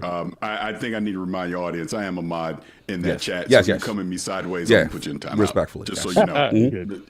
But and I'm being serious on what you're saying right now, King. Yes. You're 100% correct, and it kind of goes back to, you have to think of it this way. Xbox, Microsoft, I mean, everything that Phil's talked about recently, they're trying to make money. My camera keeps going out, so I apologize. I got bad. Oh, you're good, man. But they're trying to make money. So why would they purposely not take advantage of a hardware feature for a game they're putting on a platform? So of course they're going to do that. To exactly what you're saying, they're trying to appease that customer that spent the $800, $900 on the PS5 Pro to give them the advantages of all that kind of stuff, because obviously a lot of those features exist on PC today anyways. So, but again, being serious for a second, you are correct. In 2025, you're still going to see staggered releases, but do you really think Fable is not going to be a staggered, is going to be a staggered release? I fully expect Fable to be day and date when it comes out in 2026. Yeah, okay. Everything 2026 and beyond, expect to be day and date. Why do you expect that? Because I think the strategy of what they did not take effect until probably the last 18 to 24 months, and studios didn't have the resources ready to go, the dev kits ready to go to properly port these games over to PlayStation 5. Whereas moving forward, I believe that they're doing that. They're simultaneously bringing these games. You said in 2026? 2026? Yeah, I say 26. So, all right. Remember, last year I was console war heavy. This year I am not, right? So new year, new me, right, Parris? So next year, when the new year rolls around, you'll see what King version you get. But while this year exists, Parris, y'all will continue to stay on staggered release and until further notice. Hashtag no PlayStation 6. I don't like this. We're gonna run it up on them both, Parris. I don't like this. And until further notice, until you can produce said device again. It is how I say and how we allow you to play. And if we say no multiplayer version, well, then you're just gonna have to deal with it, because we said no physical, and we meant it. You messy, bro. Anyway, and by the way, you're coming out to LA for a Summer Game Fest. Yes, sir. Yes, sir. We're going to be extremely messy. Yes, they gotta go down. We're gonna have fun. You already know. Salute, man. Let's get these super chats. This is crazy. I just wanted to pop in and say that. Yo, take your PlayStation 6 with you. Hey, I will. I'll bring it back to you in about 2028. 2029, sir. Salute, man. Oh, a great interview on Gamer Tag with you and Daddy, man. And Peter Moore. Can I say that real quick? Yes, please. Before I go in. Yeah. Again, shout out to Danny, because he set that whole thing up. But getting Peter Moore on, just kind of talking about the history of the 360, and then obviously the stuff that he talked about. With the console war and thing. Look, I know Gaz, you out there somewhere. That just lit a fire to him. He happy as hell that he said that. I totally get. Of course, they stoked the console wars back then. Of course, that was a thing. That was a thing up until probably about 2021, 2022. But hey, stuff is changing, man. Stuff has changed. Yeah, no, for real. So it is what it is. But it's always great talking to Peter, man. He's look, he has no filter. Oh, that's what I love about Peter. Yeah, Peter will tell you how it is. And he was featured, man. Fantastic job. Again, salute. Was it the 20th anniversary? Gave it to Jesus. Yeah, 360 is 20 years old this year. Salute, man. Love what you guys are doing, man. It was a fantastic interview. It died a premature death, kind of like Concord. This guy. Wow. Okay, and on that note, have a good one, Parris. You already know. Make a 360 in an oven for the 20th anniversary. Messy. Oh my God, let's get these super chats and get up out of here. Jesus. Don't we have another topic? We do have another one, but I just we got to get some super chats going. Okay, so console war is over. It's over. Play that thing too. Oh, play it. Between the topics. PLZ to your arm dance lord Cognito. I'm happy. I got to do a dance move. What you no, you want that dance that you do with the ILP joint that we not supposed to have, that Black Viking or whoever made. Yeah. This super chat is to start funding side quests for the lords.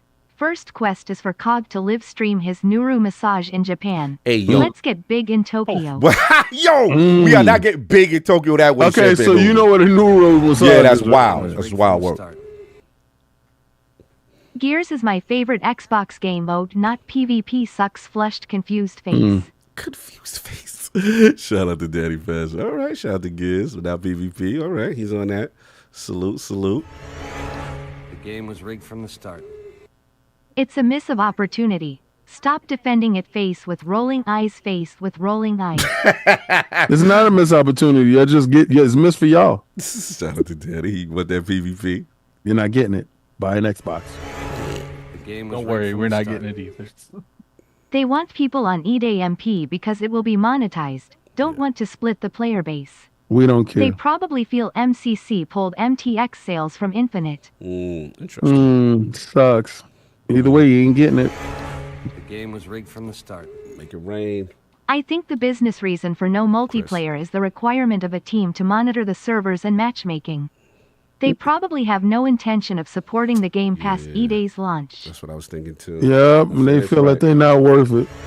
Shout out The to game Duke. was rigged from the start. And he ain't saying that. TLOU2 released with no multiplayer. They used to it. Yeah, that is true. Shout out to PRAF, member for 12 months. PlayStation's getting the scrapeyard version of Halo called Halo Combat Devolved. They already put their TCLs from the pawn shop. Wow, this guy. Shout out to Parris. This next super chat is 12. crazy. Yeah, oh my God. Yeah, next was It's your guys' favorite. King and Cube about to come out with no Vaseline 2. Open mouth smile. Shout out to D-Hon, Trent, salute with the sex. We like that currency. Got a couple more. What are you buying? What are you buying? MP I want to see Forte play is One Night in Paris. Hey, yo. Wow. Okay. All right. One starry night. It's ridiculous. Let's go. What are you buying? Fight 116. Run it up on these bums cool. Shout out to Fight 116 being messy. A lot of console warring. You did that. I don't know what you're talking about. Got a couple more. What are you buying? What are you buying? Danny King Passion 9 Xbox fan since the OG Xbox. Now I'm on PC. All right. OG. All right, OG. That's what's up. A couple more. No, we keep it We pushing. got one more. Yeah. I didn't do no goal or anything this week because just get a week off. What are you buying? Justin Battlefield 4 and 5 are on sale for $2 right now. If anyone is interested. Why you put it out there like that? Hilarious. No doubt. All right, so we got to pay the bills right quick. Be right back. All right, and we are live in the realm of OBSBot's Tiny 2 Lite webcam, maintaining the best in image quality, world-class 4K OBSBot Tiny 2 Lite, y'all, has now arrived in the realm of the lords and lords. Let me tell you something, man. If you want to experience seamless video calls in portrait or landscape mode with the Tiny 2 Lite, your content will be professional and productive like never before. It's perfect webcam for streamers, influencers looking for that unique and creative ways to do content. Like your boy in the Road to Tokyo, man. They had me out there doing squats for a Road to Tokyo live audience. And man, the OBSBot, the industry advanced AI tracking with the auto zoom, capturing me in all my glory in the realm of the lords. It's also convenient to travel with, lightweight, very small, and they're fairly priced cameras, man. They really do love these webcams. And if you want to learn more about the OBSBot line and features, go check out my man, Lord Addict. What's going on, you guys? Lord Addict here. I wanted to come at this with more of an influencer perspective. Look, I've been an influencer for like 10 years. I think I know a thing or two when it comes to influencing, man. I know the job. And one thing we do a lot, man, we travel. We travel all the time. We travel from the West Coast to the East Coast. We travel internationally. And the good thing about OBSBot cameras, I have the Tiny 2. And you know what the Tiny 2 is? It's tiny. This thing can fit in your pocket. And I actually have to give it off to that. Usually when it comes to cameras, when I first hooked this up, I didn't expect the quality to be so good because this camera is so small, but they got it on both ones, man. And you know, the good thing about this is it got amazing software, lets you use it the way you want to use the camera. What I like about the Tiny 2 is it's actually got a desktop mode where it looks down and it allows you to like do unboxings and stuff. I think that's really solid approach when it comes to this. Like the thing that OBSBot has done good with these cameras is they have given you choice. They have given you options. And I think anything that gives you options is something worth looking into. One thing I want to go over is all the cameras, because Lord Cognito got the Tiny 2 Lite. I got the Tiny 2 ILP, man. We put Lord Cognito through the crutches, man. We use the zooming features. What it'll do is when you move around, that camera follows you. So what did we do? We did some unique stuff with that. We made that man do some crunches live on the podcast. He did some squats, and it was glorious. You know, it's always nice when you're an influencer and you have the aspect to do certain things that you wouldn't normally have been able to if you had a traditional webcam. But I do recommend OBSBot. I think especially with the amount of options they have on the store, you know, if you guys want to go in there and just put your toes in, you know, that Meet 2's available. But if you want to get the full-blown light and, you know, the Tiny 2s, those are an option. They're available to you as well. Go check them out, guys. Addict out.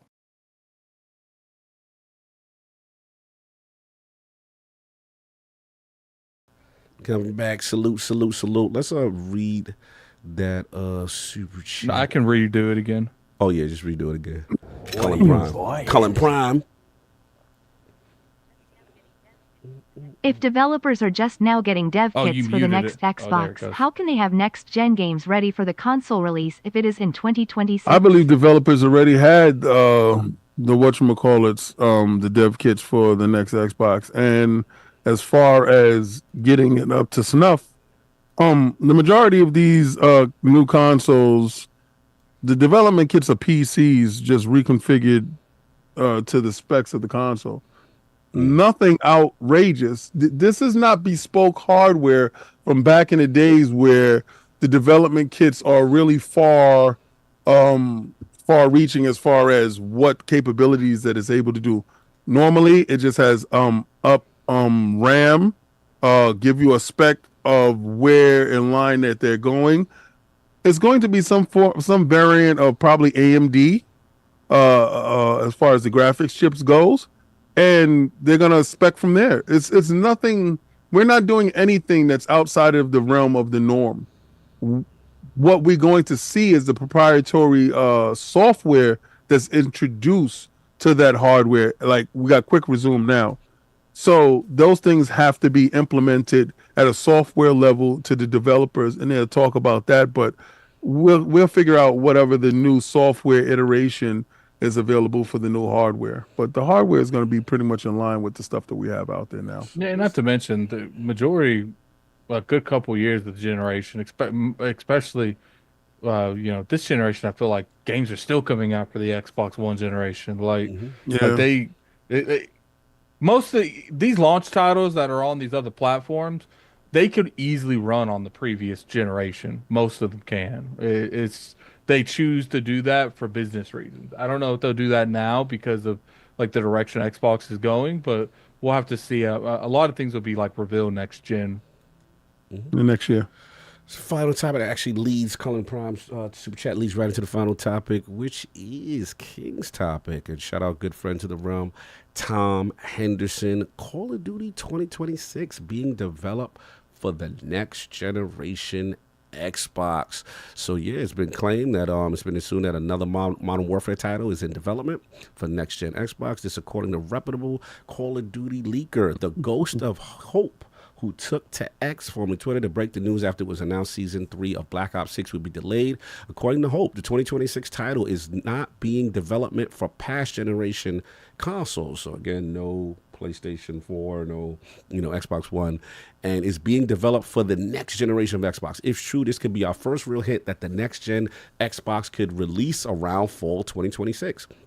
Also pointed out by Hope is that apparently if Verdansk does not bring players back to Call of Duty Warzone, a third game in the free-to-play Battle Royale will not release. Officially, Activision and Microsoft have not released any information on Call of Duty 2026 just yet.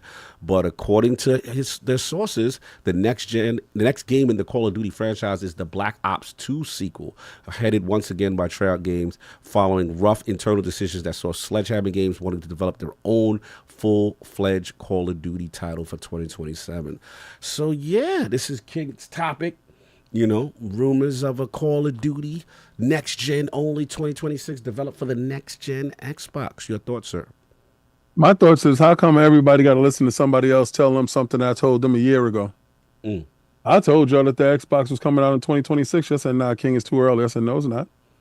I said, I knew for a fact that it was coming out in 2026, and I had tangible evidence that it was coming out in 2026. But the fact of the matter is this: we're back to the role of, if you don't like the face that's telling you it, that you're just going to dismiss it and you're going to walk past it until the face that you like telling you it is making it valid. And you know, it's what they said, reputable. Okay, I'm just Mr. 98% right. And this pushes back to exactly what I told you. The new console, whether you want it or not, is coming out next year. I told you hardware was going to be available for the Xbox platform. I don't know after this, right? But what I can tell you is this hardware is coming out, and it's not what I wanted. What I wanted was the handheld. And I think GDC will tell us more about that handheld this month. But I wanted the handheld to be a dockable device that can go under the television, that can give you the resolution that you're looking for, that can give you the versatility of a Switch. Well, apparently Microsoft says, yeah, we'll do that as well, whatever, King, but we do want to have a device under a traditional device, to Addict's point, under the television, that is a powerful console. I believe this is the reason why they decided not to do a mid-gen refresh. I believe that they always decided to launch in 2026 based off of the sales figures that made the Brooklyn device a device that wasn't viable in their plans no longer, because doing a mid-gen launch kind of stagnates you, that you have to support this device for a couple of years at least before you start talking next gen.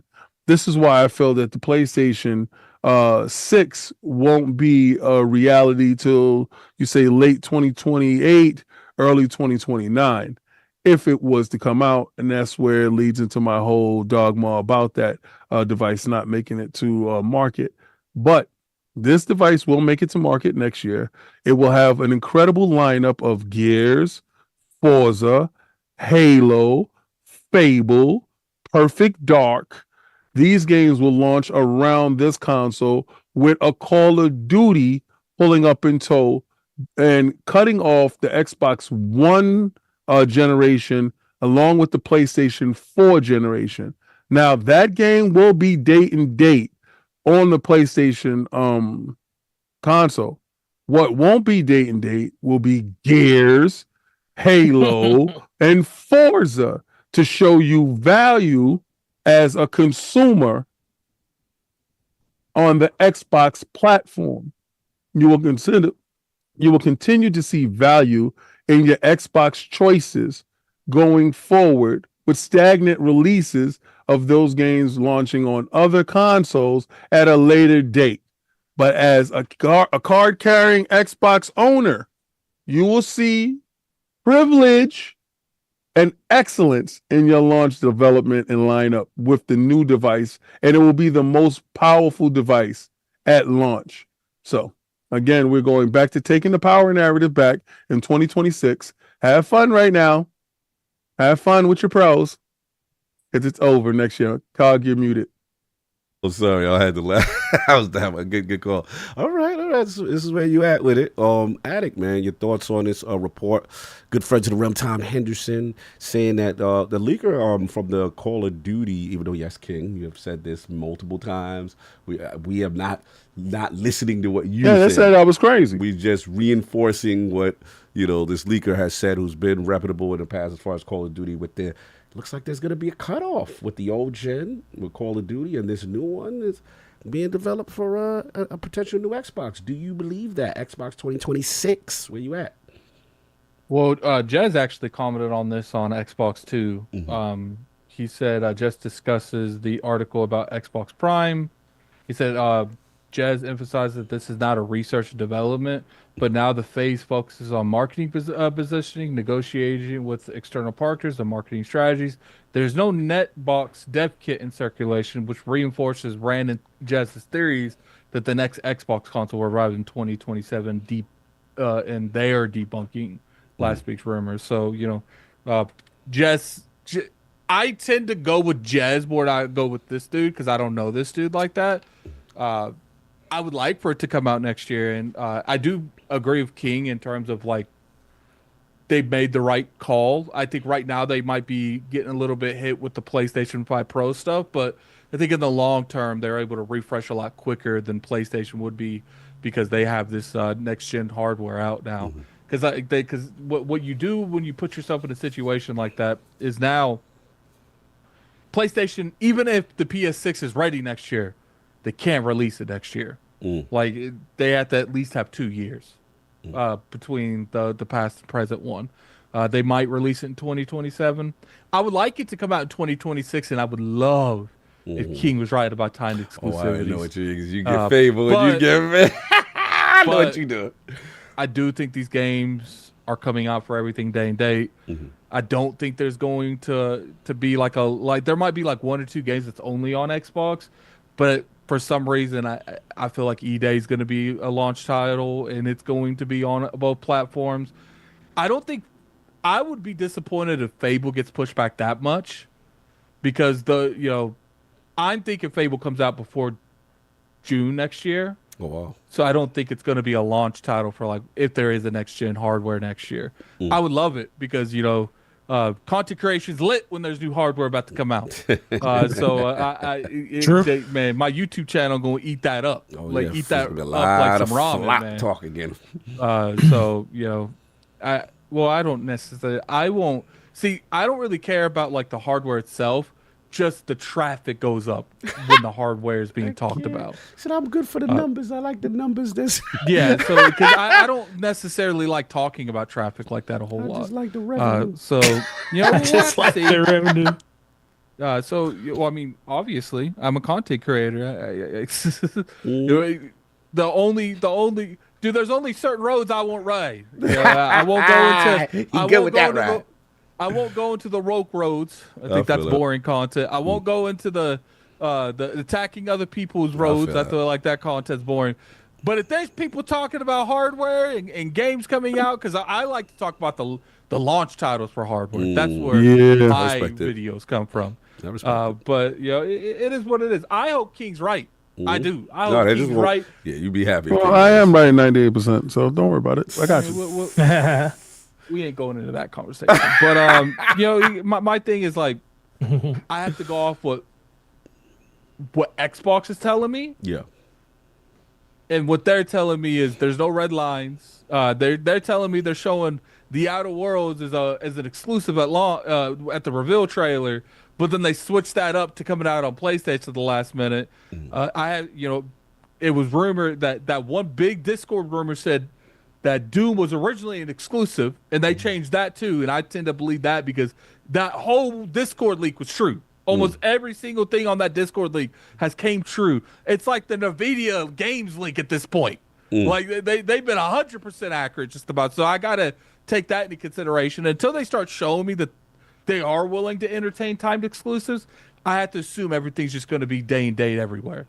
I would love to see that wrong. And to see Xbox, maybe not necessarily like change their stance, but wind down a little bit, where it's like maybe they overextended and they're coming back a little bit. But until I start seeing that, I have to, I have to just assume that these games are going to, be multiplied, which I don't understand. And this is my opinion. King would have to be right because, in my personal opinion, maybe you guys can answer this. How do you sell a new hardware when literally the games that would drive people to that hardware is everywhere? Like if you have next gen only games and they put them on the PlayStation 5 and Pro, because that look wild. They're not they're not on the original Xbox Series consoles, but they're on the next generation of Xbox. But they're still on PlayStation 5 and PlayStation 5 Pro. Like, so I hope they don't do that. Like that would be. I got you at it. I hope they don't do that. I'm gonna have to ask King to flip his coin. There you go. I'm gonna flip it. What do you want? What is Red this is always face? fanboy. Red is always fanboy. Okay, and what is this? That is non-fanboy. That is Okay, I'm flipping it right now. Oh, always fanboy. We gotta check this. Who's being the fanboy? Me or you? This is your behavior, it's your sir. turn. Your behavior. Ooh. So always fanboy for this right now? I don't got a coin that just flips my behavior. So, you know what we need? We need a picture of King looking like Two-Face. Yeah, like, the Two-Face emoji. Like what would two personalities that would be funny if he had two of his personalities? A devil and an angel. So you have the general on one side and you have regular King on the other. with my dashiki and my and then you have the coin. You have the coin doing like this on the picture. That's what's up. I could do that. But so I don't understand where I'll be fanboying at this. Lord Henry, we need a coin on. We need a camera on that coin for the now. question that Attic was saying in reference to it would be wild crazy to have a next generation Xbox without the exclusives, because I say, for example, there's a Fable out. Gears out. Fanboy King already told you that's not happening. That's okay, because I understand. Listen, I understand. Y'all think this stuff is made in the vacuum. They do enough stuff that they're doing over there to get plausible deniability. I know that. So when y'all sit there and say stuff, a little bit on that, where they've never straight up, because it would be easy for them to come out and debunk rumors and just say, "Look, everything's going to PlayStation day and date." But I will say, when they do ask them that, they do give themselves enough like wiggle room to get out of certain things, because they say there's no red lines, and they will ask with Gears, "I'm not putting nothing behind a wall." Like they never just come out straight. Starfield's coming to PlayStation. Right. There's no definitive answer per title and all that other stuff. Yeah, they don't ever give you a proper answer, and they're doing stuff with plausible deniability. Like right now with the multiplayer, y'all came up and surmised that there's no way to monetize it. If that works for you, that sounds like cope. But what I'm saying is they looked and said, all right, what is the cheapest way we could get this over there and charge them the most? Digital and campaign. Exactly. So really, they're not extending themselves to nothing but lines of code. That's magic money. Yeah. They're not physically shipping nothing anywhere, doing anything. Low lift. So, completely. So they're going to make hardware. All right. They're going to put it under your television. In order to make that hardware valuable to that consumer that you're talking to, it's not just okay for the game to be on that hardware as well. As well doesn't sell. Exclusive sells. So when they say only play these games here, and they're not going to put for now at the end. After it sells, then they release the game somewhere down the line. Again, I'm telling you, I thought Indiana Jones had a date. It didn't. They just said that we were putting it on. Right. And these dudes are still running around with month in, and there's still no official street. They walking around with hope face. But here's the thing. But don't you? I should say the argument could be made that a lot of it is out of just the necessity, the fact that these studios are not ready to fully adopt this. I don't believe none of that. You got 36 studios, and you have whatchamacallit, they all studios. Equipped to make PlayStation ports. Some of them were exclusive, Xbox exclusive only studios. Yeah, but you know what? When you picked up ABK, they all had dev kits. They all well versed in making games on other platforms. So don't tell me that you have not been well versed. You've been making games for PlayStation, right?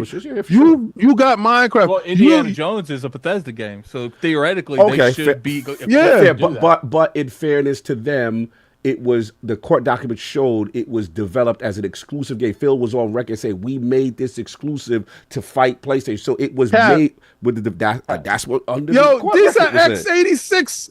Yo, it ain't nothing really different in these boxes.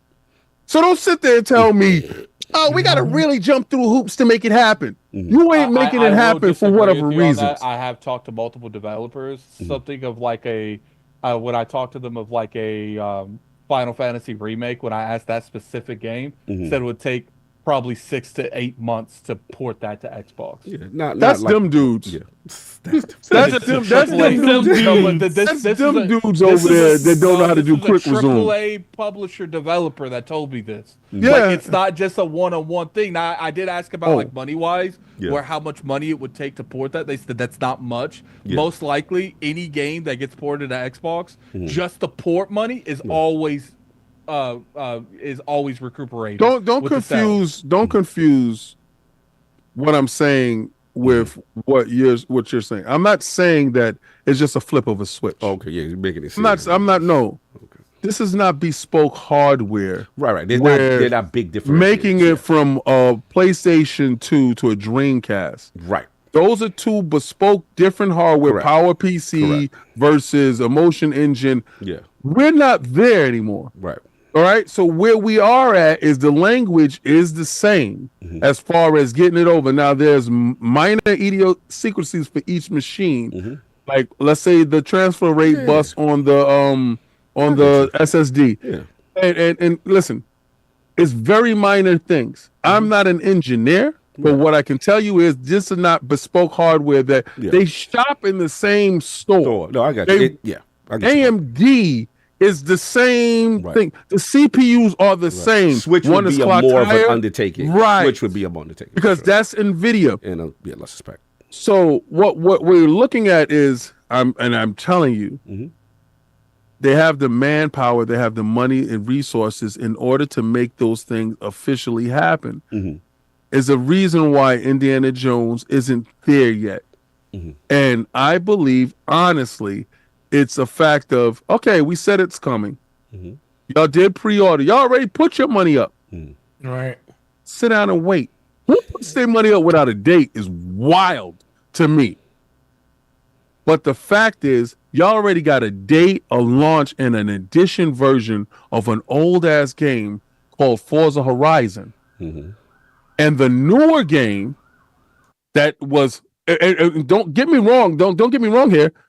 Forza Horizon was made completely with no PlayStation version in mind, right? Right. So why is that version up and running? And Playground Games, excuse me, if I'm wrong or not, have their hands tied up with Fable. So what you're saying is your argument is a strong argument, which is developer talent and resources is different. So the fact that Playground could do it, it means that it could be done. It's just who's the studio. Somebody's pulling the strings back there. And I want y'all as an Xbox consumer to have solace in the fact that your games that's launching around that window of that console will not be available on any PlayStation device at all. All right. And they will have to wait if they do get a version of that game at any point. But you will be eating because there's zero reason for them to release a new console and release those games day and date on a competing platform. That will give you zero reason to purchase it. So why release the console? The console will be released with exclusive games that are playable for that platform. And yeah, maybe they will look back at the series consoles and say a version of that stuff is available. I doubt that completely. I think that new hardware, that next generation will be treated as such. Now, Call of Duty is the difference here going in, because Call of Duty is available for the PlayStation brand. It's available for the series brand. I don't know how they reconcile that with releasing new hardware and it's a new generation. I don't know how they reconcile that, how they make that happen. That hardware has to be a crazy leap in graphics and a crazy leap in abilities, because it has to show the reason why you would get this version versus that version. And I want to see that part, but I don't believe that those other games that is made by Microsoft will be available for competing hardware at that point in time. I could be wrong, but I don't see the reason for it, because I would not upgrade. I will stay on my series consoles, and it will suffer the same fate that they suffered with this Xbox One generation and this series generation. They will suffer the same exact fate, a worse fate, actually, because now you have it on multiple consoles where you just make that hardware irrelevant. I don't see them doing that. Before I get to 40, I do have a question. So what about the mentality that every time they put out consoles, it's a loss. They're making loss, and the whole purpose of the I don't think they're going to pass the loss off to anybody anymore. Nope. I think the PlayStation has shown you that even though the Pro is failing, I think PlayStation has taken the stance, and they took the slingers and arrows for this, and they're not going to die a martyr on this hill. I think going forward, like I believe with the Switch, $500. I don't believe that these console manufacturers are willing to fit the bill for you any longer. No more subsidies. You're going to pay upfront whatever the value of the console is. You're going to pay it full premium. Yeah. All right. Forte, this a hot one.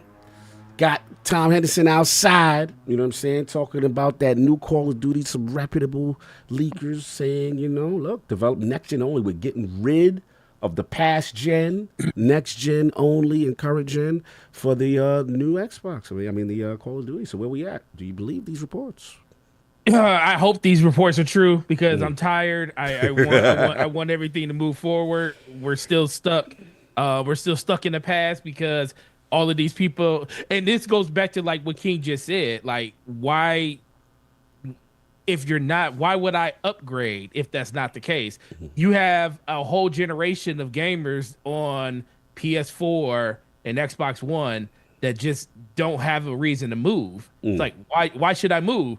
Fortnite's still available there. Right. Call of Duty's still available there. Right. Madden, NBA, all those games are still there. And we saw the boom that we got from just a game like, a smaller game like college football literally sold consoles, and, Xbox and everybody like had not record selling, but up, their numbers were up for the month of July and August during that time last year.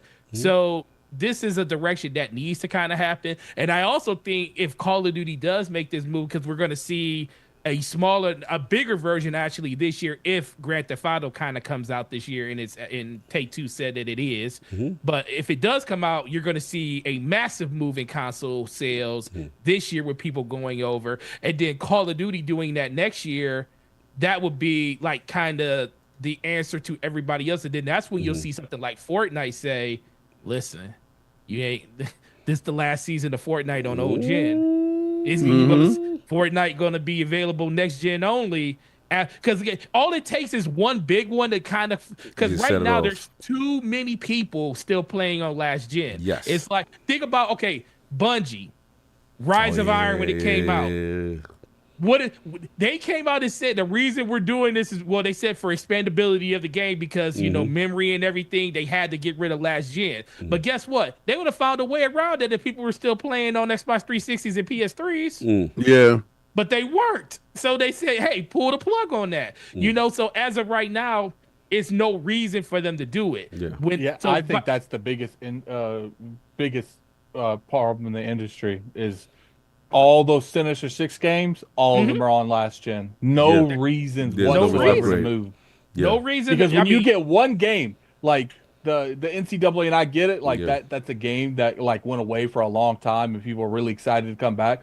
But a football game, even though it was that big, got people to that extreme to come over and get next gen. I personally believe all it takes is a couple of those big titles. Like, all it takes is Fortnite, really. That's all it really takes. Well, I think Fortnite. There's a thing though. Fortnite can be a trend. They could be the architect of it. They can lead if they want to. But they're looking at it like, first of all, our game could run on a Switch. True that. So why do we have to be the ones? There's no incentive to move? For them. Yeah. Like we're at the top. They're at the top of when it comes to revenue, when it comes to their game. So we don't have to do anything. So let somebody else like that really depends, like how Call of Duty, like when we talk about the campaign and the multiplayer, how it looks in the overall cinematic of it. They're saying, oh, you can't do it no more. So you're going to be the one that's going to usher us into the next generation where we feel like the more people that transfer over, then we can pull the plug on our last gen, and because we know we're not leaving money on the table. More people are going to because like you said, when they do it, everybody else follows. Just like when EA was the first one to drop a $70 game, within a year, everybody started doing it. Right. So it just takes one person to do it. So I think that's the greatest thing. I thought 2K was the first people. Yeah, not EA. Yeah, 2K was. 2K was. Yeah, 2K went definitely set it off. Yeah, not EA. You know, because they're all both. They're pretty much both the same when it comes to the that things that 2K, they do. when that VC, But you know what the funny GTA 6. with that Black Magic edition. But you know the They real don't crazy care. thing is, and we had this, and shout out to Slumber, we had this conversation on DPS. They were the first ones to come out with it, but I even told Slomo, I said, Slomo, it doesn't matter. They're charging $70 for an NBA game and all these games, but people been spending $100 for their the games longer, for longer than that. Like nobody, like I remember. That's probably why they did it, because they saw how many people were already getting the $100 version. No lie. Those Jordan editions, the Kobe edition, those legendary editions, I had more pre-orders on those than I had standard versions of the game. Wow. Like literally, we're talking about 300 copies of $100 versions versus like 60 of the regular. Wow. Because people, that's just how it rolls. So it didn't shock me one bit that they did it. But the biggest thing, the one thing that's real interesting is the whole thing about Warzone.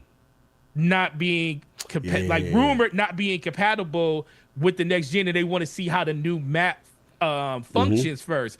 And that's a key statement right there. That lets you know that they're really, really, really close. And that's why I think this rumor is true, that they're going to pull the plug on last gen, because as of right now, they don't want to maintain two different war zones, because guess what? If this map doesn't work with this generation, they're not going to make Warzone on both. They want to be able to say this map works no matter where it is. So if this map doesn't do well, they're just going to leave it on last gen, and they're just not going to have Warzone on next gen. So if you want to be able to play Warzone, you're just going to have to download the PS4 we or just Xbox got One version.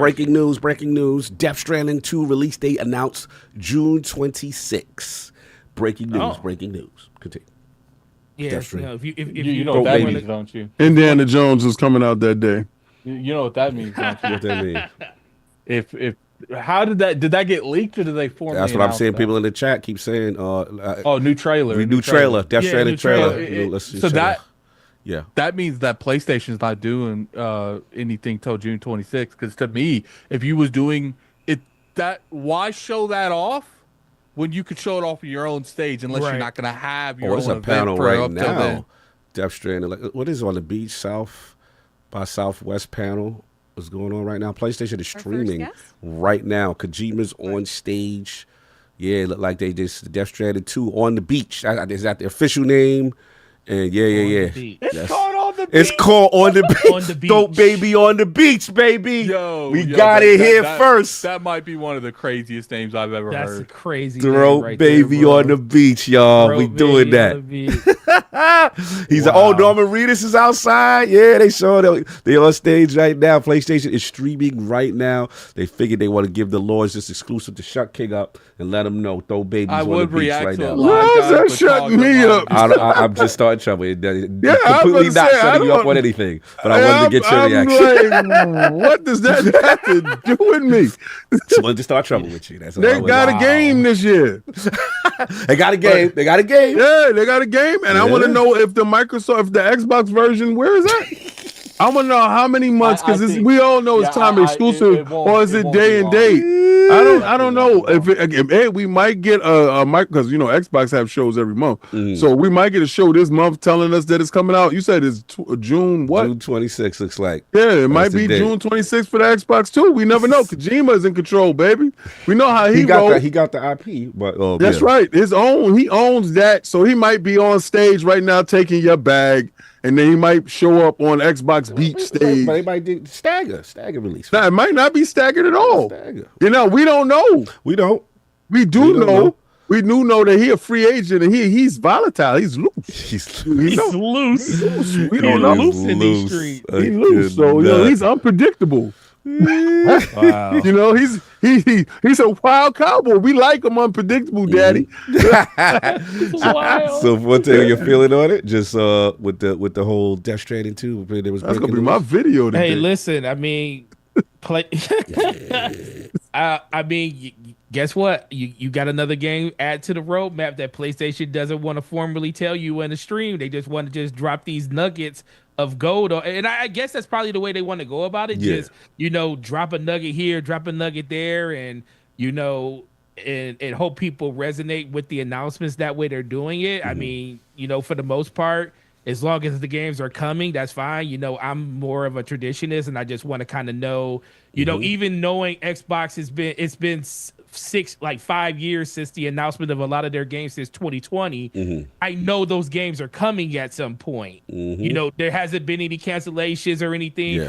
Even with the initiative, we know that studios went through a lot of different turnover and everything, but we know Perfect Dark is coming. It's just the waiting game of waiting for it to come. Yeah. I don't know what a lot of PlayStation studios are doing, mostly just due to the fact that there's a lot of cancellations around their live service games, and everything is kind of being focused around getting back to what the core of what PlayStation mean to what their gamers want them to do. Right. So that's kind of where I am now. So it's great. Whoever wants to put a bag on their back and walk across the beach, have fun at it. But that's not a PlayStation game. Well, it's saying right now, but collector's edition revealed. Yeah. PlayStation, no Xbox logo anywhere. Yeah. Pre-orders They don't begin do March 17th. Begin They March don't do that. 17th. We'll hear about it later. Let's see what Aaron got to say. I do And if think you that see game. a throat baby, next time Phil Spencer I does an do interview think that from his game will room, come out throat within, baby on the background. within 3 to 6 months. I'll be on. I think it'll probably come out day and date. I told you, my man's unpredictable. Yeah, I mean, I'm it's looking not- at Xbox yeah. accounts right now. Let's see if any Xbox. He's stalking the Xbox Stalking to accounts. see if there's how they usually be messy with but no nothing just yet. 5 hours ago was their latest tweet. Congratulations to our friends. Let's see. Congratulations to our friends over at PlayStation. Big up Kojima camp. Big up Kojima. Big up Kojima camp. Greedy, no tweets. No tweets from anybody on Xbox says right now. And Stop Mario I say. 64, it is. Stop by saying Kojima. As of now, exclusive to PlayStation until we hear further information. Anyway, back to you until you finish it. As far as that, you feel it's the right move. What you agree with King with the Xbox thing, with the 2026 thing, Forte?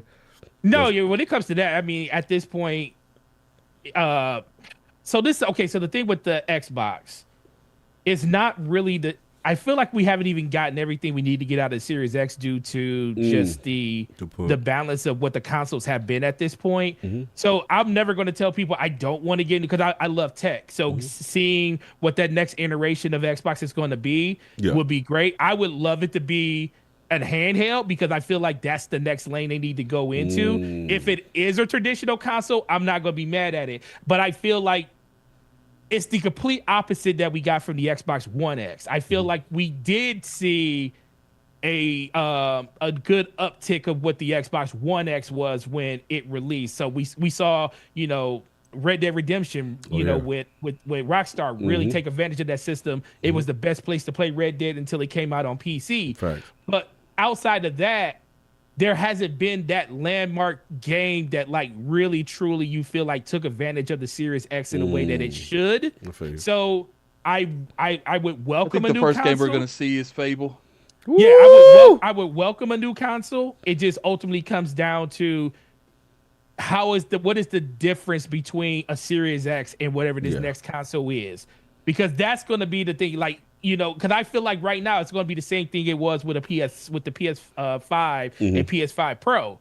It's like, is it big enough? It can't be like that. Yeah, is it big enough for me to do the jump? Because I feel like you haven't because I feel like the Series X just hasn't been taking advantage of the way it needs to, and it's not because of the capabilities of the system. I feel like it's the little brother. Which, shout out to Little Bro, great system, but, I didn't buy my $500 box to be held back by that one. So let's hope. I still cannot believe that man named his game On the Beach. On the beach. Hey, I'm in legit denial that he named his game D2 on the beach, son. But I do D2 on the beach. Yo, I'm gonna play that D2 on the beach. D2 on the Yeah, but I do agree with King on that. I do think that the next gen system.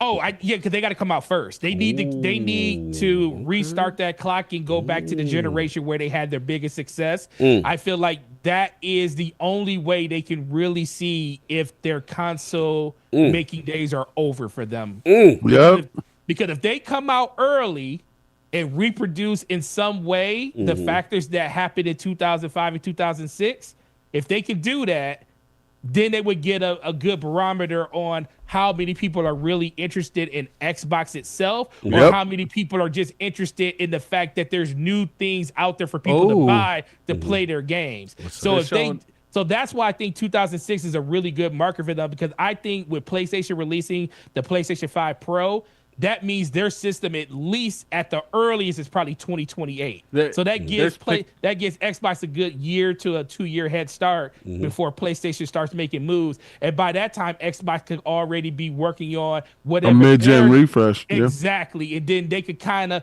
it's nothing wrong with having a system that's better than yours. So when they come up with their mid-gen, PlayStation comes up with their mid-gen after that, but then guess what? A couple years after that, Xbox is already working on their next thing. So I think that's kind of the plan right now, and that's why I always thought 2026 was the best thing for them. Instead of like chasing the power narrative with PlayStation, wait a year, wait 2 years after the Pro comes out, and just come out with another system that ups that system, and then go from there. It just try to get out in front of them, because I don't think the power really matters. I think being first to something, and they hold all the cards. 2026, Call of Duty being next gen only. Does that mean that the PlayStation 6 doesn't play it, and it only plays on Pro and up? You mean base PlayStation 5? No, they can't get rid of that. I'm just saying at that point. But think about it. If you come out with No. They said that they're cutting off the PlayStation 4 and the Xbox One. But they will be keeping the Series console and the PlayStation 5. Yeah. So what I was saying, I got that wrong. But the biggest thing I think is, if you had a Pro, and then you come out in 2026 and you announce your next Xbox, and it's significantly more power than the X is, and it's in line or if not better than the Pro, then you have a real big carrot in your hand where you can tell people like, hey, that next Call of Duty game, now you're telling people why it's playing better on your own platform at that point. And guess what? PlayStation can do nothing about that until they come out with their next system. You gotta eat that. No, I get you. What you gonna say, Addy? You said something. You said, "Ooh, something happened." Yeah, I was gonna say, and if they have like, they're trying to like kind of doing what King does, where it's like they're speaking off like a multi-console approach, but they're not doing that in the background. They can always fool off like, oh no, these games will be multi-plat when the PlayStation 6 comes out because the PS5 can't run them. But messy. Let's see what happens. I mean, this is interesting. Shout out to Tom Henderson and the reporting, with the third party. I mean, with the the Xbox being developed, potentially developed with a Call of Duty 2026. It's interesting, man. I'm torn, because initially I had said I expected them to kind of drop 2026, get a jump on it early, kind of like what Forte was saying. And, but this was under the pretense before the business update. This is under the pretense before they completely changed their strategy to this multi-platform strategy. And there's a part of me that's like, we should expect to see hopefully a handheld between, now and maybe next year, right? We should expect to see, them flirt with other hardware manufacturers making hardware. You know what I'm saying? That's something else, we should think about seeing. I guess now is a part of me that's like, they are showing me that how aggressive they are with the multi-plat, that they are devaluing hardware. They're not saying that they're not going to make it, but it's just like, it's not the core focus to me, is what I'm getting from it. Right. So if I'm taking that energy that it's not the core focus, and again, not saying it can't happen in 26, and King could be right. It could still happen, right? But my thing is like, there's no rush for it. You know what I'm saying? Kind of thing. And I'm gonna tell you what the vibe I'm getting from them. The vibe I'm getting from them is, when we do come out, we're gonna have all these storefronts. You're going to have Steam. You're going to have Epic. You're going to have all this. So if you're going to do this new, never seen before in the history of gaming, you're really trailblazing a whole new mindset right now. You're doing something we've never seen in gaming, where you're a publisher, but you still have a console. So if you're doing that, to me, this strategy, to realize this strategy, you need a little bit more time. So to me, that pushes you back to 2027. Now, I'm not saying that, to King's point, that you can't have an idea of what the specs are, right? You may have an idea. You may not have the full-on dev kit, but you may say, okay, this is the targets we're looking for, Activision. You're the biggest publisher in gaming. You got to know what everybody's doing, because Call of Duty got to be everywhere. So you're going to have an idea, okay, boom, they're going to be this amount of teraflops. They're going to have this, going to be this much better. Let's build it with that in mind. And then, okay, when it's ready, it's ready. So I don't know. I've kind of, King will be mad at me, but I'm kind of relaxed my approach on it. I think 2027, I think they still need a year. Get at it. You was going to say, before they drop it. When Homeboy was talking about next gen, he was talking about the Series S and X. I don't It says the Series X and X in there. Well, that's what I'm saying. If you read the report, I read the report is red. Is next gen hardware. Yeah, it's next gen hardware, yeah. That's what I'm saying. I think he wasn't talking about like 2026 is new hardware. No, I was saying he was talking about the next Call of Duty games aren't being made with Xbox. No, One he said for the next generation of Xbox. He actually says it. He said it's big. He said, according to Hope, the 2026 title is not being developed for past generation consoles and being developed for the next generation of Xbox. It's true. This could be our first hit that the next gen Xbox could release around fall 2026.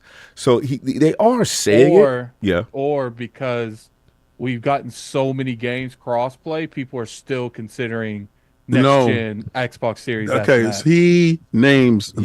He names next Xbox gen, Series X and X, and the current gen. cutoff is current gen is this. The next Call of Duty, not this year.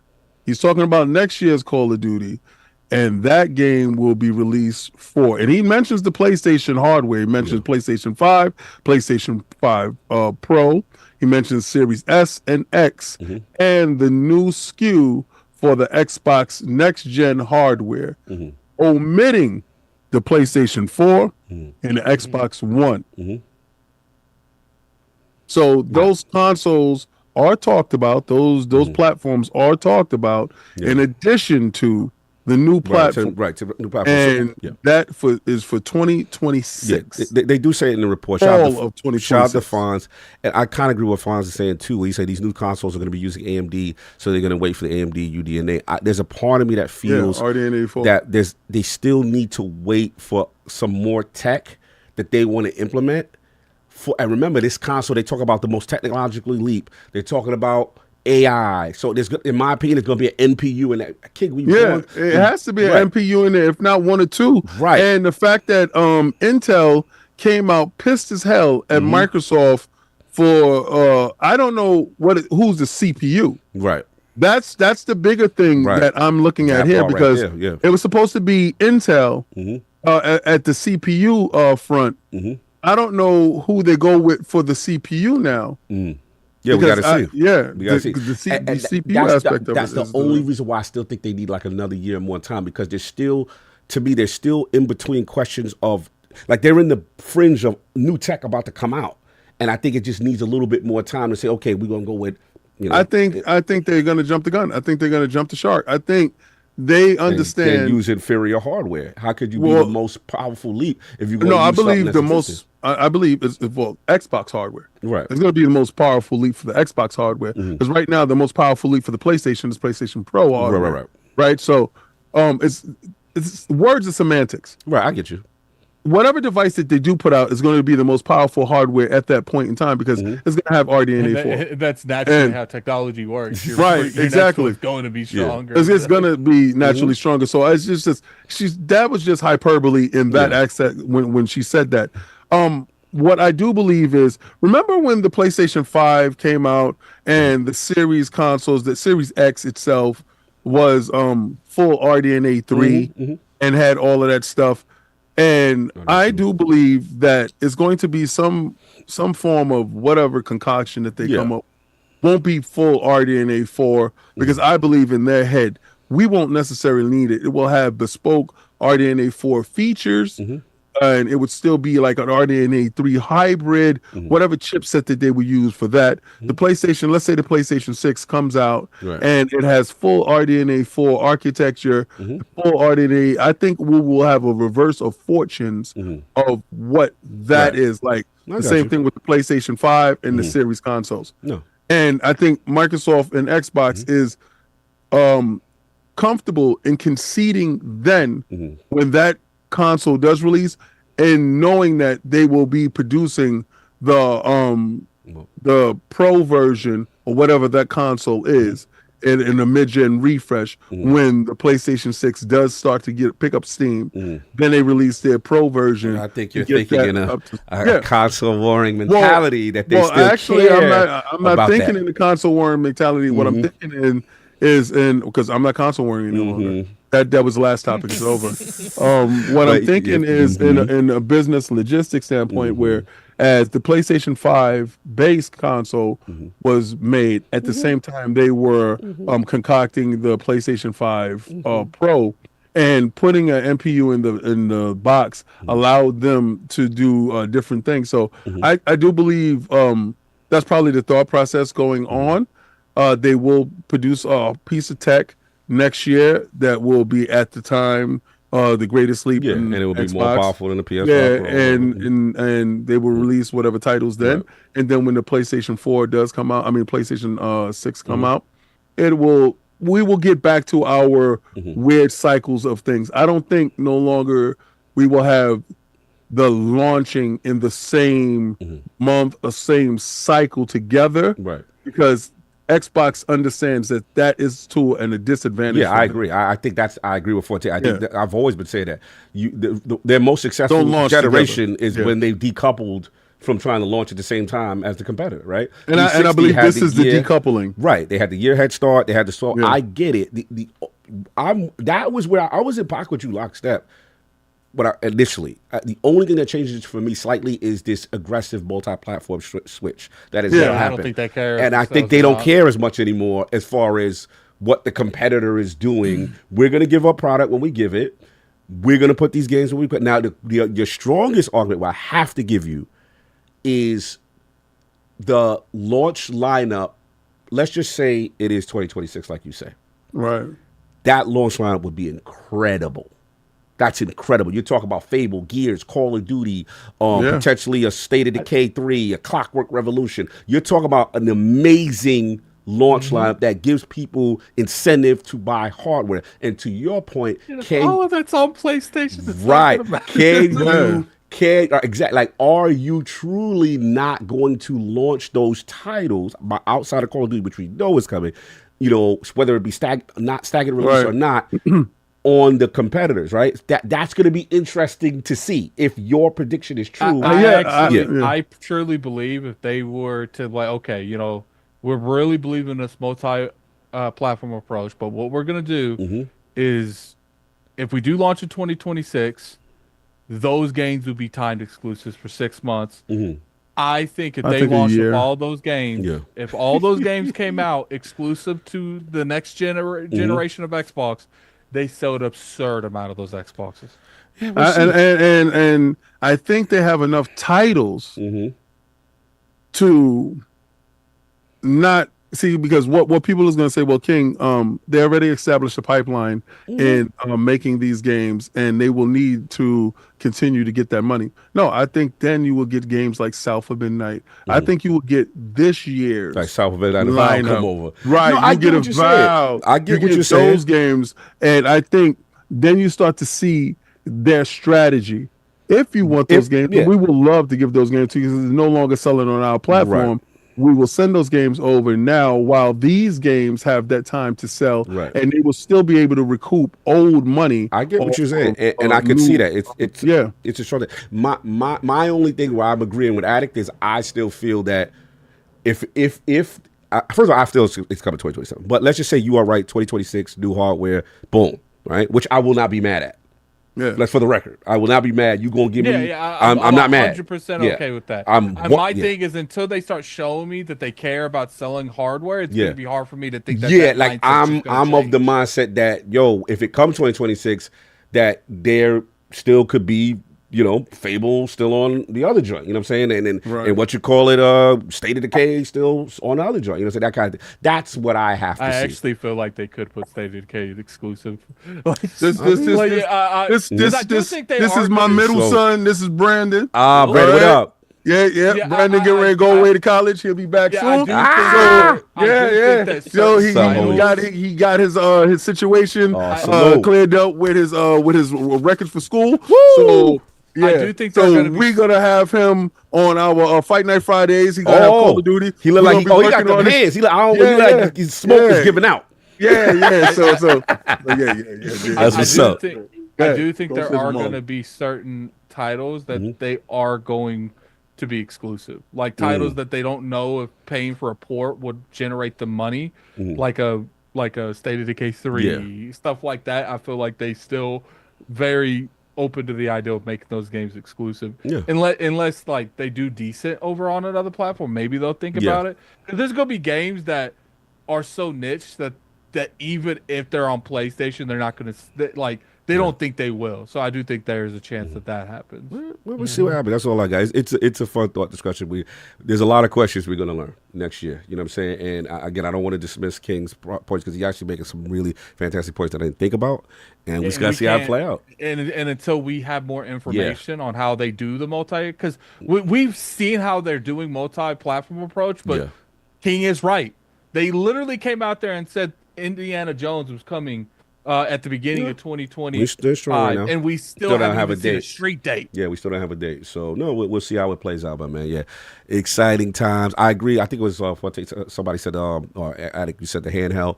I'm curious about when that drops. That's going to be another part of the strategy. We're going to have information about that at GDC. Okay, we getting that. Okay, that's it. Okay, all right, little front line. Listen, and I'm standing on that. You're standing on that 98%. I stand on that. At the GDC, y'all let me know what's up. It would be different when you're wrong. You take that 98% down. No, see, this is the reason. Couple percentage points. This is the reason why there's a 2% factor because I'm winning so much that. Take that 2%. We got to focus on the 2%. Because listen. When I'm winning, I don't raise it. Right? You keep it there. That's right. Well, I just say leave that. It's pretty crazy. Wow. Yo, you know what's crazy too? You got to be wrong a lot to come down 98%. You know what's crazy too? Yeah. We living in the age of post ABK. Shout out to me. Let's go. We'll see where it's at, man. Let's salute. Fun time. Yeah, I like that, Daddy. Let's go. I don't like it right now. You're doing too much. You're doing too much. But right now, we can't fight you. We ain't got no ammunition for you right now. Just wanted to drop some support on the Lord's Day. Blessings. Salute. Blessings. Oh, we got to make it rain. That's what's up. Blessings on that. That's my man Crimson. With the 20, down. Nothing crazy this week. Attic nipples is safe. Attic is safe. Next week we'll start the physical stuff again. Yeah. We'll start your nipples out next week. Let's get to what you got to do. The goals next week. Let's not put the cart in front of the horse. We also got a surprise next week. Hamish. We can multitask. We've multitasked this whole time. True. Hamish. Peace and love, y'all. Salute Hamish K. Salute. And salute member chat. Womp whoop whoop. My man Pete 1553. He's member for 19 months. Salute to him. You know what I mean? Salute. Let's get up out of here, man. Long show today. That was crazy. And of course, Forte, man, where can people find you at, man? What's going on, man? Oh man, just chilling. But you can find me over at the DPS podcast every Thursday with homie Slow-Mo Backslap at 9 p.m. Going to be a great time over there. We hit 500 over there, so appreciate everybody that helped us do that. And definitely got a lot of other things coming to the channel. Outside of that, Gaming Forte, my YouTube channel. Same thing as the Twitter. Putting work over there. But the biggest thing is just enjoy the games you guys are playing. And doesn't matter what other people think about reviews and stuff. It only matters about what you think about it. So talk to them. Enjoy the stuff that you're playing. And we will see you guys next week for another great episode of Iron Lords podcast. Salute, and shout man. out to Solve. glad. I was sad that I missed you last week, bro. Yeah, it was good to see him. You know what I'm saying? Popping, putting that DPS in there. Let's put that Gaming Forte joint in there while we talking. Lord Addict, where can I find people? Find you. What you got going on, sir? Follow me on Twitter at Lord Addict ILP. Yes, me and King will be streaming. We'll be streaming Split Fiction tomorrow at 6 p.m. Tried to get it through the first couple levels. I will be dabbling more back into the streaming thing. I just had a lot of stuff going on, and things are starting to calm down. Yeah. So I'll be able to jump back into the stream. I made like 2 videos last week, and that's not like me either. I just needed a mental break, but I'm good. So this week we're going to start jumping back into that. Thanks you guys for supporting. We're pretty close to this Tokyo trip, man. A couple more weeks and hopefully that will be fully funded. Facts. No, there will not be a nipple tease. You'll have to catch that. You get the pepperoni to me. You gonna get a preview? Yeah, we will be. No preview. You gotta come for that. You gotta come live. Yo, for that. the one guy. But next week, me and my brother both will be participating in the boba thing. Ow! That's gonna be an interesting thing. Bust And it down, the brothers. next week with the realm, we're gonna That's find out what you say. Next week with the realm, we're gonna find out what's next in for because now we're done with the humiliation reason. Now back to physical challenges. And now we're back to the physical challenges, and we're back to that health is wealth. That's the whole point of it. So we'll have to figure out how that's gonna work. No doubt. Yo, you fun. Y'all are messy. Anyway, shout out to the chat. Salute. Lord King, where can I find you? What you got going on, sir? Blessings, people, and I do appreciate you allowing me to be freed from my shackles of non-console warrior. With the flip of a coin, you can see I can turn into a beast that you don't want to see. Yeah, but again, we get right back to the love and the life. No, the coin is good, baby. Look at that. That's the one you're showing me. That's the one you're using. There's an actual plug-in for Streamlabs where it will flip a coin on stream. Yeah, we definitely gonna do that. Yeah, well, we could do that, but also when my camera shows up, then we can actually have the camera check it out and OBSBot, and follow it. We can do that. We can do the thing where it zooms down. Yes. Yes. Yes. That's actually better. Crotch Watch 2025 is crazy. Yeah, so when we get to our physical challenges, might do a thigh master. Might be a thing. Yeah, well, that's for me. That's for me. We can have fun. You don't choose your own punishment. Well, what we'll do is we have some stuff up there. But did Coach choose to do squats on camera? I did not. I suggest. And you're the one that got me doing it a whole podcast because I didn't want to. I didn't want you to do that. I didn't want you to do that, sir. But anyway, back to me and my outro. Back to me and my outro. Yes. I want to thank Parris for showing up. Parris showing up and the illustrious LOGNET team showing up.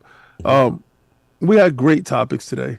Yes. And for all of y'all that love daylight saving times like Forte and myself, it has been a wonderful, and I wish it would not stop because I'm so refreshed.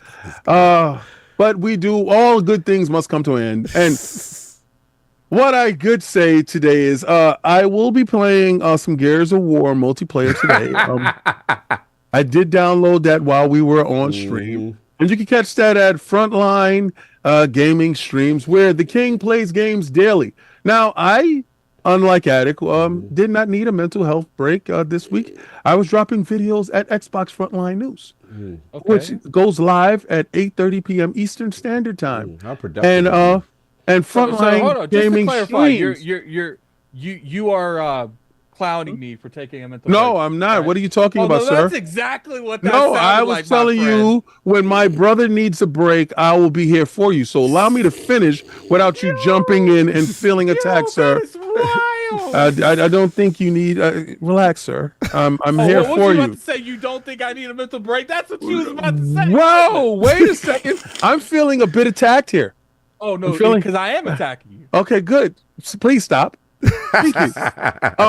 Attic and I will be playing again. My brother is back this week. I might need a mental break from that tomorrow too. Okay, so then if he needs a break, Lord Cognito Yes. and I will pick up Figures- where Attic is taking a break. We will be playing that. Oh, okay. Now my guy is flip flopping.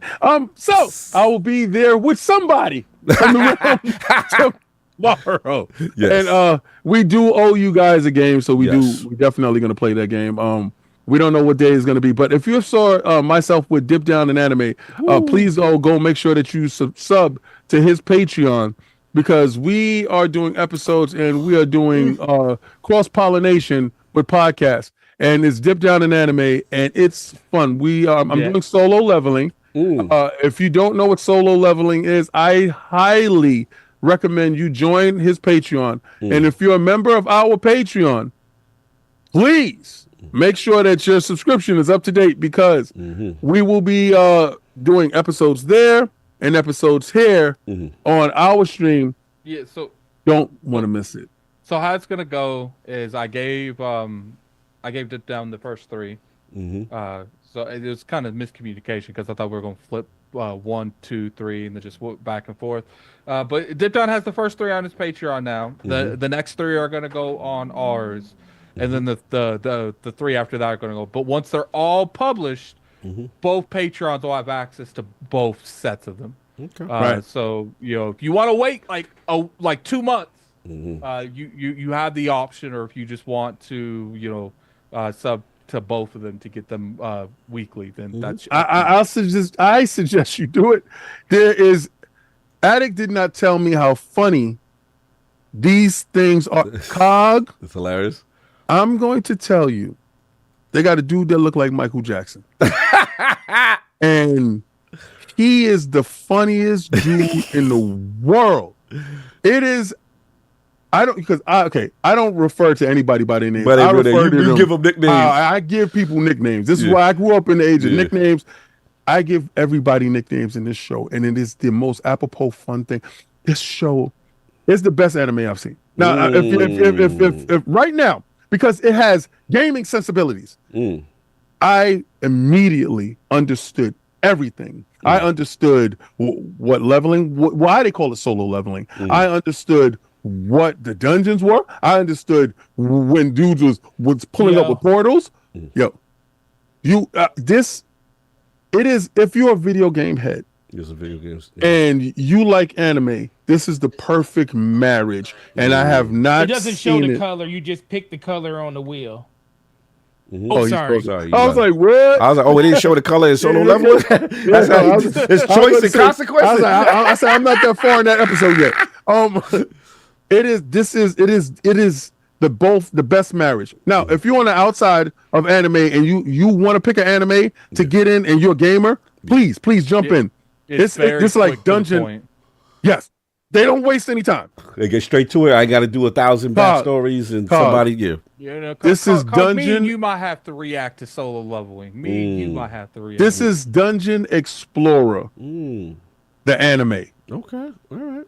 You for me will love this. Michael Jackson and me is locked in step.